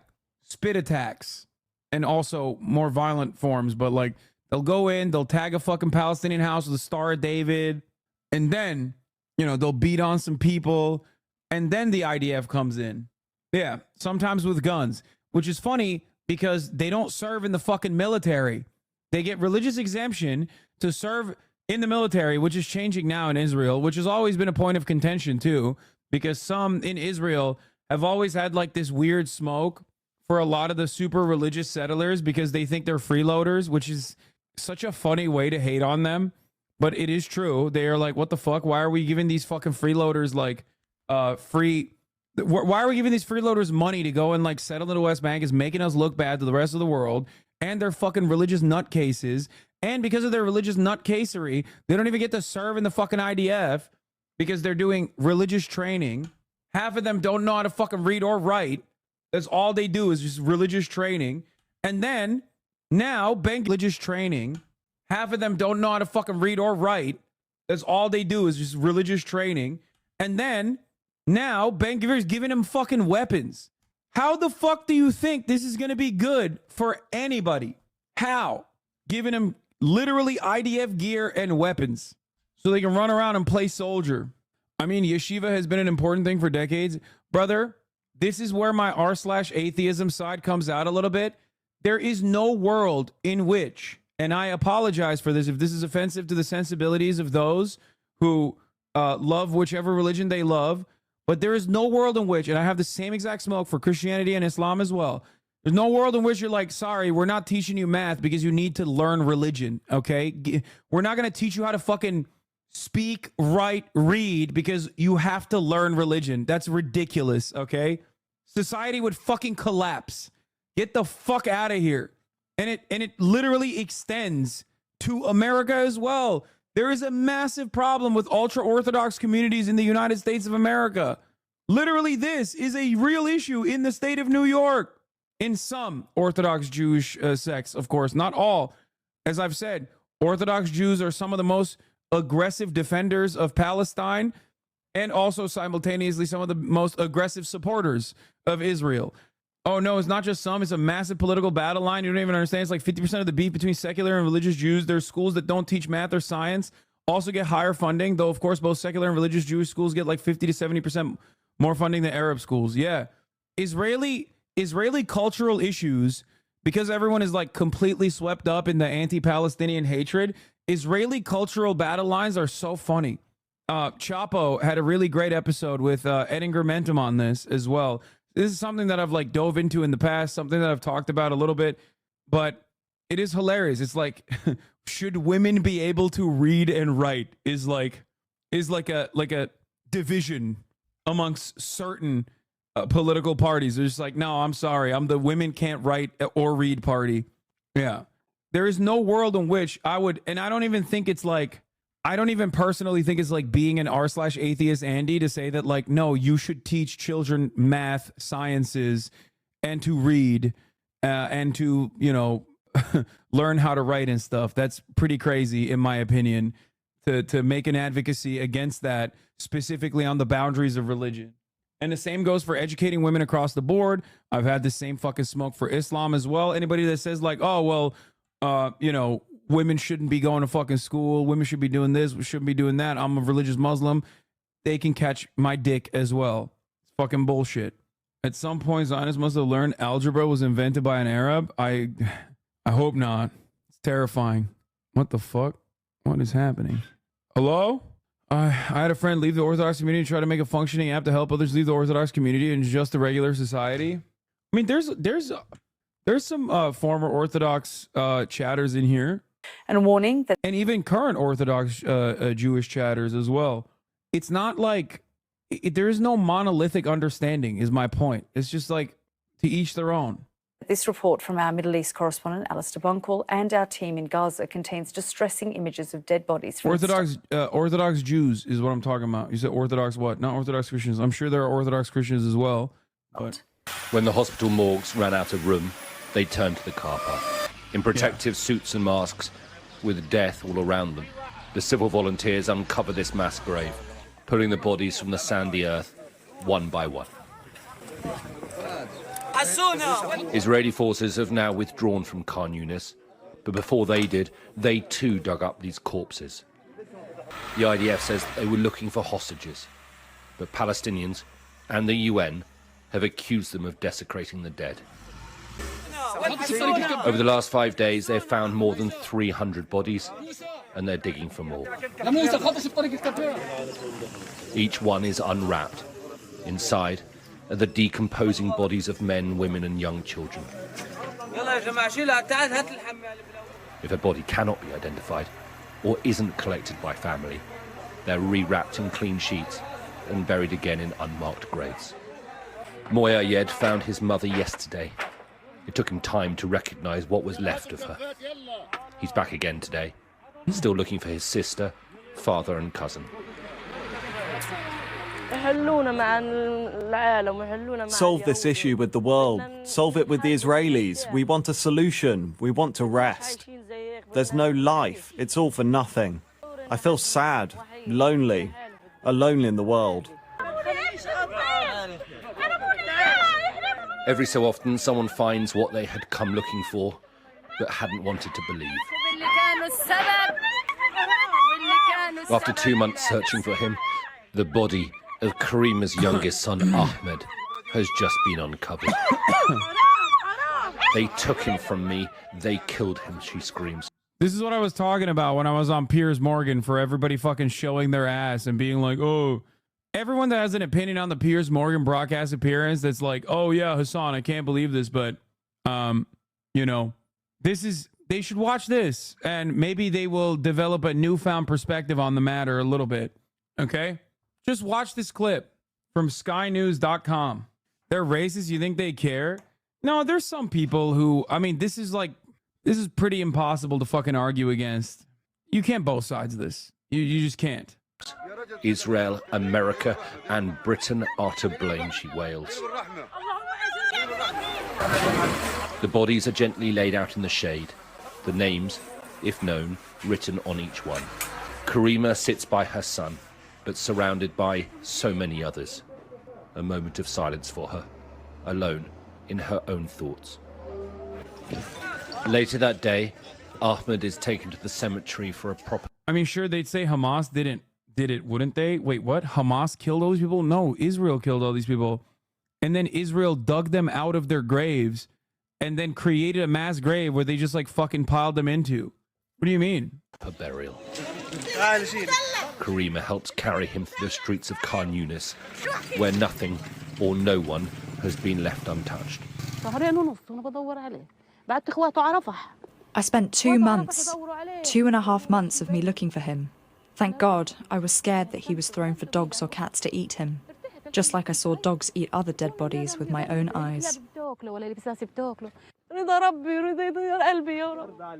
The deep Hasbara line is that Hamas killed them, buried them, and then dug them back out for cameras. Yeah, dude. Hamas sieged the hospitals.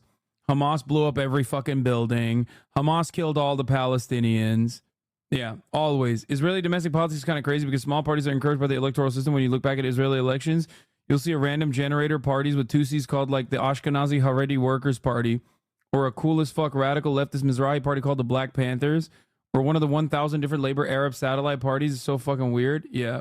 Why didn't you bring this up on Piers Morgan, Haas? I did, dumb fuck. I did. I actually did bring it up on Piers Morgan. I said, as we're having this silly fucking back and forth about how unproductive this conversation is and how passionate we're getting on this conversation, they're unearthing hundreds of bodies all around Gaza in mass graves around the hospitals that Israel laid siege to. Also, Hamas can't actually fucking put together a mass grave. You want to know why? Because in order to build a mass grave under constant bombing, you would have to be the only group that is not going to get bombed, which is Israeli bulldozers. Yeah, by the way, verbatim, what I just repeated to you, I said on that interview. How the fuck did Hamas get a bulldozer and open up the fucking mass graves while Israel was bombing? They would have had to do it under constant bombing by Israel. You understand that, right? The only reason why they're able to do this right now is that there's a moment of respite. The final act of a grieving mother is to bury her son next to his father and her husband, with the two men of Karima's family now side by side in death. But I think one has to... The cries of anger turn to prayer and... What is this? Would you shut the fuck up? God damn, you pretentious British fucking moron! I have never heard of you. Shut the fuck. I think one has to account equally for the Israeli... Would you shut the fuck up? Yeah. Let's go. Let's go. It's becoming a cultural force. I fucking love that. Me, when I hear any British person talk about anything other than beans, Hasan is not a good person.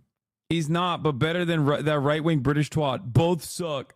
Also, how could Hamas slip past the Israeli surveillance system? Israel has to show pictures of Hamas doing this. Yeah.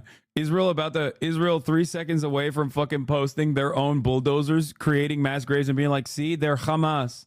We have found out the bulldozers digging the mass graves were actually not the IDF, but Hamas. It does suck that me calling the other Israel defender lady, who was objectively worse than the twink, what did I say? Like a cretinous little monster, is not going as viral as the other dude. Or called her a little fucking disgusting little monster and a demon, because she is. Tears of overwhelming grief. Alistair Bunkle, Sky News, in Jerusalem. Dude, this is awesome. This person says it's been debunked. It's been debunked. What has been debunked? We just want to give him a dignified burial. Overwhelming mass grave containing over 300 bodies has been uncovered at Nasser Hospital in Khan Yunis in Gaza. This has been debunked. Palestinians are digging up their own makeshift and calling it a mass grave for the cameras. That's great, man. Yeah, no, totally. It's been debunked. Who debunked it? I did, in my mind. The UN's human rights chief says he's horrified by the destruction of two of Gaza's main hospitals amid reports of mass graves being found. Oh, the other good line was, do you speak fucking English? I was like, do you speak fucking English? I'm saying dissolve the apartheid regime. Yeah, another instance where, you know, the UN is being Hamas. At the sites.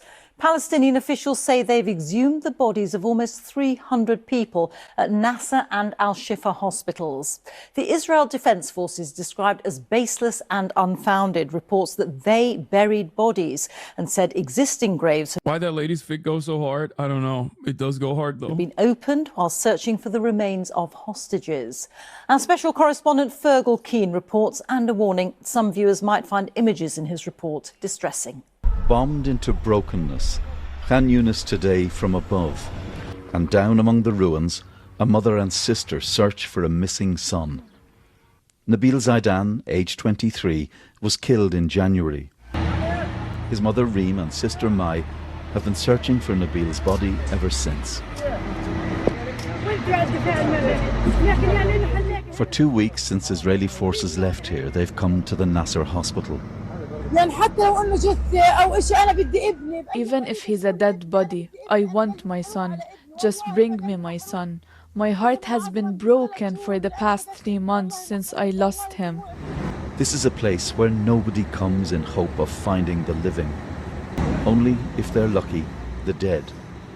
And an end to searching whose trauma is difficult to comprehend. I saw bodies that had signs of torture. They were executed. Some had their hands and legs tied together and were executed. How long will this continue? The graves are now at the centre of conflicting claims between Hamas and local aid workers on one side and the Israel Defense Forces on the other. Hamas claims some of the dead were executed. The Israelis describe these allegations as baseless, saying they'd opened existing graves to check for dead Israeli hostages. The examination was... It's always so fucking funny that, like, Israel's defenses is literally identical for every issue. No, we didn't do it. It was Hamas. Oh, you're saying that we did it and you have conclusive evidence that we do it? Well, then we did it for good reason, which was, again, to check for Hamas and to check for the hostages. It's like, okay, which is it then? Did you do it or did you not do it? Like, what do you mean?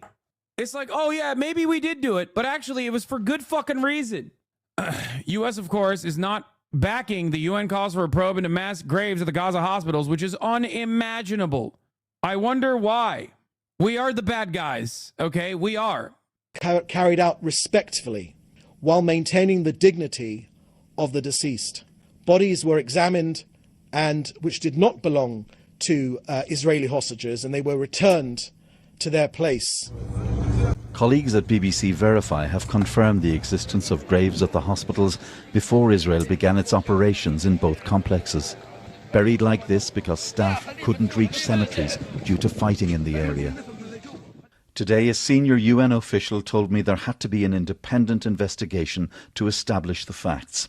What we cannot allow in this current situation, where we have seen in Gaza numerous grave human rights violations, many of them potentially war crimes, and where we have raised alarm of potential atrocity crimes, that this becomes another blip. The intensity of violations have been massive. It is early afternoon at Al Nasser Hospital and Reem has been directed to this section of the graveyard. Nabil might be here. Those aren't mass graves, though. Brother looks directly at mass graves and goes, that's not a mass grave. Listen, I'm a mass grave understander. You feel me? When you dump people into the ground without, without the proper protocols of creating a graveyard, that's actually not mass grave stuff. If you are trying to do a top of the hour ad break, Jabay, right now, I'm going to cook you. I'm going to put you in a fucking, never mind. I'm going to put you in a nice little car that you can drive off into the sunset with. Okay? That's right. At the top of the hour, there's a 3-minute ad break. If you no longer want to see those ads, all you need to do is subscribe for $5 or for free with a Twitch Prime by connecting your Amazon Prime account to your Twitch account. Here's the thing, okay? Let's say the Palestinians dug up like the best possible graves that they could while being literally directly under fire by Israel. Who fucking killed them? How did they die? What are we talking about here? It's just insult to injury, the mass grave side of the things. Here. I swear it's him. It's his jacket. My son. Bro, you can't even say vaccine injury because Israel literally did not give Palestinians COVID vaccines. Like, that was another major point of contention, which I used to bring up all the time when talking to fucking dumbass anti-vaxxers. They'd be like, vaccines are a Jewish conspiracy. I'd be like, really? If it's a Jewish conspiracy, why the fuck are Israelis all getting vaccinated and they're not giving it to the Palestinians then? If you remember, that was a point that I used to make. Of course, all of that predates October 7, but, you know. I found him, she says. My life, my heart, my son. To rejoice that your dead child has been lifted from an anonymous grave. That is a measure of the agony engulfing Gaza. Fergal Keane, BBC News, Jerusalem.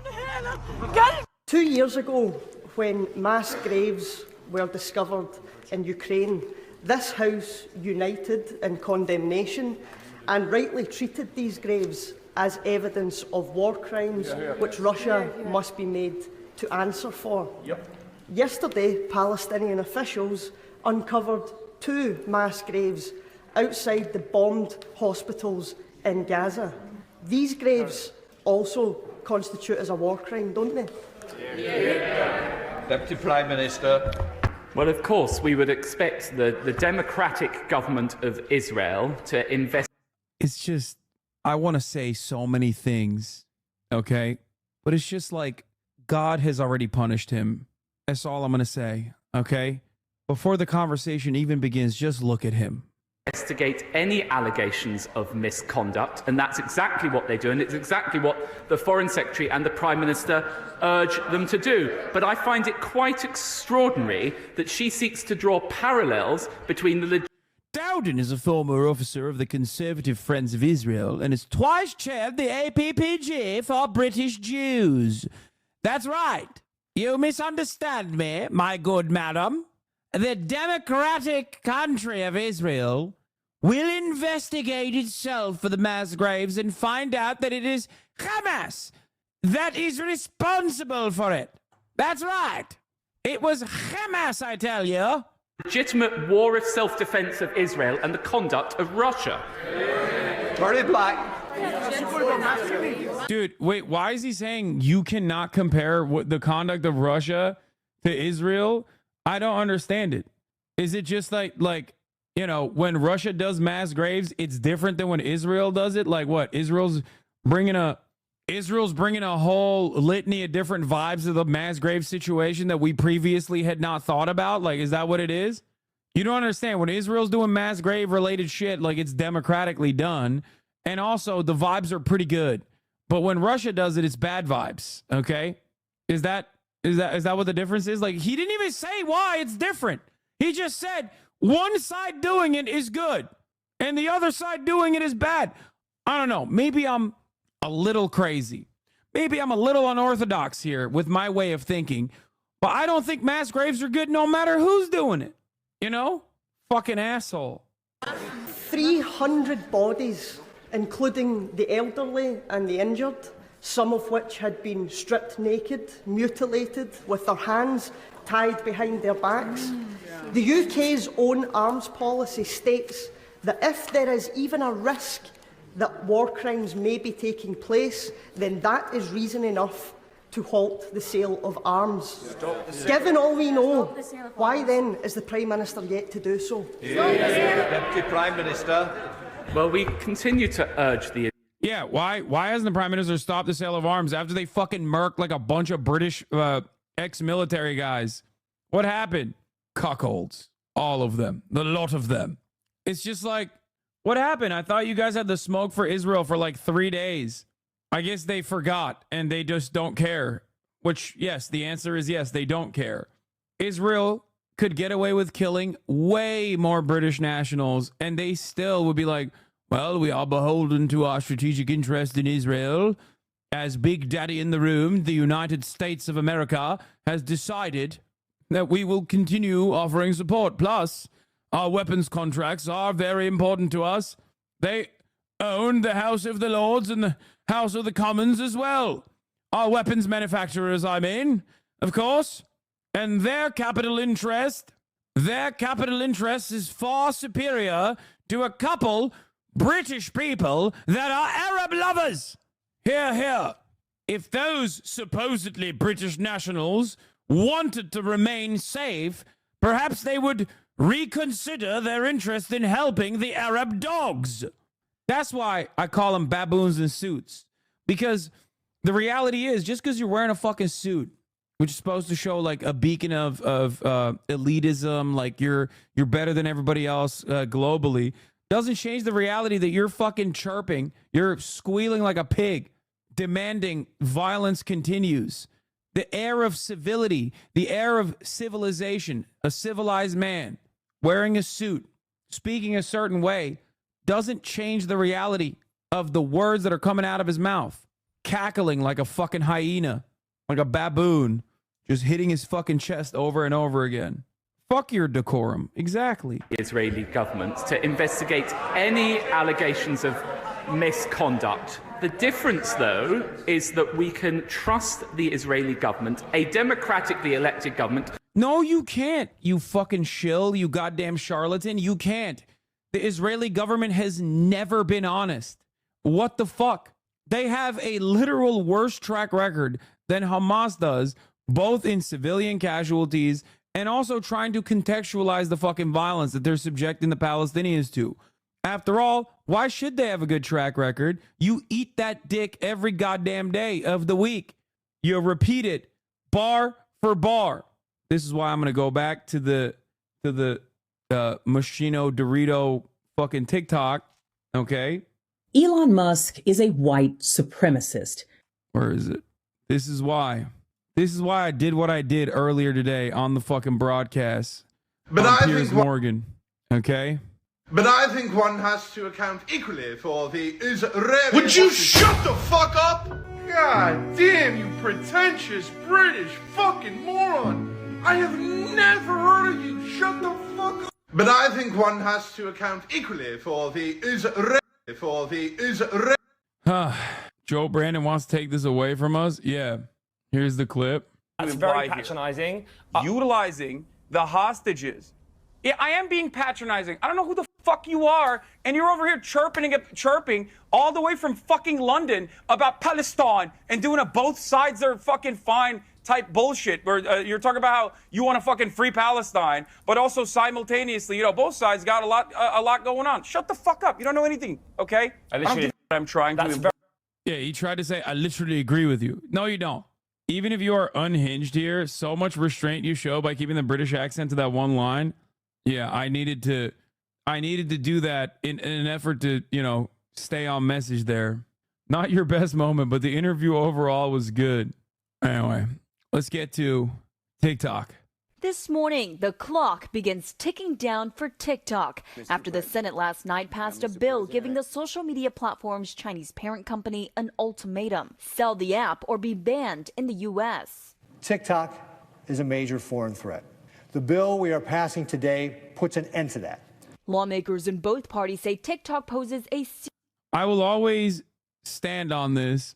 There is no greater threat to America as a whole, as a nation, as an idea even, than the American Congress, okay? Specifically the Republicans, but certainly the Democrats a close second. The number one enemy of American citizens is not some dude who herds goats in a fucking mountain, okay, in Afghanistan. It is not the Palestinian that wants emancipation and will take matters into his own hands when enough is enough. It is American congressmen and American congresswomen, okay? That's it. There is no greater threat to American emancipation, American freedom, American prosperity than the United States institutions, whether it be the House of Representatives, whether it be the Senate, or whether it be the Supreme Court or the White House. That's it. And this is yet another obvious demonstration of that reality.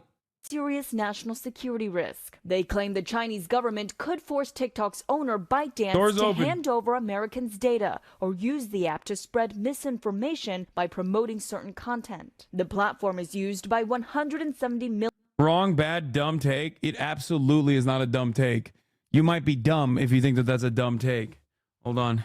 Kaya, freshly groomed, is in the building. Some of whom make a living off the app. I'm happier than I have ever been. And it is because this app has opened the door for me to figure out how I can make a difference in the world. TikTok denies sharing data with China's government and says it stores data in the U.S. But Senator Mark Warner says critics of the potential ban haven't seen all the evidence about the damage the app could do. At the end of the day, they've not seen what Congress has seen. They've not been in the classified briefings that Congress has held, which have delved into more deeply some of the threat posed by foreign control of TikTok. President Biden is expected to sign the bill today. At that point, ByteDance will have 9 months to sell the platform. If they can't or won't sell, TikTok would not disappear from phones. Americans would simply be unable to update or download the app. But ByteDance is vowing to fight the ban in court, calling it a clear violation of the First Amendment. The bill passed last night also includes $60 billion in aid for Ukraine's war against Russia. Ukraine has suffered months of setbacks on the battlefield due to ammo and air defenses running low. Also in the bill, $26 billion to support Israel, along with humanitarian aid for Gaza, where Israel's war against Hamas continues and could soon escalate in the city of Rafah. The UN is now calling for an investigation into mass graves uncovered at 2 hospitals in Gaza, both previously raided by Israeli troops. Israel says the bodies were buried before the hospital raids. Senate Republican leader Mitch McConnell praised the foreign aid package, saying Republicans have now turned the corner on the isolationist movement.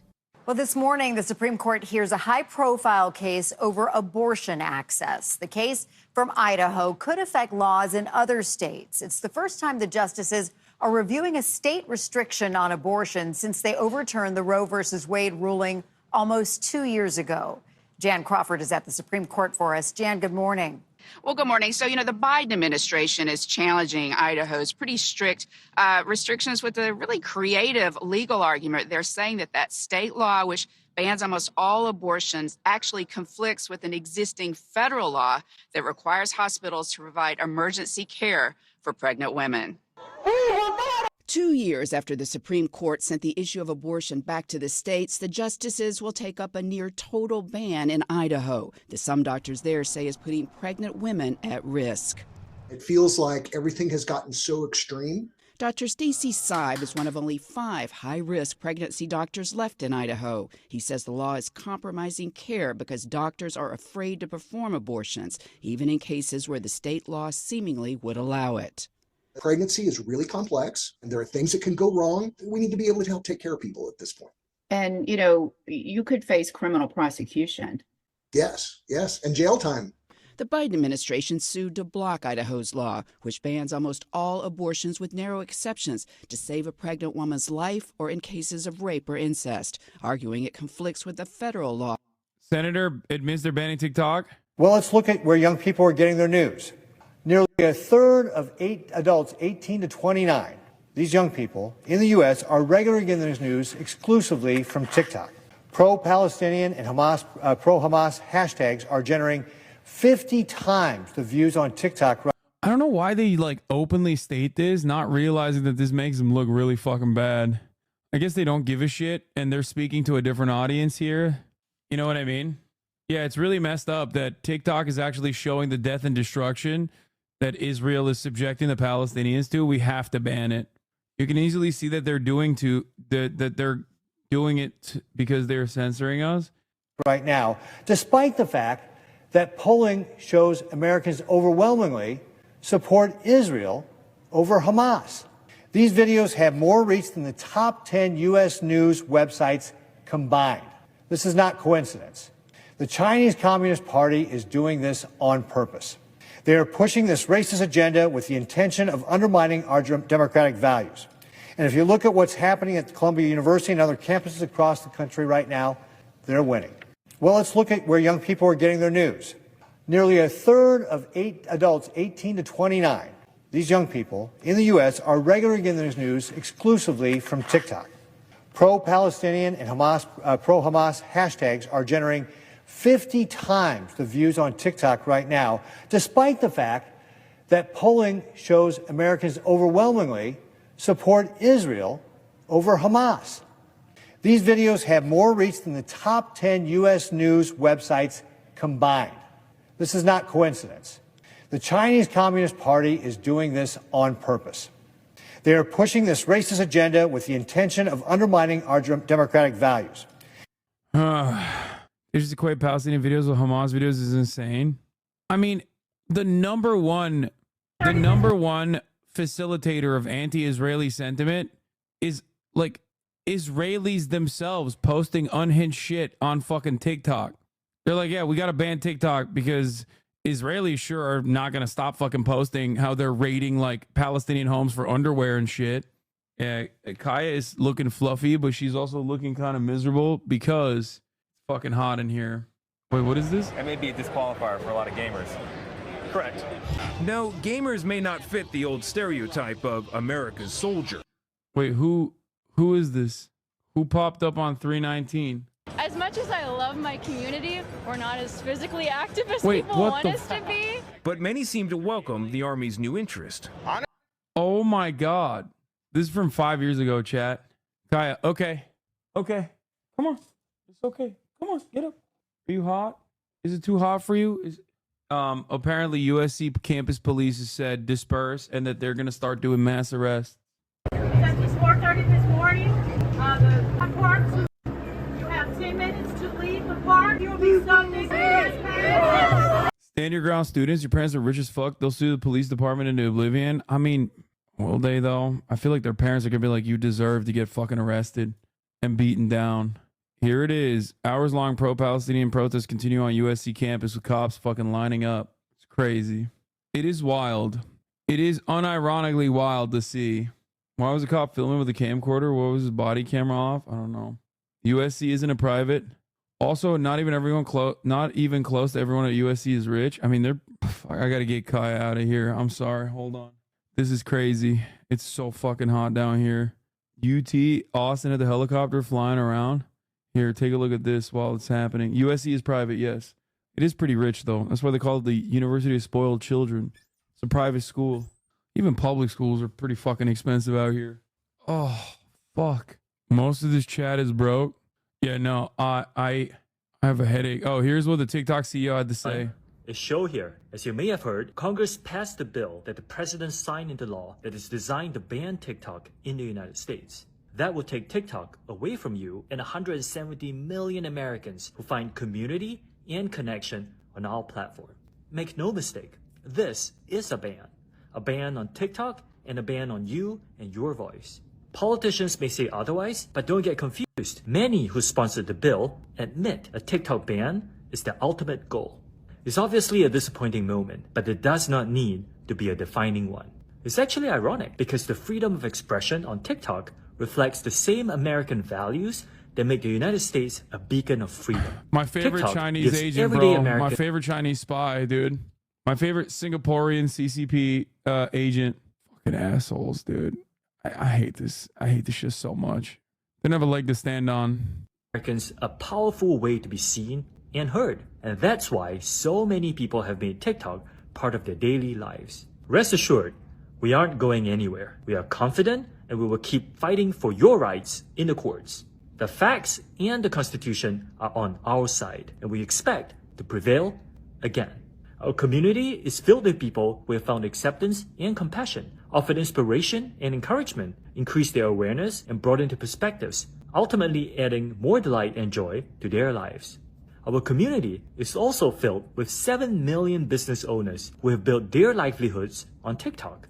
While we make our case in court, you'll still be able to enjoy TikTok like you always have. In fact, if you have a story about how TikTok impacts your life, we'll love for you to share it to showcase exactly what we're fighting for.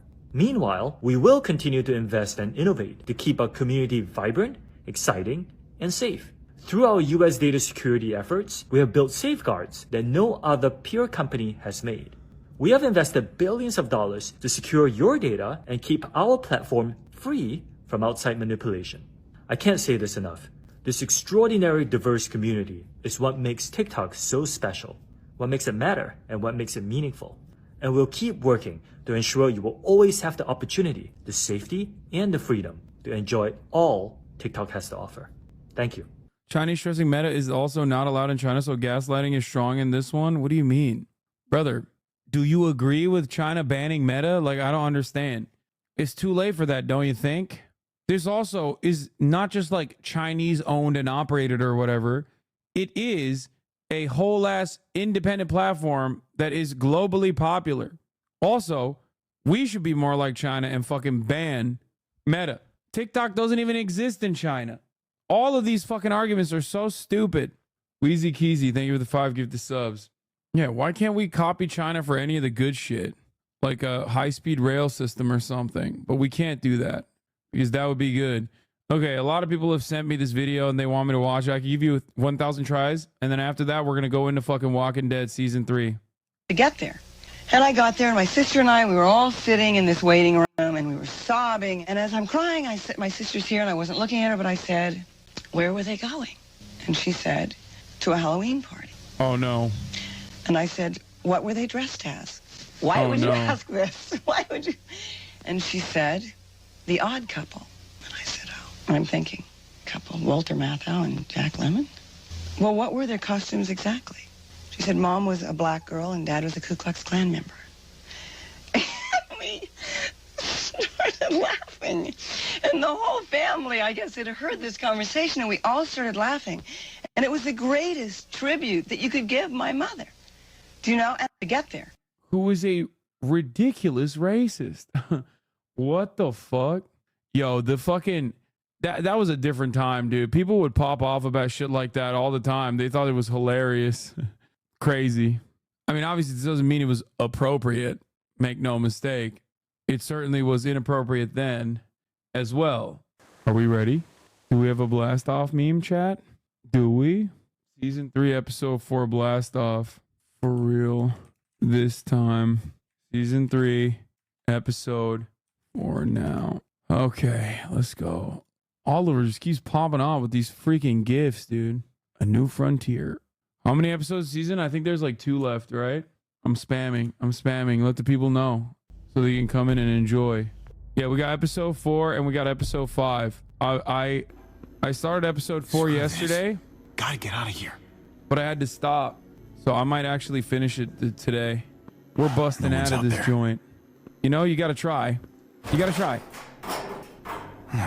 Locked. Not getting out through here. Been useful here. Could squeeze through there. How? Why does he say I can squeeze through there? Because I don't think I can. I'm not gonna get up there from this bench. For those of you who are wondering what happened yesterday, nothing like crazy happened. It's just that I got arrested with my brother, and then they took my brother upstairs, like Joan or Joanne, whatever her name is. She took my big bro upstairs, and that's it. And now I'm just like stuck in here trying to fucking find a way to get the hell out of here. Yeah, and I had a flashback where he was a fucking asshole to me as I was throwing up big doinks, just hitting absolute heaters, you know what I mean? There ain't no way he gets through that, bro. Why does he think he can get through, squeeze through that? Oh, it's that easy to break? God damn, this man is so... Wait, what the fuck? Why can't I break it? Oh, it's not letting me. Javi! Kate!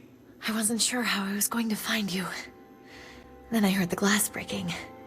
You're alive. For now. Let's you go. escaped the guards. Barely. We gotta get you out of here. Take this. Help me pry these bars off. Shit. Give it a push from your side. No, I will.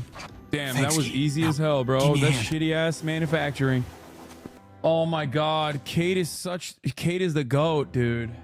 No, Murad and I didn't get arrested in the real world. I'm saying Javi and David got arrested in the game, in the video game that we are playing. It's a herd. They've got this place surrounded. Come on. This way. Sexo run still intact, by the way. Just pointing that out. Where are you taking me? Eleanor found a place. Gabe's there with the others. We've been hiding out there. For as long as we can, anyway. Is Gabe all right? He'd rather be charging in to save David right now. But I convinced him to be cautious. We should probably keep moving. Where are the patrols? Oh, they're around. I had some close calls on my way to find you. Almost got caught, but I got lucky. You must be feeling better if you're sneaking around like this. I'm not, really. But I'll get my rest when we're safe. She's just horny, bro. That's what it is. It's the horn dog in her that caused her to do things unthinkable. I saw them take David from the quarantine building. Yeah. How's he doing? I can't be his wife anymore. But he doesn't deserve to be locked away. I didn't tell him anything about how you feel. He's going to figure it out eventually. Maybe. But he's busy with more important things right now. Hold up. Must have been the wind. I think it's clear. Let's move. Okay, lead the way. Yeah, this is my brother's wife, bro. What do you mean? Sometimes you gotta do the Christian thing and pipe it up. They're gonna be looking for you soon. It's only a matter of time before they find the room empty. I won't let them catch us. Because I'm coming for them first. That doesn't sound like the smartest thing I've ever heard, Javi. That's what Hunter Biden did. Hunter Biden literally fucked his dead brother's wife. That is in the Bible too, to be fair. So you got to keep it in the family. Chat doesn't know that this is real, both in the Bible and also with Hunter Biden. There's a lot of activity all of a sudden. I don't like this. Come on, let's get inside. Has anyone told Hasan using blind this way is ableist? No, no one is trying to fucking bait me like you, okay?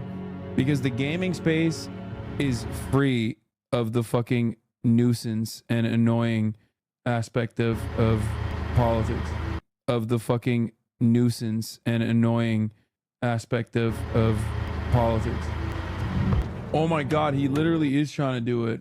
I'm just saying it's problematic. Shut the fuck up, dude. Literally shut the fuck up. I thought they were being fucking, I thought they were like trying to joke and trying to meme. 48-month subscriber, literally. Bro, how did you read it? How'd you read blind in the title? Shut up. Here's a screen reader. Chad, I'm not trying to bait. Does he mean blind like he doesn't know the lore? No, I mean blind like I can't see with my own two eyes. Oh my lord. Shut up, chatters. Politics viewers don't even know what a blind playthrough is. We used to be a community. I know.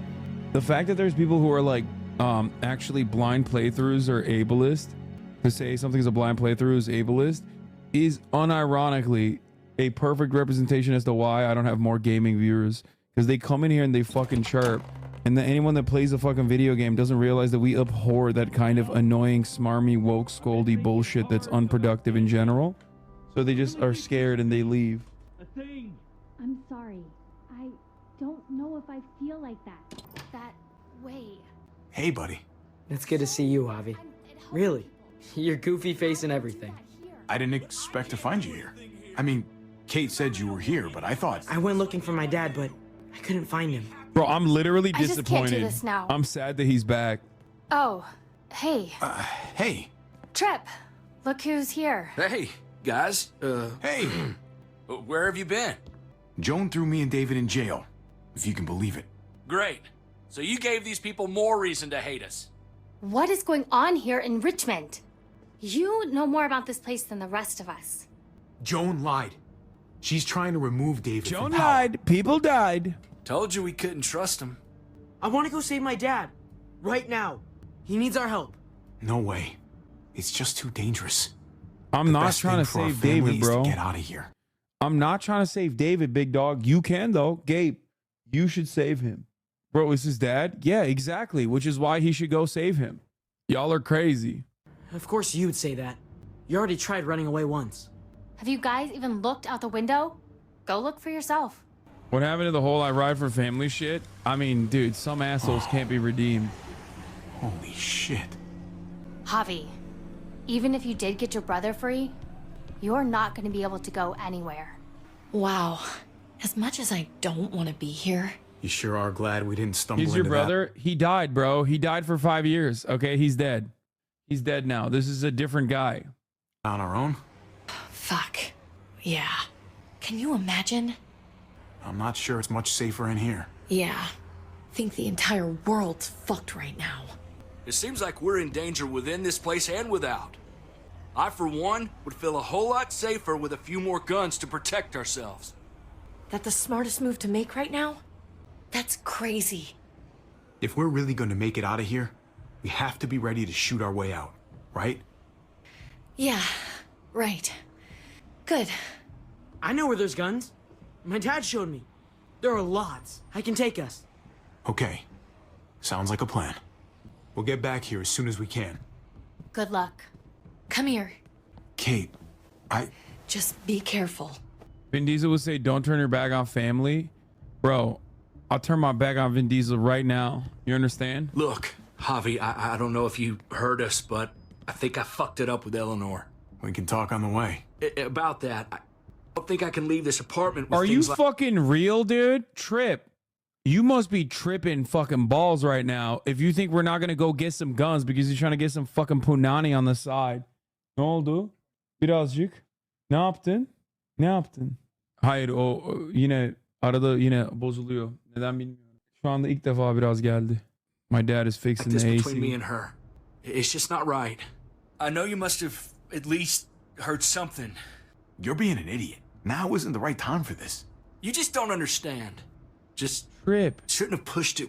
Bro, I'm literally Mr. Sexo Run, and I'm telling you, bro, I promise you get some fucking... I'll promise you, dude. I will put in a goddamn good word. What the fuck is going on? You're like a fucking 14-year-old horny teenager. How did this happen? He literally is so resilient, so strong in every other circumstance, and now he's just like, I'm lusting, big dog. I gotta fucking fix it. With her like I did. Wasn't fair. Just Too left the much UT going on Austin already, protest. right? Javi, come on. Glad he didn't get arrested, Give us a chatter. minute, pal. So you can fucking watch me play The Walking Dead, Season 3, Episode 4. I'm sorry, buddy. I don't know what to do. With all that's going on here, everybody's feeling overwhelmed. Try to wait for the right time. Maybe she'll come around. Uh-huh. Right. Okay.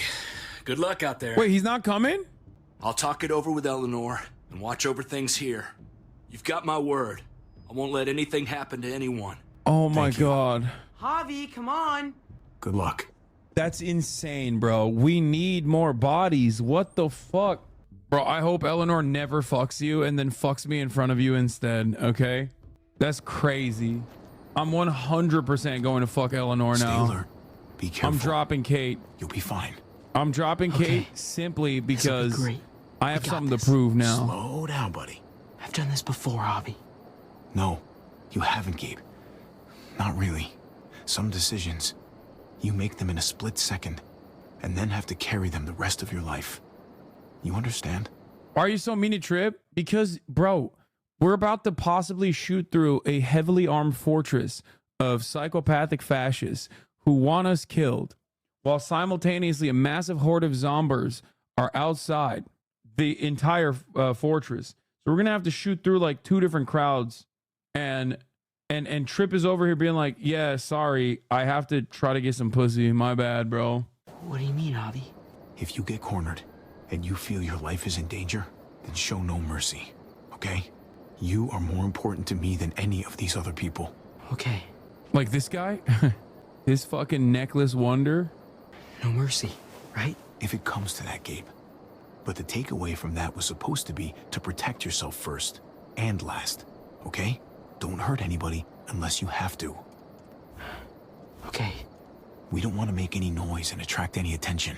Hey, I can go talk to him while you sneak inside. I'll distract him. You won't do anything to me. It's a good idea, Gabe. I can do this. Hey! Oh, hey. I saw something. Show me. Wow. Good dialogue. Show me. Easy clap, boys. Already more useful than Ben? Yeah, I know. Gabe is way more competent than Ben. Oh, I'm willing to bet that you can't leave without that thing beeping. I bet that's David. Oh. Told you it would work. Good work, buddy. Wait, did he kill him? What did he do? Gabe killed him, dude. Ruthlessly. Without even a weapon. He just used his bare hands, fucking clawed his eyeballs out and shit. It's down here. The guns Gabe, are through you that fucking door. legend. Locked. Time to look for a key either. No, you can't break it. That's gonna be so much noise. Have to do this the hard way. Oh, that's crazy. That shit is echoing, dude. Oh my god. That's echoing through the entire halls.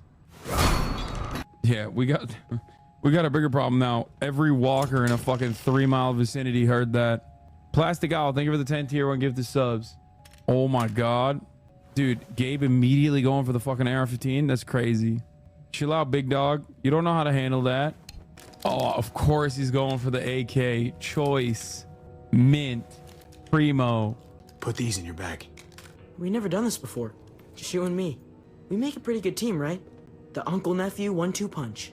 Yes. Yes. Dude, Gabe is an uncle-nephew dynamic enjoyer, and I respect that. Okay, Gabe is back on my good side. He's back on my good graces. As you guys know, I am a defender of uncles across the board. And I really respect Gabe for also being a part of the uncle-nephew team. That's perfect. It's not over yet. We need to keep our heads in the game. See, I didn't give him too much of a congratulation. You know what I mean? It's like... Drop it. What the hell are you doing here? What are you doing with all that? Trying to help. I know you're pissed at me, but I want to do the right thing. For your brother. Bro, notice how fast I lied, by the way. I didn't even wait. That was a 1 frame. Immediately. Yeah, I'm trying to help David. Actually, he told me I should break in and get the guns. I hope Gabe doesn't cook me here. For him, for the rest of my family, for everyone. Yeah. It was a shit thing to do, fucking off on me like that. I know. Why didn't you meet me at the stronghold? We had a plan. My brother is in over his head and the water is rising. He needs our help. You're damn straight he does. But why should I trust you now? As far as I can tell, you're nothing but trouble. Because what Joan is doing is wrong. I guess I can't really say no to that. Damn, owned. Owned in the marketplace of And it ideas. looks like you could use all the help you can get. Awesome. I gotta grab something else real quick. Meet me by the front in 5. Okay. Speed check, baby. As a critical role. Yeah, he didn't hear the door. Freeze! Get away from me! Bro, I got no smoke, dude. Oh, he fucking stabbed my ass. God damn it. Take the knife out. Stab him in the gut. Javi, you're bleeding. Are you okay? Oh my God. Not dead yet. I'm so sorry. Jeez, I can't leave you guys alone for 2 minutes, can I? He's still alive? Yeah, just passed out. Starting to think siding with you might have not been the best idea. Toss Sleeping Beauty in the closet so nobody sees him. What do you mean? I just cooked one of your guys. That's crazy. We have to kill him. It's really bleeding. You're gonna need that taken care of. Thanks. Shit. No, it's okay. Lingard and David are close friends. We can count on him to help you. Medical facilities right nearby. It'll be quiet this time of night, too. Okay, but let's be quick. I need to kill this man, and I'm just leaving him. He's gonna fucking be a problem later. Bro, pick up the knife at least. What's wrong with you? Oh my God, no survivability out here. No instincts. Can they really hit targets over a mile away? Not these, but some models. Javi, it's probably best if Lingard doesn't see these guns. He and David might be tight, but he's still part of Richmond's leadership council. I'll keep watch with Ava. Okay. Do any of them have laser sights? Damn. Clem? Shit, Javi, what happened to you? Ran into... Okay, she's insane, bro. There ain't no way Clem just fucking strapped a former heroin addict directly back on that heroin. That's crazy to me. Clementine sometimes is maybe a little too aggro, okay? That is really ruthless. Don't say fucking Giga Chad, bro. That dude was like amicable. A little trouble. Wow, that looks like it must have hurt. I just need to get it cleaned up. You surprised me. Yeah, let's ask the doctor if he can fucking skip the 3-minute ad break. Just kidding. You don't need a doctor for that. All you need to do is subscribe for $5 or for free with Twitch Prime by connecting your Amazon Prime account to your Twitch account, where you get 1 free Prime subscription a month. Use it on your favorite broadcaster. Hopefully that's me. So killing people is okay, but letting them use drugs isn't? Bro, there's a difference between... Okay. I'm not even going to give you a response for that. Response. She's out here fucking behaving like the Sackler family, and you're like, what the fuck? Thought you were someone else. Who were you expecting? I know this wouldn't exactly look innocent to Joan or David. Is it innocent? Yes, I guess. I think so. Anyway, I can't leave Richmond with that herd out there. Something tells me Lingard doesn't care what you're doing. He's been out of it since I got here. He's alive. Poor dumb bastard. That's gonna need more than just cleaning, Javi. I can stitch that for you. I can't promise it'll look great once it heals. All right, go for it. We know she's done it before. But if I lose my arm, that's on you. Ha ha, you'll be fine. I've dealt with worse. Huh. Let me see if I can find a needle and thread for that. Clem, are you okay? I'm fine. Wait, what? What's wrong with her? I started bleeding. I know, it's a thing. No. I've traveled with women before, and they all had it. No, she got her first period. No. What is it? I feel like that. I mean, like, why is it? I feel like that's like Zomber. Zombers probably get attracted to that, right? I suspect. You're bleeding. It's gonna make it harder for her to escape. I just don't understand. It means you're growing up, blossoming into your, Hasan, stop. womanhood. Your body is developing, and then things change, but it'll be okay. Okay. I can... Isn't she a bit old for that being her first? Bro, it's the zombie apocalypse, okay? Maybe it stunted her, like, period time frame or some shit. Take you back to Kate. She can help you with, Javi, worry about yourself right now. We need to find a needle and thread to stitch you up first. Oh, right. Wait, what? They aren't... Wake up! Talk to me! They aren't sharks? What do you mean? Zombies literally fucking... Wow, that guy is really out of it. Zombies literally smell blood, bro. Chill. It's like 100%. Wake up! Talk to me! Dr. Lingard?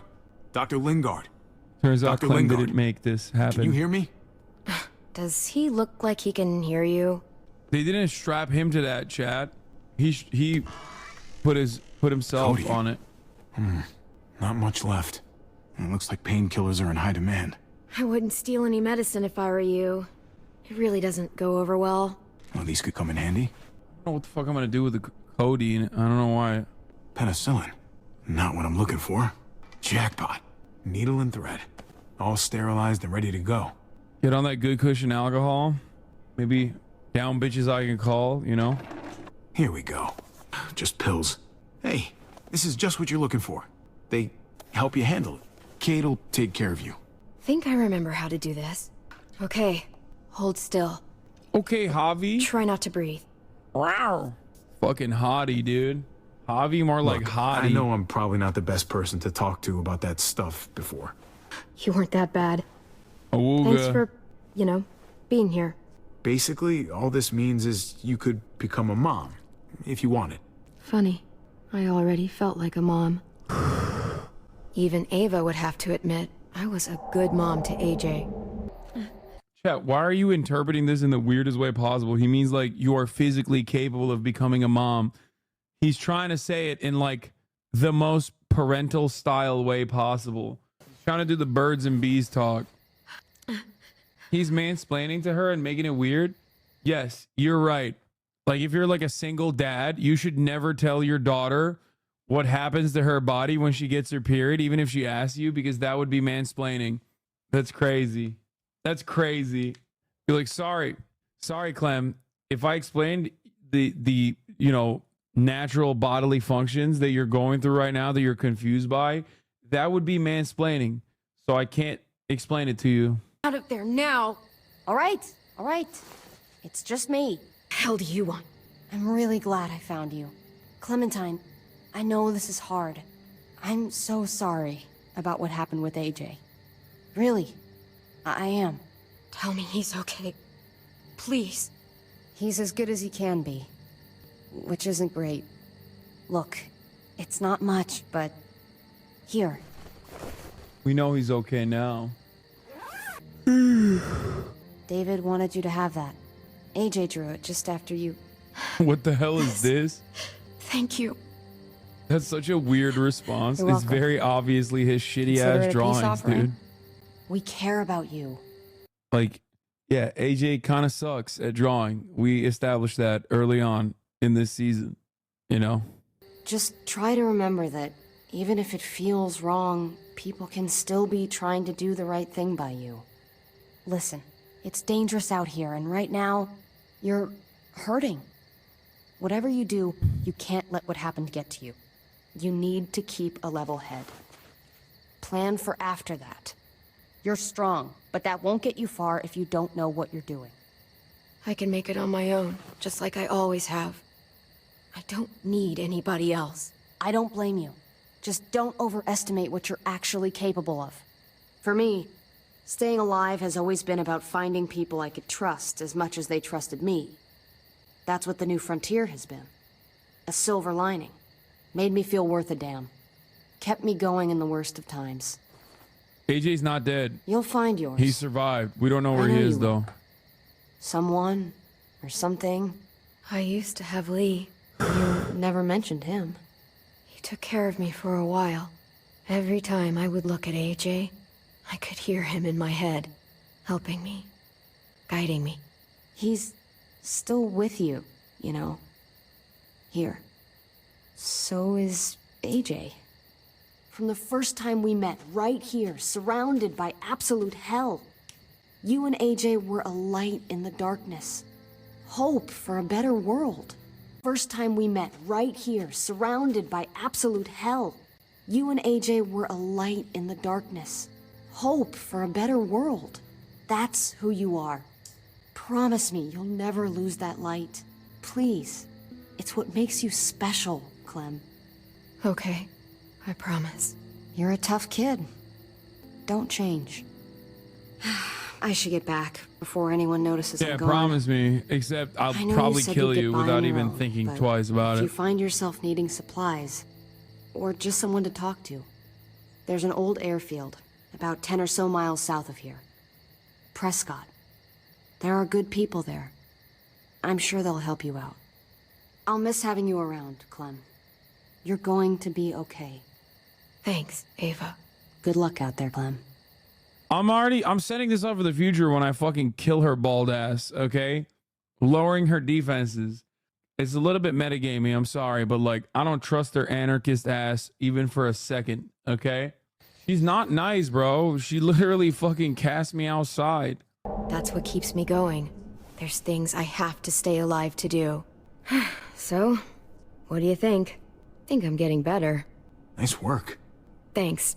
Just glad I could help. You coming? I still have to ask Lingard about AJ. Hello, Clementine. Javier.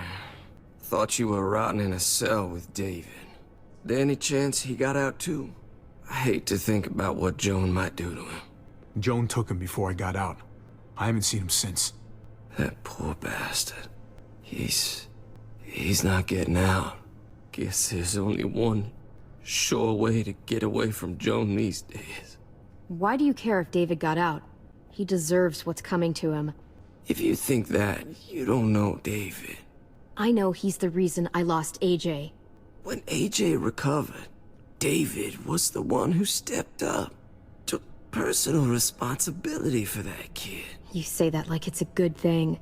I really doubt he was a positive influence. David's the reason the kid's better off now than he's ever been. You can be as mad as you want about how things panned out. That's not fair. David can be a good father. Maybe to his own kids. That doesn't mean I trust him with AJ. You should. David Garcia is a good man. Why would you say that? I mean, it's true. He's a bad guy overall, but he was definitely... I'm being fair. What do you mean pay attention? No, he's a bad dude, but he was a good dad to Gabe and Mariana. He was. He was a piece of shit and definitely a domestic abuser. David wanted to leave his kids for the armory. Okay, that's fair. People are 100% bad most of the time. Yeah, I'm sure he'd agree with you. Sorry if I don't. I stand by what I said. If David's taken such good care of him, why did he tell me to ask you where AJ is? That's what this is about then. You want to know where the boy is? That's crazy. My man's like, let me rip another one. I just want to die. I want you to inject this into me. Hang in there. Don't give up. Tomorrow's another day. I can't. Yeah, good line, dude. You really walked him off that ledge, dude. Hey, hang in there, champ. He's like, please kill me. I want to fucking die with one final moment of euphoria. No. Smile. When your brother found me, he got me to care about everything I'd given up on. My life, other people, even this goddamn place. Without him around, I don't want to care anymore. Damn, this dude wants to fuck David. Just tell me where he is! Then you won't have any reason to do it. I'm not doing it. Javi, I have to know. I've been looking for too long. I can't lose him now. Do it? No. Damn, Chow wants me to do it. Okay, poll it. Poll it while I go pee. Poll it. Poll it while I go pee pee. Okay, let's see what the poll is saying. No's are at 67%. Bunch of goddamn wokes up in here saying no to voluntary active euthanasia. Not when I'm this close. I bet Clem's gonna do it anyway. I said no. I'm sorry, Clem, we can't do this. No, I have to. If you won't, I will. Clem, stop. He's not in his right mind. You can't do this. 1 second. Put the fan up in here. Kaya, come stand in front of the fan. Let go of me. I'm taking the deal. We'll find AJ, just not this way. There is no other way. Where is... You can consider the deal. Oh. No! Javi, how could you? So I'm an anti-vaxxer. It's your funeral. I'm an anti-vaxxer. Especially now that Joan's rounding up all alleged traitors. You better hope she doesn't find you. Hang in there, buddy. Oh, hey. Hi, Clementine. Hit him with the hang in there, buddy. Yeah, right back at you. You all good? Yeah, we're all set. Let's roll. Good to see you. Yeah, he hit a suicidal man with the hang in there, buddy. Javi, you're back. And Clementine. He's like, oh, this is awkward. I wasn't trying to fuck. Just surprised to see you is all. Guys, I promise. Wasn't trying to fuck. Oh, yeah, I know who she is. She's got a hell of a punch. Nice to meet you. Good to see you, Ava. Stay the fuck away from her trip. You okay? Yeah, it looks worse than it is. You don't deserve Eleanor. Eleanor, come fix me. Kate's lying down in the other room for... Eleanor, let me take my shirt off. Take a look at my pecs. Take a look at my fucking 8-pack abs. Eleanor, I need help. Eleanor, save me. Save me, white girl. I think Eleanor is Asian, but Asian girl, save me. Save me. Asian girl. A bit. So you got the guns, huh? She's Asian. All right. One for you. Save me, Asian girl. You. I saved this one for you. No, I've already got one. Actually, it wouldn't hurt to have another. Thanks. What took you so long? We went to see Dr. Lingard. She feeling him. She feeling him. Uh-oh. I'm kind of surprised he was sober. It's gotta be a stressful job, looking after an entire community. The guy's clearly an addict. He was destroyed when we got there. It would be sad if it wasn't so reckless. It's pathetic is what it is. Why don't you go talk to Kate, okay? Okay. The sun will be rising in a few hours. Joan's people know we're holed up here, and they're gonna come looking for us. All of us. Ah, for fuck's sake. Clem said it's not a disease. Yeah, addiction is a moral wrong. He's just an immoral guy. Maybe it's not as bad as we think. Fucking figures. And there's no going anywhere with those things blocking our exit. They like me, that has to help somehow. Just because they like you doesn't mean they're gonna like the rest of us. We're sitting ducks up here. Hey, we can do this. Yeah. We've gotten out of tougher jams before, haven't we? Not really. No. Sure? No, we honestly haven't. Have we? When has this ever happened? But this is different. We can't just cut and run. Not with the herd out there. Like it or not, we're fucking stuck in Richmond. Now how the fuck are we gonna put the brakes on this thing? Joan and her people are going to be at the square, right? We need to bring the fight to them. We go after Joan, our problems are solved. That's crazy. Great.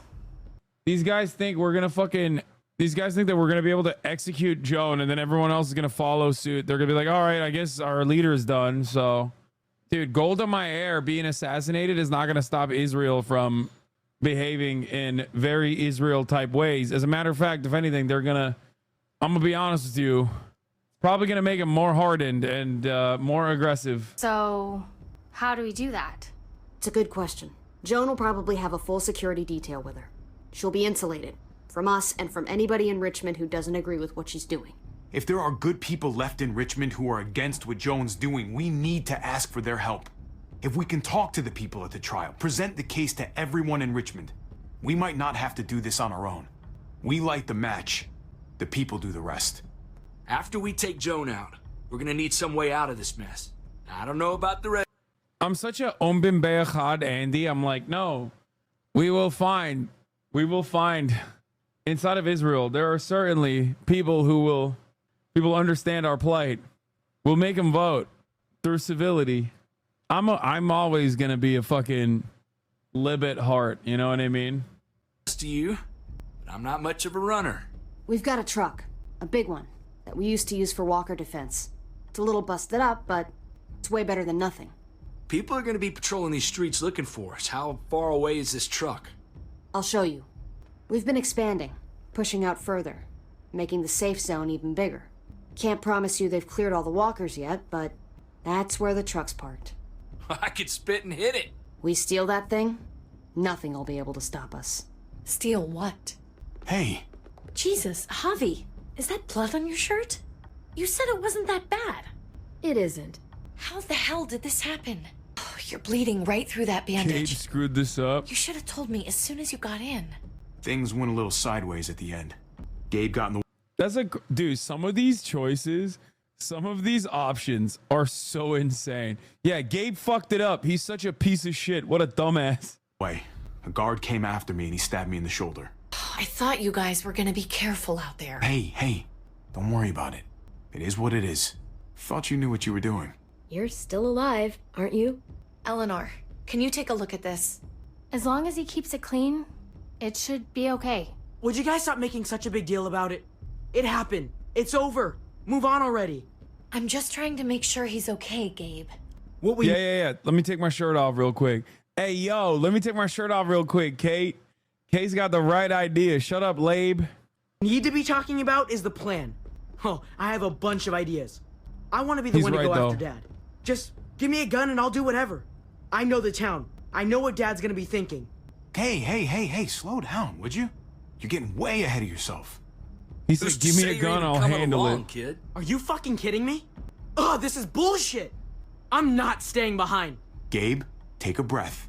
He's my dad. I'm going. It's going to be dangerous out there, and I don't want anyone else getting hurt. If we get to save Dad, then getting hurt is worth it. It's worth... Bro, why are you such a dick rider for your dad, dude? He sucks. He needs to calm the fuck down, bro. Your dad is a piece of shit, okay? Chill. That's an insane thing to say. Excuse me. Hey, yo, why are you dick riding your dad? It's true, though. He is. He's going nutty with it. Dying for. This is more important to me than anyone else. I've got a gun, and I know how to use it. You're out of control, Gabe. First the shit at the armory, now this? How am I supposed to trust you to do anything? How are any of us? Oh my God, I'm starting to talk to him like David, and he's responding positively to it. This is a child of abuse, okay? Just gotta smack Kate up a little bit, get him in the mood, you know what I mean? He's gonna be like, okay, I'm responsive now. Nobody here is gonna let you be a martyr, Gabe. Your life is precious. Life is precious? Then how come you shot Conrad, huh? Back in the tunnel, when he came after us. I saved your life too, in case you didn't remember that part. So what? You shot him. You killed him. What the fuck, Javi? Is she telling the truth? You murdered my friend? Dumbass Gabe. What the fuck did you do that for? He had a gun on them.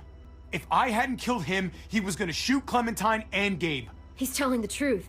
When Conrad found out that I used to run with New Frontier, he went crazy. He would have pulled the trigger, no question. I guess we'll never know, right? Because he's not here to tell his side of things. Yeah, bro. You want to know why? Because he's fucking dead. Because I killed him. Because he was trying to kill my fucking dumbass stepson. Even though he's not really my stepson. He's my nephew. Trip, let me tell you a little bit about the bond. The sacred bond between uncle and nephew. Let me tell you a little bit about uncle-nephew dynamics, okay? As much as Gabe sucks right now, and he certainly does suck, I'm gonna fucking defend him. That's how it goes. Sometimes the nephew defends the uncle, like when the uncle is going crazy about killing homeless people and shit, okay? And in other times, sometimes the uncle defends the nephew back, okay? I don't know what I'm talking about here. It's seemingly unrelated to the game all of a sudden. But Jank 2024, okay? Sometimes your uncle goes on a fucking hike with RFK Jr. and you're like, that's a little weird. But okay.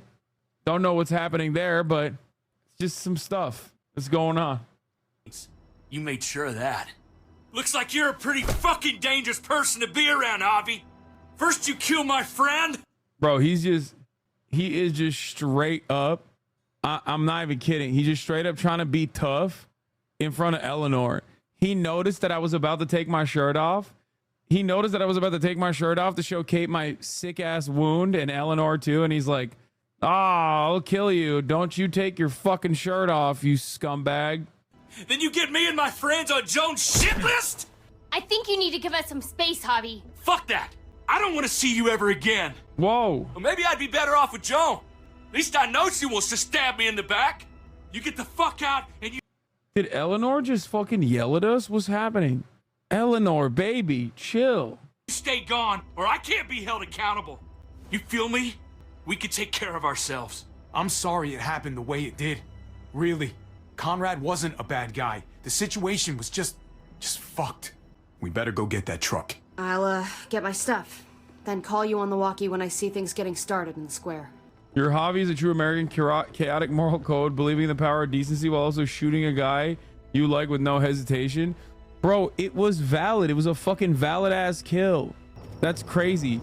Tripp saw a crumb of pussy and started acting so different, bro. Tripp literally was like, oh my God, I might be actually on this thing. I might be getting pussy again. On God, big dog. And literally turned around and started acting brand new, acting a fool, as a matter of fact. This town is so massive, it blows my mind how big it is.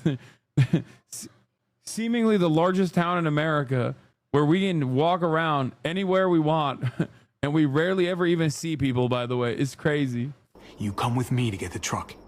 Gabe and Kate, you guys hang back here. Dude, everyone's talking a big fucking game until Eleanor starts saying Javi in bed. Okay, what the fuck do you think happened with David? It's the Javi curse, baby. Be ready for anything. I see what's going on. You're punishing me because I told everyone what you did, right? Screw that. I'm going to get the truck. You're so stupid. You stay behind and keep watch. Keeping watch is an important job, too. Not as important as getting that truck. Hey, Gabe. Come on. I need you to watch my back on this one. Yeah. Okay. Oh my God, bro. Why is everyone so fucking... Oh my God. Bro, everyone is so fucking sex motivated. I know I'm the last guy to be criticizing these fools, but it's just like typical man. Okay? Typical fucking man behavior. Typical man behavior. What the fuck? I can't believe, Gabe, you fucked up my sexo run, dude. There's no way. Even though this is an age-appropriate dynamic, I'm not letting you. I will fucking ground you. You are not going anywhere near Clem.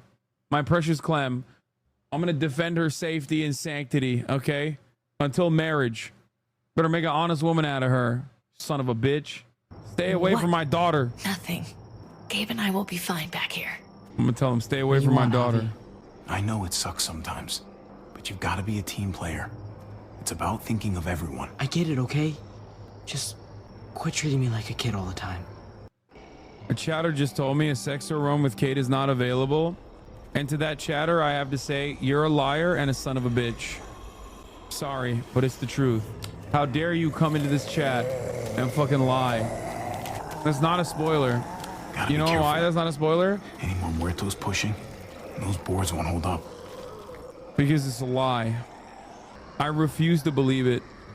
Because it's not real. This thing looks like it moves too slow for an escape. What's going on? Thanks. For what? Helping out with Gabe. He's having a rough time. We all are. I'm just doing what I can. Let's keep looking for that truck. You got it. Guess they'll be using that for construction once they've cleared this area. Hamas bulldozers. Kaya. Sturdy. Hi. But only room for one. Kaya. Kaya, what are you looking at? There it is. Let's go. Kaya, come here. Look how nice it is over here with the fan. You don't like it? What are the chances? I'd say about 50-50. Smart ass. They say how long it's going to take for them to finish up here? People keep getting pushed onto other projects. They're months behind. Hell yeah. Nereye? Hadi eyvallah. Early risers. Ne zaman gidiyorsunuz? Come on, we gotta hurry and finish before more people wake up. What are we gonna do? We can't start the engine. Not without attracting a lot of attention. Kate, you steer. The rest of us are gonna get behind the truck and push. Kaya does not fuck with the van. Or not the van, the fan. Kaya! Hello, my pretty lady. Look how nice it is with the fan here. Look at her floofy ass tail, chat. Yeah. Yeah. Fan here. Look at her floofy ass tail, chat. Yeah. Yeah. Floofy tail time. Oh, she likes it. She's beginning to like it. She's seeing the vision. She's seeing the vision with the fan. Fan on the butt. Fan on the butt. Hasan complains about cat people, then acts worse than cat people. Dude, come on. See if we can't get some D. Yo, chill. Can't get some distance between us and them. That's crazy. Ready? Ready. Chatters can't help but hate on the joys of fatherhood. Yeah, I agree. Bro, they're not noticing a big ass truck moving. How are we pushing this fucking truck, by the way? That's pretty crazy. That's crazy that we were able to push this truck like that. With like... Turns out you needed me after all, huh? Even in neutral, I feel like that's kind of hard, no? I know you didn't want me to come along. I'm glad you were here, okay? At least you can admit it. Yeah. Well, it turns out you're pretty useful when you actually follow directions. Bro, people saying it's in neutral is so funny. Have you guys ever pushed a car in neutral? That's just not that easy to push by yourself as an adult. This is a truck with 2 children. I guess one of them's Clem, so, you know, I guess she's brolic, but... I think those guys will be able to hear the engine all the way over here. I put it in neutral. Couldn't find an ignition key in there. Guess you'll have to hotwire it. Try not to shock yourself. Shit. I'll need something to strip the wires. They left all their supplies lying around. But there'll be some tools out there somewhere. Just try to hurry, okay? Can I grab both? Or is this... Oh my god, that's so scary. Almost there. Keep an eye out while I get it started, okay? I'll check on the guys in the office. That was a joke. I wasn't actually scared. I was... Clem and I will look out for walkers. I was acting like what one would do if they were, you know what I mean? I was acting out as though I was when I wasn't scared. Oh really? I'm gonna have to learn how to hotwire shit now? Which one do I fucking clip? Ignition wire, battery wire, starter wire? Plus minus time? Bro, I don't know how the fuck this shit works. Orange to purple to red? Wait, what? I'm taking starter. This starter. And then I'm gonna put it on the ignition wire. Or the battery wire. Let's see what the battery wire does. Gotta connect the battery to the ignition. Okay, I'm doing it all. Fuck it. Let there be light. Why do they give a shit about the light, bro? Zombies don't respond to light. They respond to fucking sound. They broke through so fucking fast. That's crazy. Oh, shit. Electrocuted. Don't get electrocuted. Hurry up. Now. Whisper yell. Kia boys, baby, back on top. The square is a couple of blocks away. This is a good place to wait. Wait, really? That's how Do we big have this enough is? gas? I'm not about to turn the engine off again. What now? We wait for Ava to call us on the walkie. So, nothing for us to do but sit and watch the sun come up. There is something else we can do. I know we've got something important to do. I'm teaching you to play euchre. That's not a real thing. It's a card game. Come on, it's fun. Bro, that's the sexo face. Yo, the sun's about to go down and she hits you with the sexo face. What do you do? What do you do, bro? You're like, yo, Gabe, get Clem out of here. Go teach her how to play cards outside somewhere else. You know what I mean? Sun's coming up, not going down. Sorry. Sun's about to come up. Who cares? It's nice to be driving around with a couple kids in the back seat again. Really takes you back, doesn't it? Just you and me and Gabe and Mari. You're right. This is nice. Like if I just close my eyes, we're right back where we were.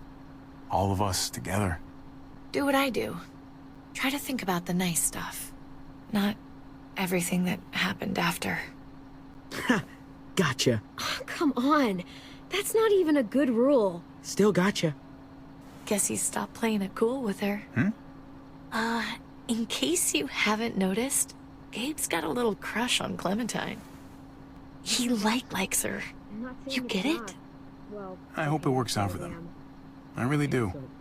They're good for each other. No, they're not. Think their first official date will be target practice? Then skinning and eating a wild animal. Young love. It's so normal, you know? Like, as crazy as things get. Why would you say that? Come on, man. It's probably good for Clem too. She needs a little bit of heartbreak. It's about growing up. Clem also needs to make mistakes. You can't protect your little girl forever, okay? She's gonna make decisions on her own. See, just like my daughter Kaya, currently fucking laying on the ground and not laying on the bed like a good girl. Teenage pregnancy. Okay, bro, you think I'm gonna teach her abstinence only sex ed? As terrible and tragic and just plain stupid. There's nothing more wonderfully ordinary as two kids falling for each other. Not that they're there yet, but to feel something that intensely for another person. Is it bad if I kinda envy them? Those early days, before you get up the courage to say exactly what's on your mind. You never get those back, do you? Well, we have it. No, you don't. We have it here, though. It's unfair. That's all I'm saying. That they're feeling what they're feeling right now, and when that sun gets a little higher, it's right back to the fight. I just wish he could have had a childhood, you know? I wish I could have given them that. Him and Mari, both. They deserved better than this. That's why we're doing this thing, right? So he can have a better life after everything's said and done? You're right. I know you're right. Don't be so defeatist. Javi, having you there with me, right by my side, all this time. Oh my God. That's what made the difference. You're so sure of what you're doing all this for. You didn't run away. You could have, but you didn't. I think that's just, who I am, you know? Yeah. Who I am now. That is who I am. I get it. For you. There's no graceful Para way to say usted, this, mi so amor. I'm just gonna say it. I know we've had moments, you and I, and they're always a little hot and a little confusing, and maybe some of them haven't meant anything at all. It's a sexo time. TikTok. It's 6 o'clock. Mi amor. But before whatever happens tomorrow happens, I need you to know, whatever this thing is between us, I want to give it a chance. Yes, And I know the fact that David is back in our lives now makes this whole thing a little more Sí, mi complicated. amor. But do you feel the same way? I'd really like to know. Should we poll it? Should we poll it for the first 100% poll result? Me amo el Riz. El Rizonino. Before things get crazy. Let's go for it. We gotta try, right? Oh my God, really? Really. So are we gonna... Oh, yes. Okay. Yeah. Shit. We're doing this. Turns out there's a little bit of love. You do in realize we're gonna have to have a weird conversation with David, right? It's the right way to play this. He already got the sense I was pulling away. That would be the stand-up thing to do in this situation. We're so stupid. David's gonna kill us at the end of this season when we're gonna save everybody and somehow magically give David the fucking keys to the castle and then be like, hey, by the way, we're peacing out. We love each other now. And he's gonna be like, okay, well, you're dead. Can I just say how lame doing the stand-up thing is, though? Oh, it's super lame. Execution over here. She's planning to hang David in front of the whole crowd. You've got to get over here now. Don't bring the truck. If they see it, they'll kill him right away. If you can just get into the square. Shit. We gotta get over there. Now. I mean, the problem's being solved right in front of our eyes. I feel like that's weird to... Modern problems require modern solutions, you know what I mean? I'm going to hang back here with the truck. Keep the walkie close by? We'll tell you as soon as we've got David. Good luck. Nothing else from Ava? Nope. And it sounds like a crowd out there. It sounded like Ava got cut off by something. Or somebody. Wish we had some idea of what we're heading into. Like, is the whole plan shot? Or did she just have a little setback? I hate not knowing. I'm getting a little worried about Ava. Something must have gone wrong. Something must have happened. We're not gonna know what went wrong until we actually do this thing. It's fine, I got a kiss bonus. I got a kiss boost. Let's do it already. You ready? We just have to remember, if we're going to do something risky... We've got to make sure we protected ourselves. Exactly. If we're gonna get Dad back, we can't fight fair. The voice acting is pretty good in this game. Everything is pretty good in this game. The writing is pretty good. There's some cheesy moments, but overall... The people of Richmond deserve to be safe. David Garcia has to be punished for what he's done. Yo, they're cold-blooded. We can't wait for the others, can we? For years now, Richmond has been governed by one simple principle. Strong council, strong community. But, bro, this is so Israel. The actions of one of the members of that council, our security expert, David Garcia, have put us all in danger. She's lying to all of you. I'm sorry to have to show you this. Truly, I am. But you all need to see. Just look what he's done. He murdered these men in cold blood. I saw him murder Lonnie with my own eyes. Some of the best men I ever knew. Wait, what the fuck? Did he murk Lonnie? Or did she pop him? Did he end up murking Lonnie in the church? I think she fucking popped his ass. Down in their prime. Is this who we want in charge? Someone this reckless, this cruel? Not if I have anything to do with it. Can't believe this is really happening.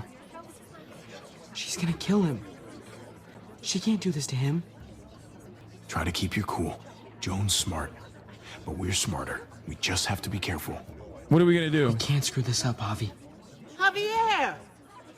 I'd heard you were planning to crash our little party. Why did you come on up here? Show your face to everyone. I'm sure these people would like to hear what you have to say. Happy to. Been waiting for this all day. Then I'll try not to disappoint you. Should I not be going up there? I feel like I'm getting in striking distance of Joan.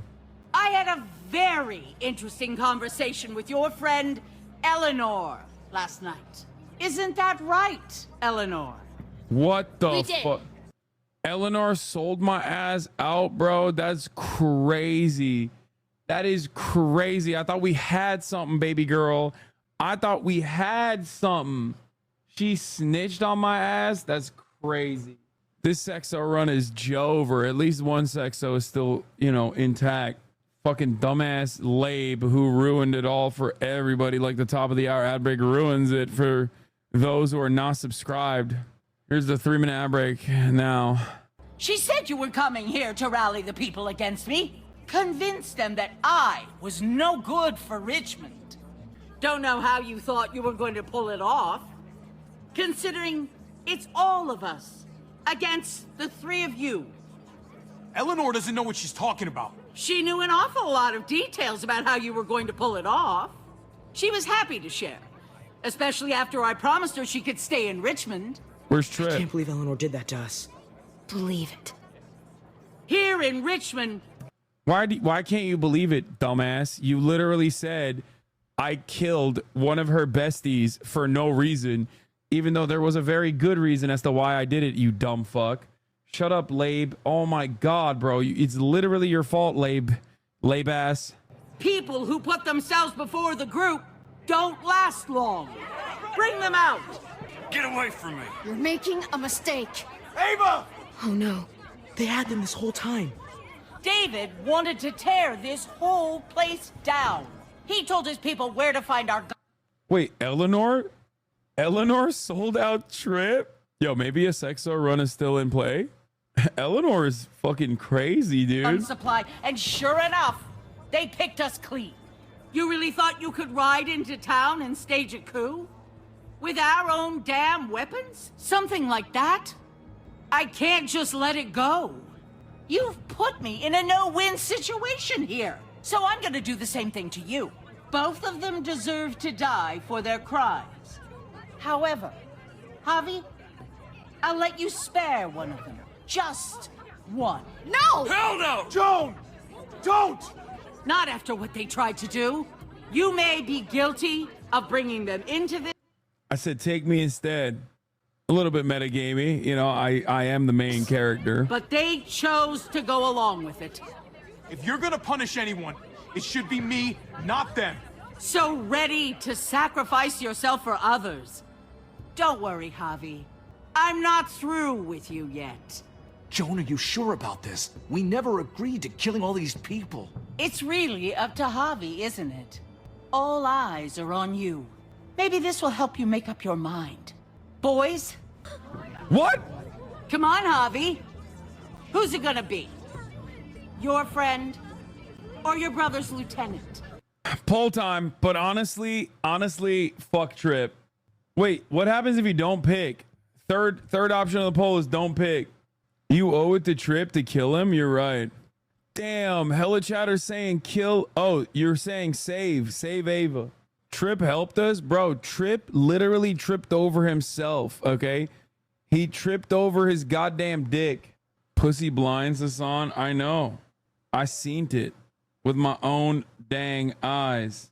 Trip's a white man too. He may procreate. How the fuck do we close this poll and then run a new one? You know what? Fuck it. Democracy thrives. I'm saving Ava. Or should we redo it? Oh, come on! It's just fucking stupid.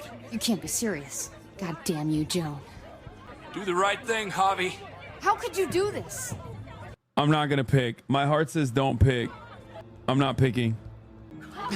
Wait, you die? That's crazy. That's what happens when you don't vote, chat. I wanted to show you a valuable lesson, okay? If you don't vote for one guy doing a genocide right now over the other guy who will also definitely continue the genocide later, you die. This is what they do in Australia. It's called compulsory voting. All right, well, doesn't matter. Time for season 4. No, I'm just kidding.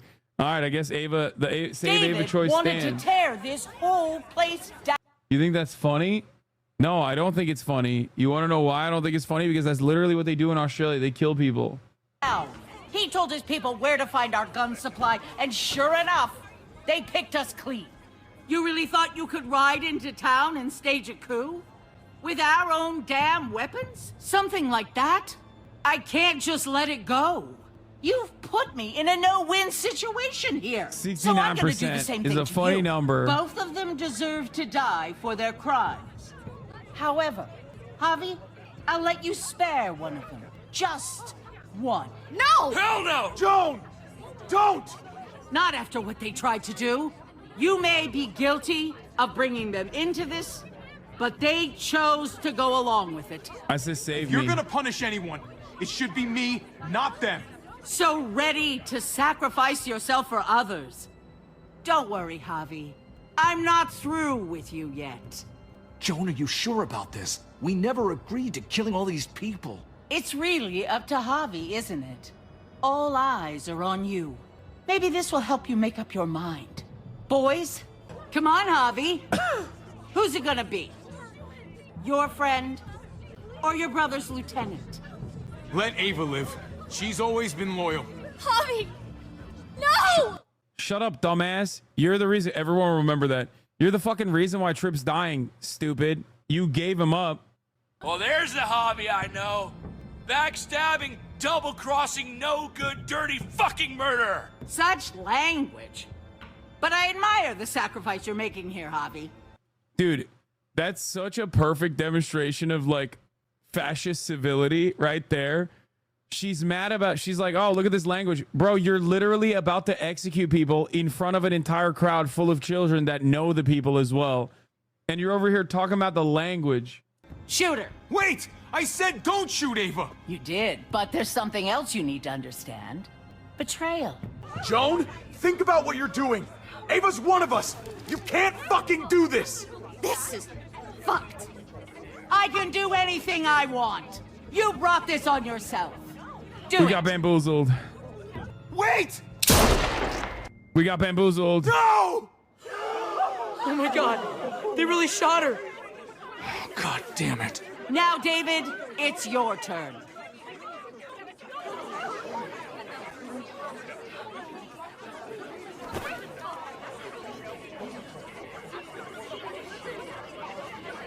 I can't believe this. This isn't how we do things. This is madness. Stop her, Clint. Is this the process you trusted? No. Think about this, Javi. You know what's gonna happen here. You ready for that? We don't murder in Richmond. We exile. That's how we've always done things. How about you take David and the rest of your people and just get the hell out? Go far away from Richmond, and then whatever you do is up to you. I'm sure the herd outside would like that. She thinks she's sending us out there to die. She's counting on it. Everybody put your guns away. We're gonna handle this. She's gonna kill him. She's gonna kill him next and be like, nope, he was too weak. Don't listen to them, Javi. They're fucking butchers, all of them. Shoot that bitch. Take her out. She deserves it. That's an insane moment. Dude, I'm taking that fucking deal, bro. That's a sweet ass deal. I feel like if I shoot her, they're gonna kill a bunch of people in the group in the chaos. Oh my God, chat wants blood. Holy shit. Poll it? Last poll was a fucking dud. Y'all cooked me. Oh my God, it's 54 to 46%. This is busted. People saying she killed a bald. It's worthy of punishment. Wow, chat out here. People saying she killed a bald. It's worthy of punishment. Wow, chat out here. How the fuck am I gonna get out of this, chat? If I shoot her, we're not getting out of here. Oh my God, it's 51% shoot, 49% take the deal. Today you bleed American. Veto, it's too close. It's literally got like 60 votes between the two. It's going crazy. 60 votes between the two. What would I do? I'm a pussy. It's 50-50. Oh my God, it's 50-50. If you don't do it, I fucking will. Go to hell, Joan. Had to be done. Everyone will remember that. Damn, they're just murking their own people. I'm just using human shields, bro. Coming at you. Yeah, clap them. IDF spec FPS run, bro. It was so valid. You son of a bitch! Get back here! Dude, you're so dumb. Gabe, I need you to cover me. We gotta make things right. Okay. Gabe's gonna die if he goes out there 100%. He's a fucking idiot. We're not polling this. I feel like the lady who Joan killed 5 seconds ago got the short end of the stick here. I don't know if he should die. Especially now that Clem likes him. I feel like my baby Clembuterol. You said this man was a good dad. David's not thinking right. What's worth more? His revenge or your life? I think you're right. Pussy. Thank God. Thank God he's such a pussy. Dude, I'm fucking lasered. Shit, I gotta help her. Damn it. Just go. I'll try and cover you. We had a way out of this, Javi. Why did you have to go and shoot her? Shit, get down! I hear gunfire. You guys okay? Stay away from the square. It's too risky. We'll come to you. It's too loud. What? Bro's got grenades and shit? God damn, son. Bro, they are so well equipped, it's crazy. But they ain't got nothing on a player like me. It's Kate. She's coming for us. What the fuck? Oh no, bro. Oh no, bro. Oh God. Javi, no, she's gonna light on fire. Oh my God. Oh my God. Oh my God, we broke the barrier. The walkers are coming in and Kate is dead. Oh my God. Oh my God, Kate is fucking dead. Oh my God. Oh my God. Oh my God. Double Six will run so ruined right now. Bro, you know shit is bad when the zombies aren't even trying to get into the fucking car. They're like, yeah, she's dead as fuck in there. We don't even want to eat her brains, bro. What the fuck? Oh my God. I told her not to come. I told her to stay away, bro. How do you fail? I should have taken the fucking deal. Chat, you guys suck. She got groomed today. Yeah. I can't Alt F4. It already saved. This is the worst deal of all time. A worse deal than a deal that... That's it? That's the end? Oh my God. Are you for fucking real? Be for real. Did you promise that you would help Kate with the family if David left? Yes. How'd you respond? 46% refused? 52% murked Lingard? Okay, 78% hit with the Sexo run. Makes sense. You can take her out if you want and play with her and stuff. I mean, I'm almost done anyway because I just ended the game. Oh my Lord. Who did you try to save at the execution? 58% try to save Ava. Fucking failed. 56% shot Joan in the eyeball. You guys want to know why I shot her? You want to know why I shot her? Honestly, I shot her. Well, one, because she sucks. And you miss 100% of the shots you don't take. But the other reason why I shot her, not because Chad told me, because it was 50-50. I made that decision on my own, and I'll fucking stand on business. I'll be a man, and I'll recognize it. The reason why I shot her is because I'm a misogynist. No.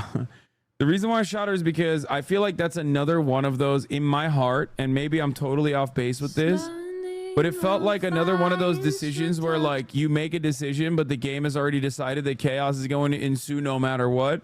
And I felt like maybe it's a little bit metagamey, but no matter what happens, if I didn't shoot her, then she would have cooked me at the end. Starting off the day. If Alex wants, we'll do a, if he has time, we'll do a Beyond Scared Straight run tomorrow if he has time. No promises. He might not. Do you have time tomorrow?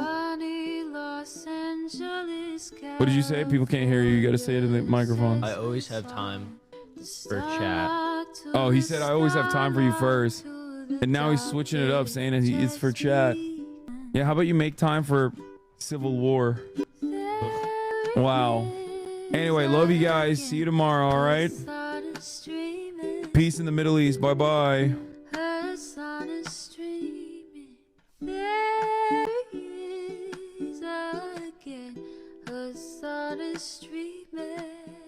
Hasan streaming, reviewing the P.O. box, Uncle Uger's face, sat in Discord active prop, great names take on break, Tiny Bernie Sanders, LGBTQ Air Force, the whole left at your fingertips, Ane at your door.